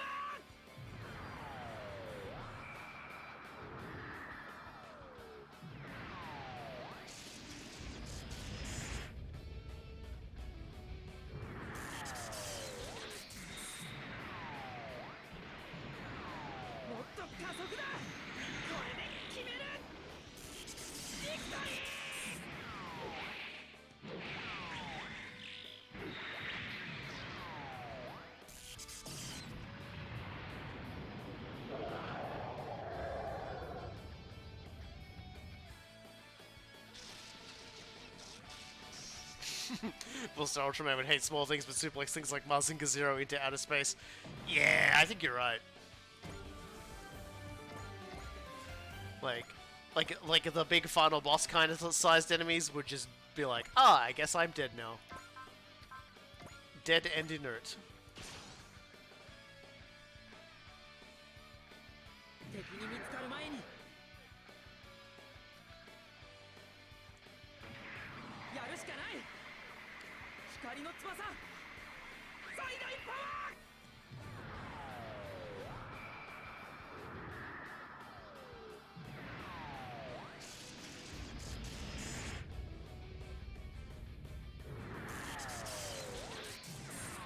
行くぞ。これだ。 God. Just keep it coming. Keep all that big damage coming. Keep giving them the spicy 11,000s. Oh dear.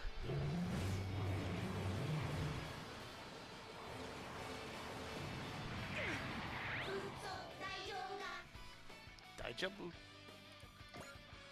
Alright.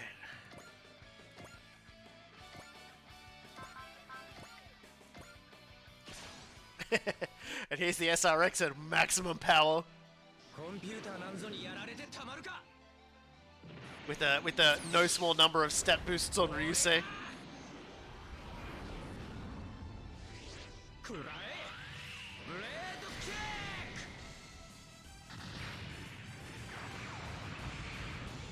Yeah. Beautiful.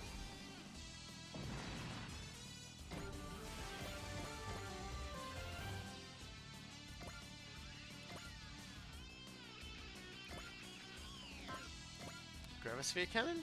Oh my god, we can hit people from so far away with this thing. I'm just gonna shoot this guy. Because it's funny.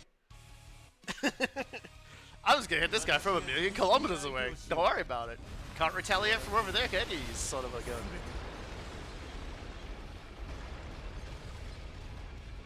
勝利を我が手に。グラビスフィアキャノン発射。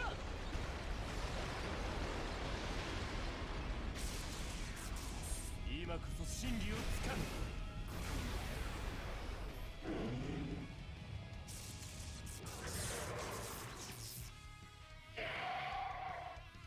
He's just like, aw?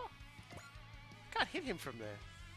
Well, really, that leaves only one person left to kill anything.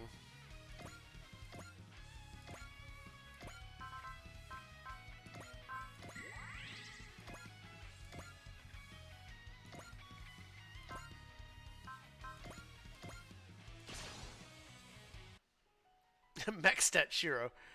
Max stat Shiro. Well, I mean, max stat anybody basically blender through anything.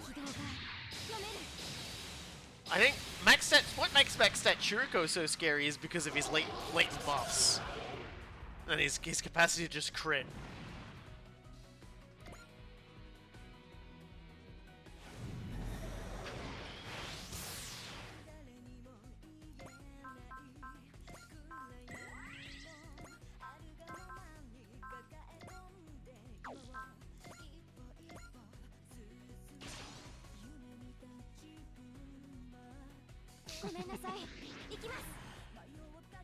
This is about to get fucking disgusting.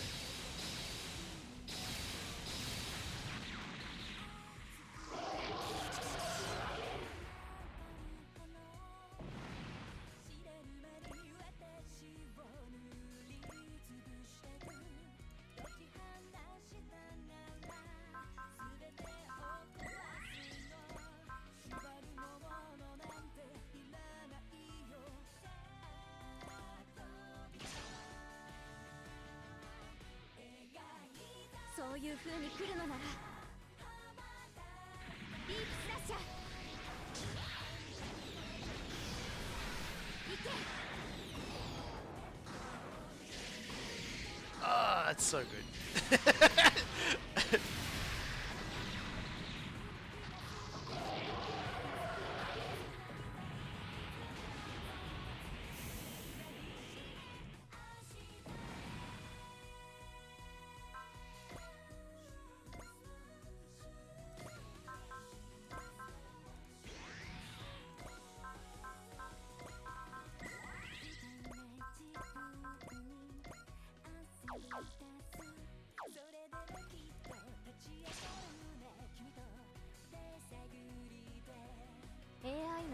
単調だから、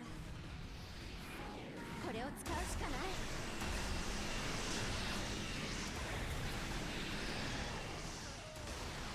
In terms of like characters who are probably pretty broken in terms of their general performance, I imagine 7, if you can get him the skill, necessarily high enough skill to consistently crit, he has ridiculous crit bonuses, so he's probably a good one as well.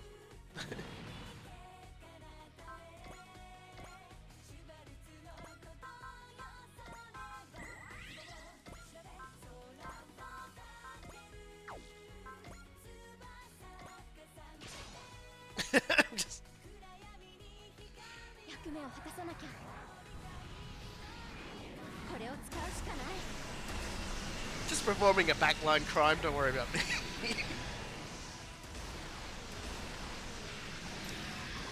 敵の足は止まった。そこ！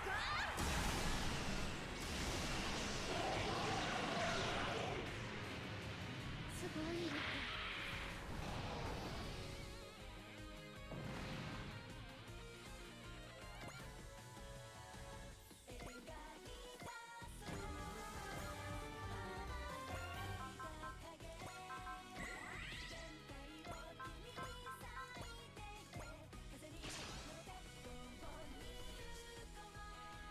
戦い方は分かってる。ディープスラッシャー。行け。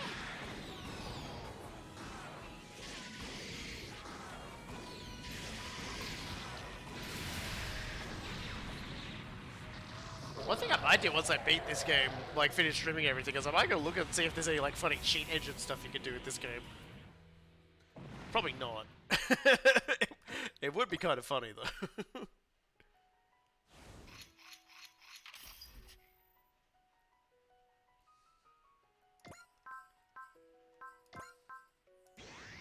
But I'm not done yet.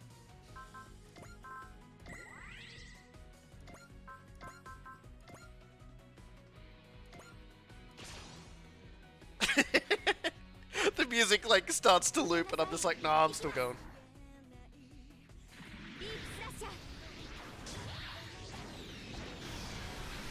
確実に当てる。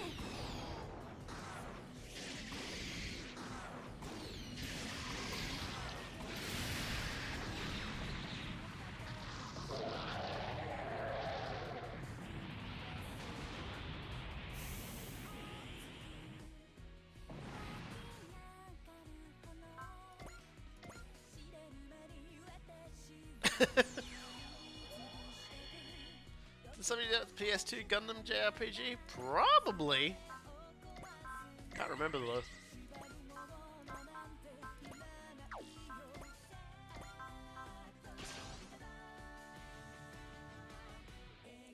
Junko has love making the other two strikes not as good. Okay. これを使うしかない。 Does she have any good like ops like ace bonus, or is that what like her aces just gives her love? Because I can't remember. I'm just... A part of me just wants to keep saying if I could just like declare the rest of the map with Oz on turn 1, and at which point like, you know, how long before like the police kick my door in and just be like, alright, you've done enough. This degeneracy ends here.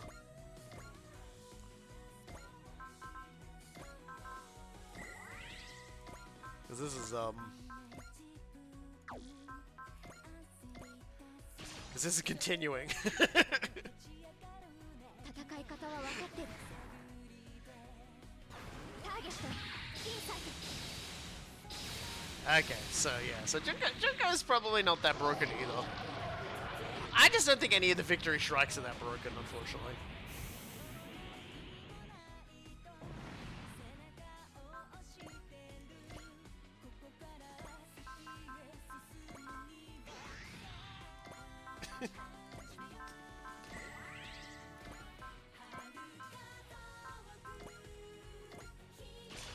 This is definitely a stop it, he's already dead kind of moment. 私に力を貸して。覚悟を決めて。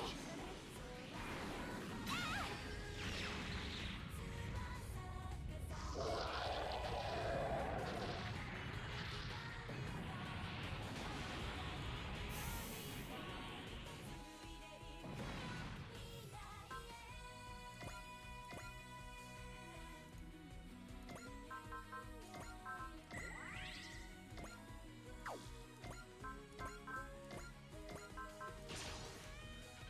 I think that's all the the boss ranges. このタイミングで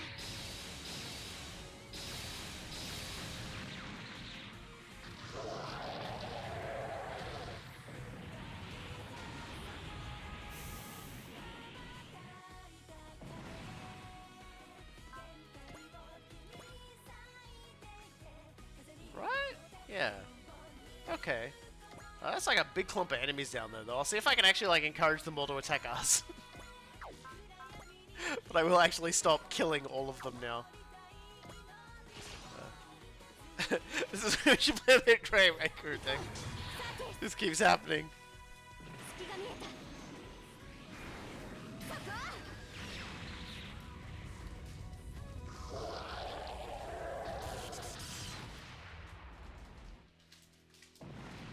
If you were to plant Oliver next to 7, 7 would get a 10% more crit chance. Okay.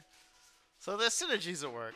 Because, yeah, it feels like, in terms of, like, the broken crit potential, you're looking at Chiriko and you're looking at 7. Because they're both the ones with, like, the crits. Alright. Well, we killed their entire backline, so now let's let them bring their entire front line to bear. And kill it.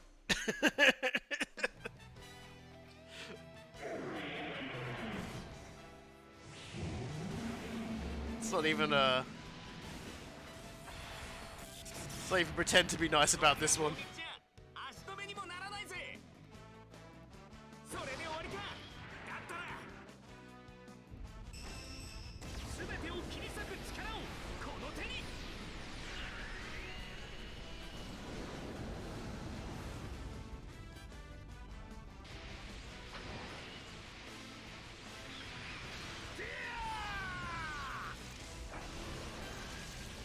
ファイナルカイザーブレード。一度カイザー。テレア。うわー。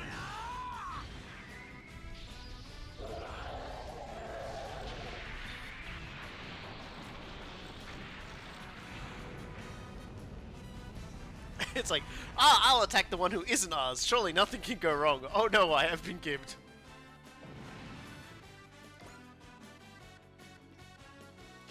That guy just sees that happen and goes, nah, you know what, I'm just gonna like speed this up. I'm just gonna die now, thanks. I'm not waiting.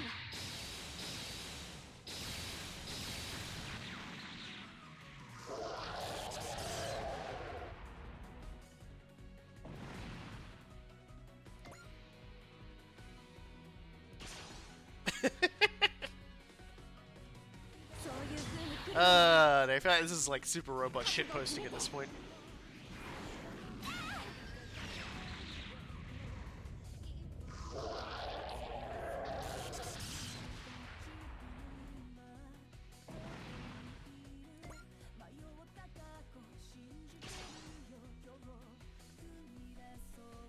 AI の動きは単調だから覚悟を決めて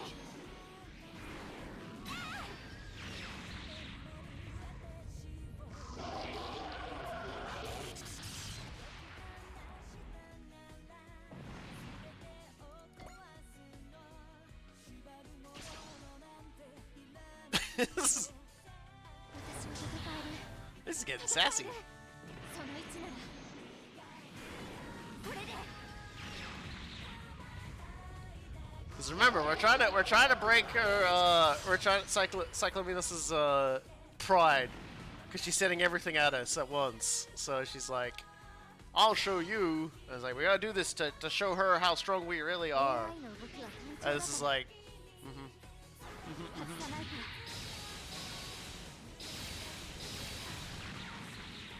it's like we need to do this in 3 minutes to push through, and it's like, yep. Still technically the first minute. Still technically inside that first minute. And she has already lost, I think, 3/4 of her force to one small growly little girl. To a kitten and a huckbine.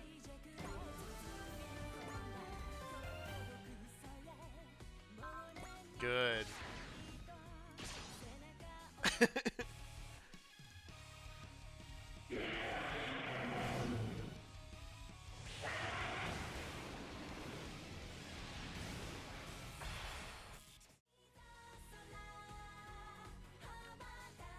we're back. Well, I hope we're back. Sorry about that, everyone. Things just went a little bit nutty there, and the internet went out for a little bit. I have no idea if that's just my general ISP being awful. It will sometimes just disconnect for about a 5-minute period and then come back. And then sometimes the weather is so bad it gets disconnected. It might be time to have stern words with my internet service provider, or my the national broadband network in general. I think is actually probably going to be the problem. But we're back.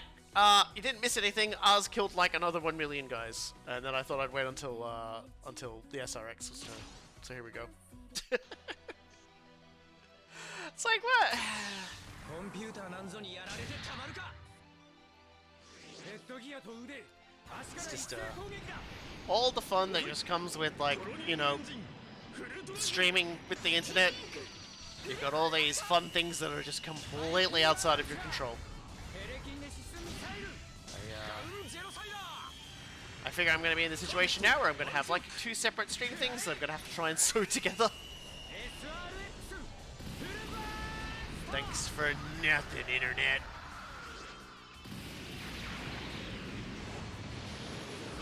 Yeah, I'll figure it out.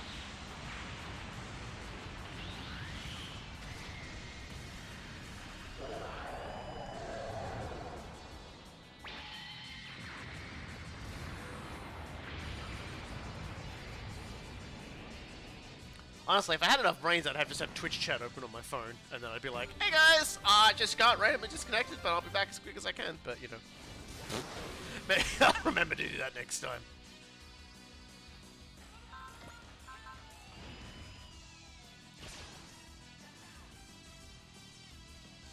But god damn it, we are going to finish this goddamn mission tonight.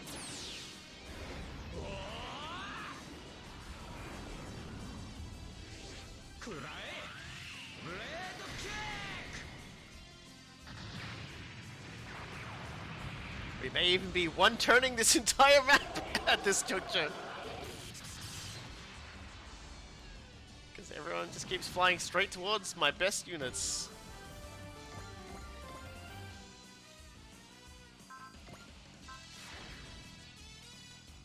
Okay, looks like one guy's gonna live.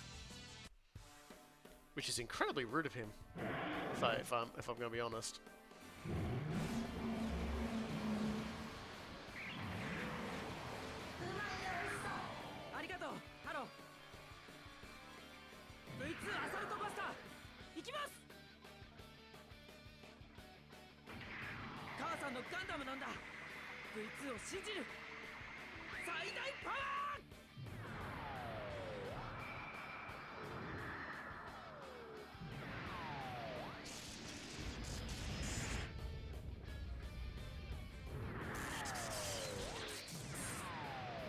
加速だ。これで決める。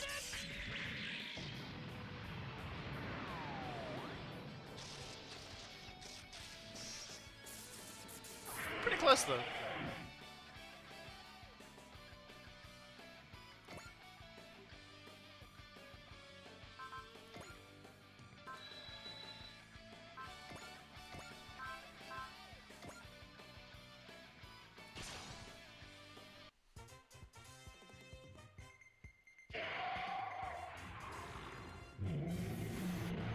So these guys are gonna live as well.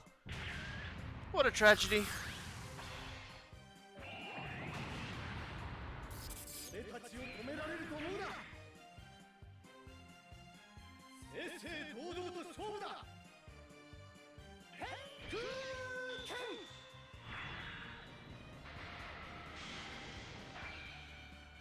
超電磁ボール。ヘックーケン。命切り。 Well,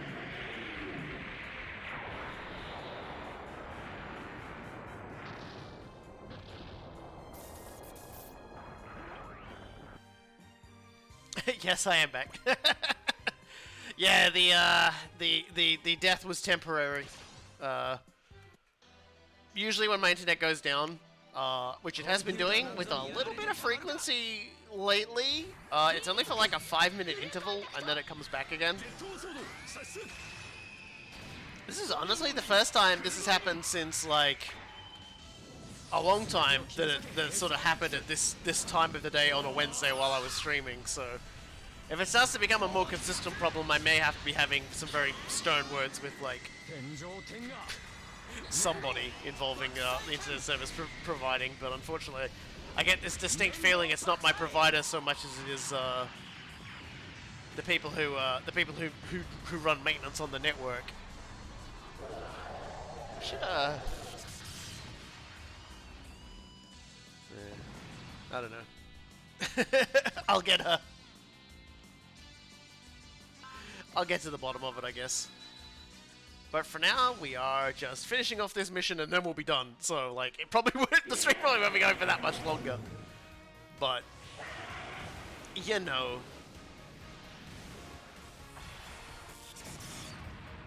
大丈夫なの？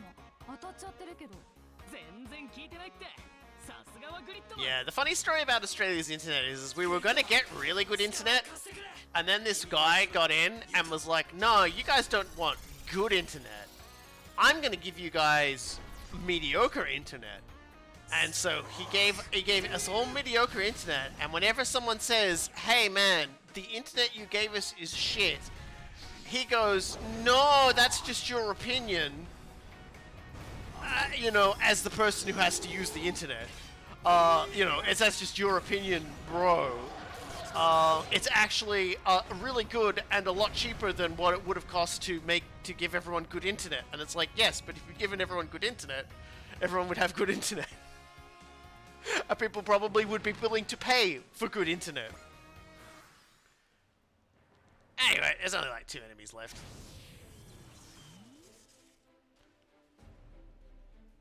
It's kind of funny how that goes. God. We spent so much resources on making him strong. Let's just have Suzaku get a kill.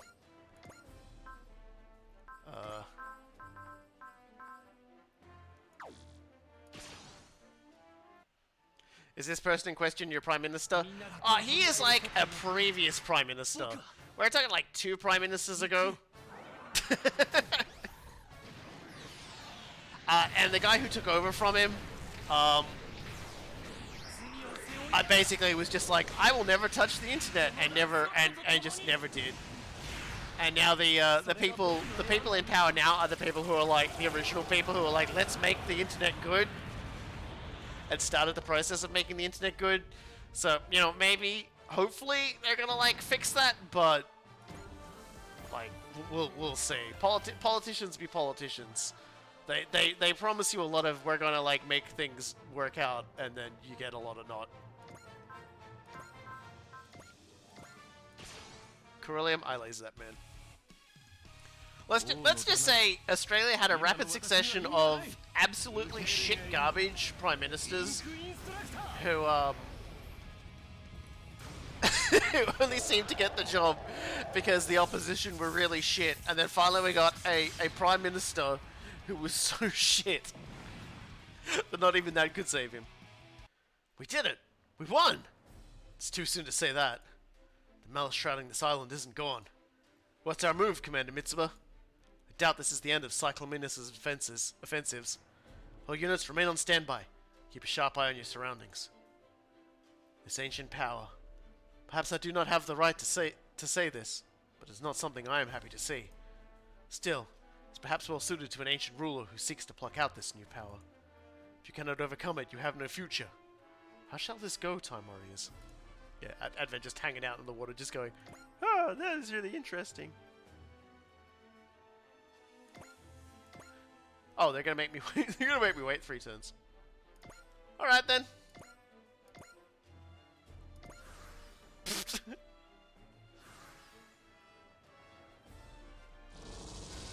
Oh no! Dimensional boundaries are being distorted over a wide area.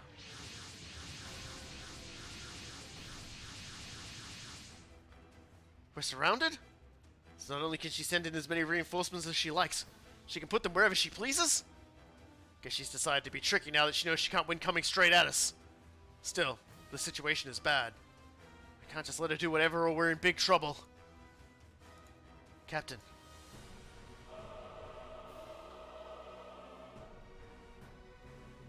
That's...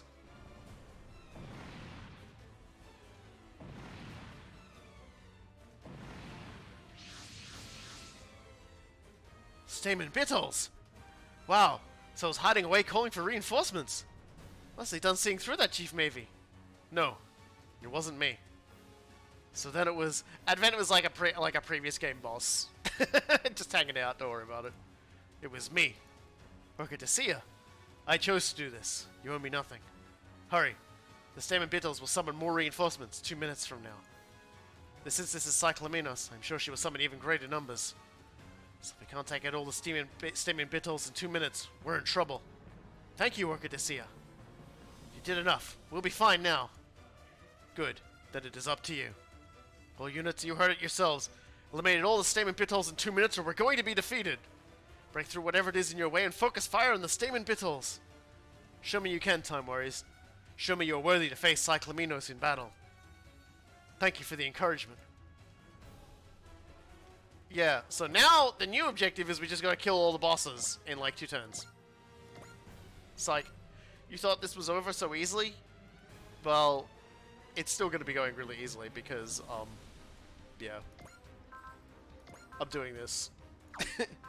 and no one here can stop me. There's not a damn person here that can stop what's about to happen. No, she wasn't dead. We stuffed her in the machine and now she's sorry. So she's helping us. Or something. I don't know. Oh, that's rude. How dare you be all the way over there? Huh? I'm like, charge?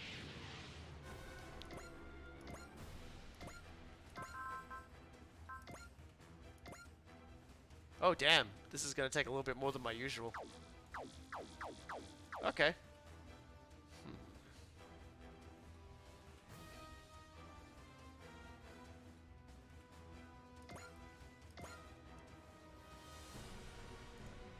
Oh wait.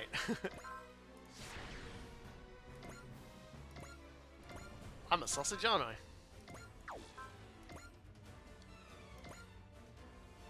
Oh, you're still gonna do this to me, aren't you? What is with your health, huh?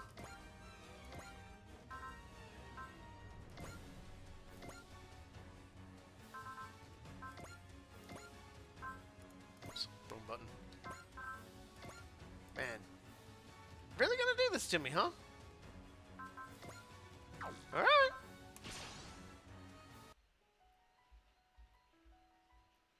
私は戦える戦える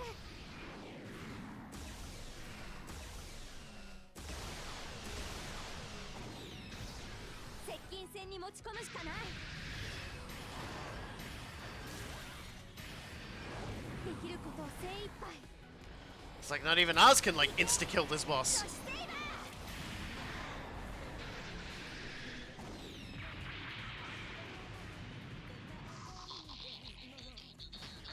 That is certainly a lot of health, though. 相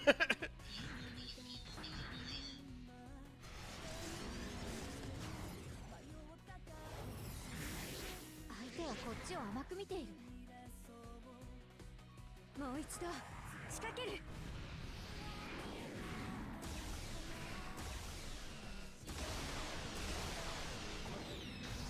自分とヒュッケバイン・サーティエスを信じる Only damage, but it's not enough! We need more damage!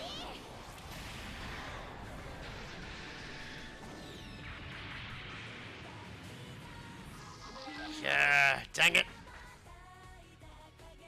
Not enough. But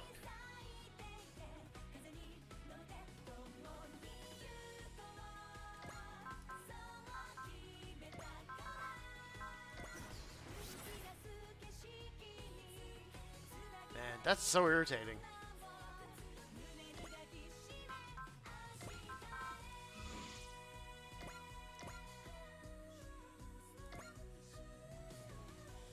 That's gonna work. Don't think that's gonna work either.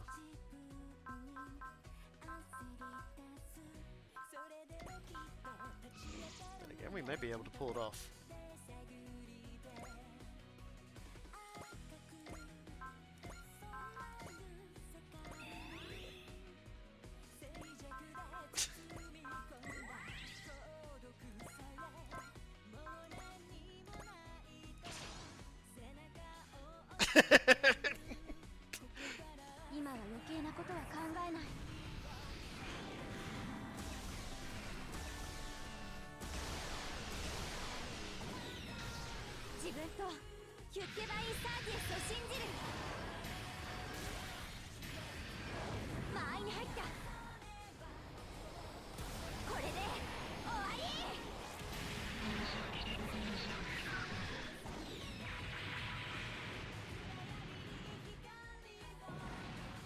One down.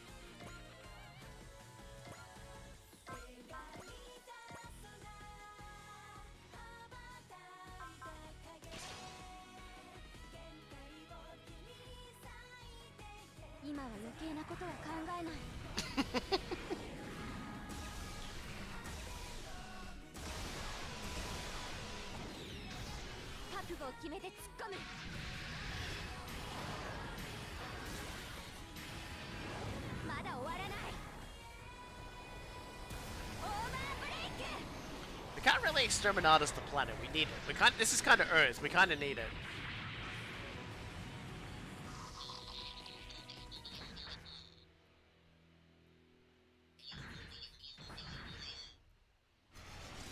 The missing ingredient was crits. ちょっとヒヤッとした。もう一度仕掛ける。全部出し切らなきゃ。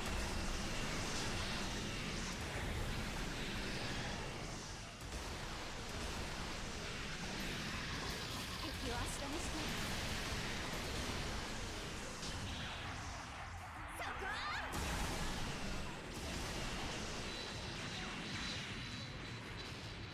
なんとかやれた。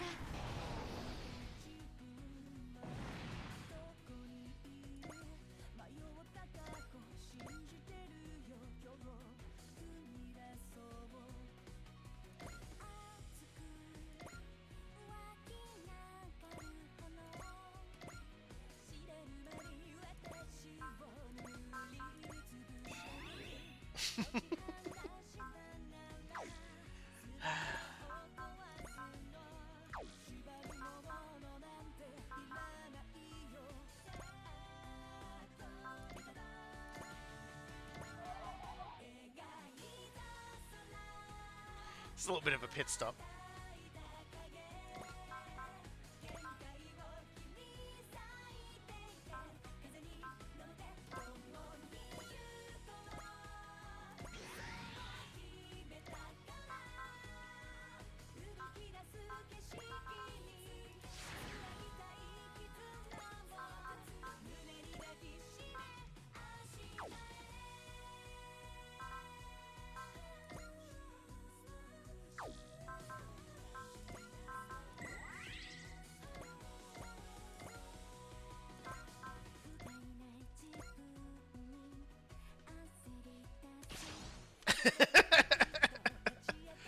The missing ingredient was crits. そういう風に来るのなら。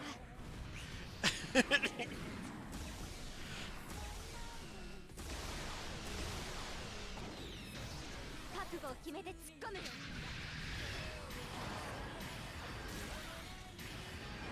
まだ終わらない。オーバーブレイク。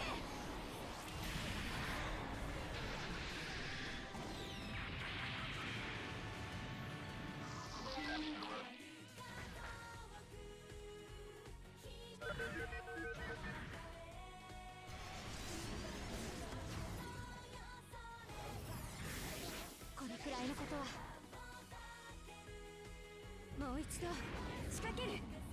やるよ、ヒュッケバインサーティス。ブラックホールキャノンセット。今すべてを解き放つ。フルインパクト。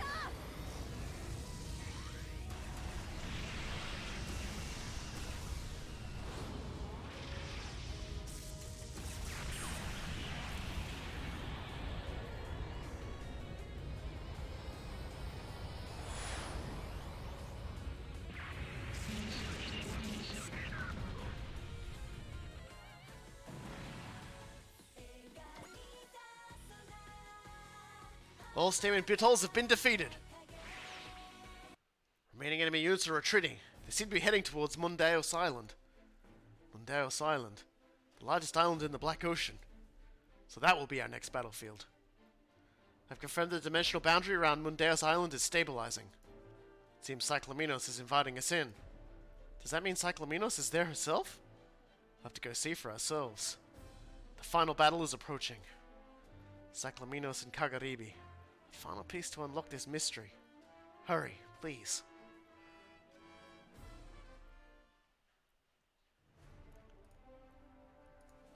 Okitasia, does the fact that you came out mean... Does it mean you're willing to help us? You might have just come out to badmouth us and look down on us again. Okitasia and Cyclaminos. It seems that those born of Eos don't see humans as worthy of treating equally with. But Okitasia... Thank you for your aid, Okitasia.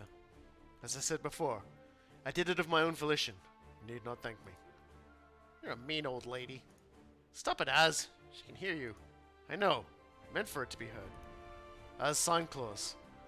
You would oppose me even in a place like this. This is as good a time as any. This is as good a time as any, Okitasia. So I want to say this. I don't intend to accept your aid at all. We win without the help of someone who constantly looks down on us. Az is right.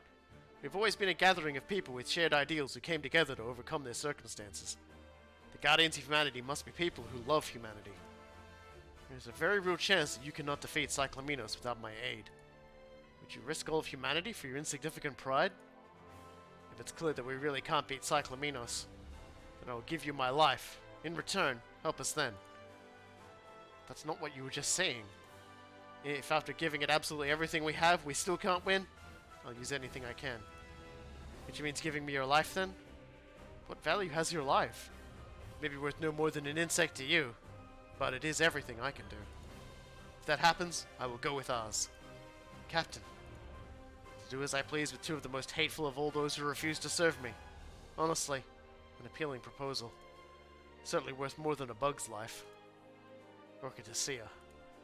For all you've said, aren't you one of Cyclaminos' targets yourself? Virgil that refused to heed your will. That's what Eos does, isn't it? Help us out at least until we defeat Cyclaminos. If you feel like it, you can tell us why you don't obey Cyclaminos. Though I've mostly figured it out, I think. I'd like to hear it from you. I refuse to speak on that subject. Will you help us, though? Just doing the dot dots again. Maybe. Yes? I dislike appearing in this fashion. Craft a body for me to use as a vessel. Easily done. I can get something simple ready for you very quickly. Okitasia. Thank you, Okitasia. So from now on, you'll fight with us? Stop acting like I'm one of your comrades. One of Eos and no friend to humanity. Fine by me. Still, if only to pass the time as Signclaws, I would be willing to speak with you. With me?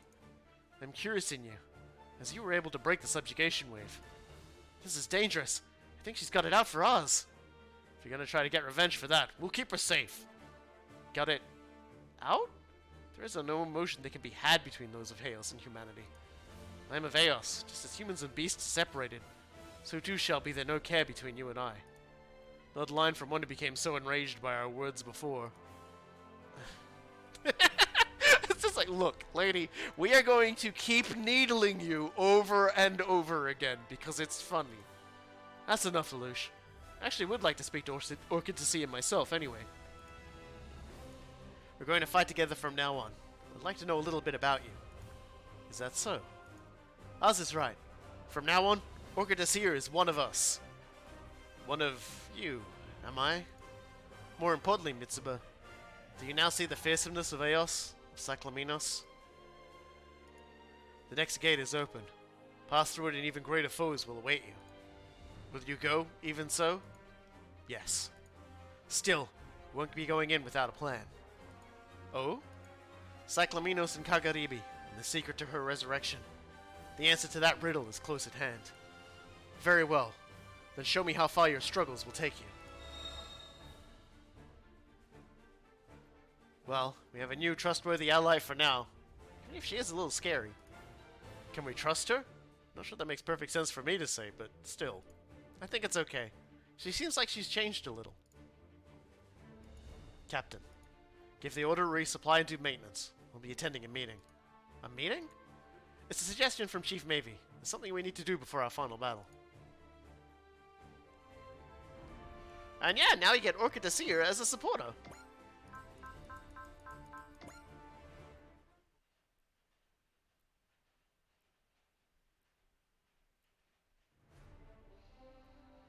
So, let's go to the supporters. Let's just take a look at her. I don't know where she is, by the way. Is she the last one? Yeah. So, basically, if you put her in and you use her, everybody just gets the maximum EXC, which means if you wanted to just, like, you know, make everybody blow everything up, you got it. I kind of like those guys. Kind of like that. Kind of like that. I suppose I can stop filling us with bracelets now, and I'm going to put Orchid to Sea on the team. There we go. But for now, I believe I will leave it there, because we have had a fairly exciting time here. We've managed to defeat 3 missions, albeit with a little bit of a hiccup in the internet connection along the way. And we only have 2 left, I believe. I think it's 2. I think we got 2. I can't remember. But we're gonna find out next time on Super Robot Wars 30, and what will likely be the final stream, barring unforeseen consequences. So thank you everybody for coming out. Thank you for sticking with me through the technical difficulties.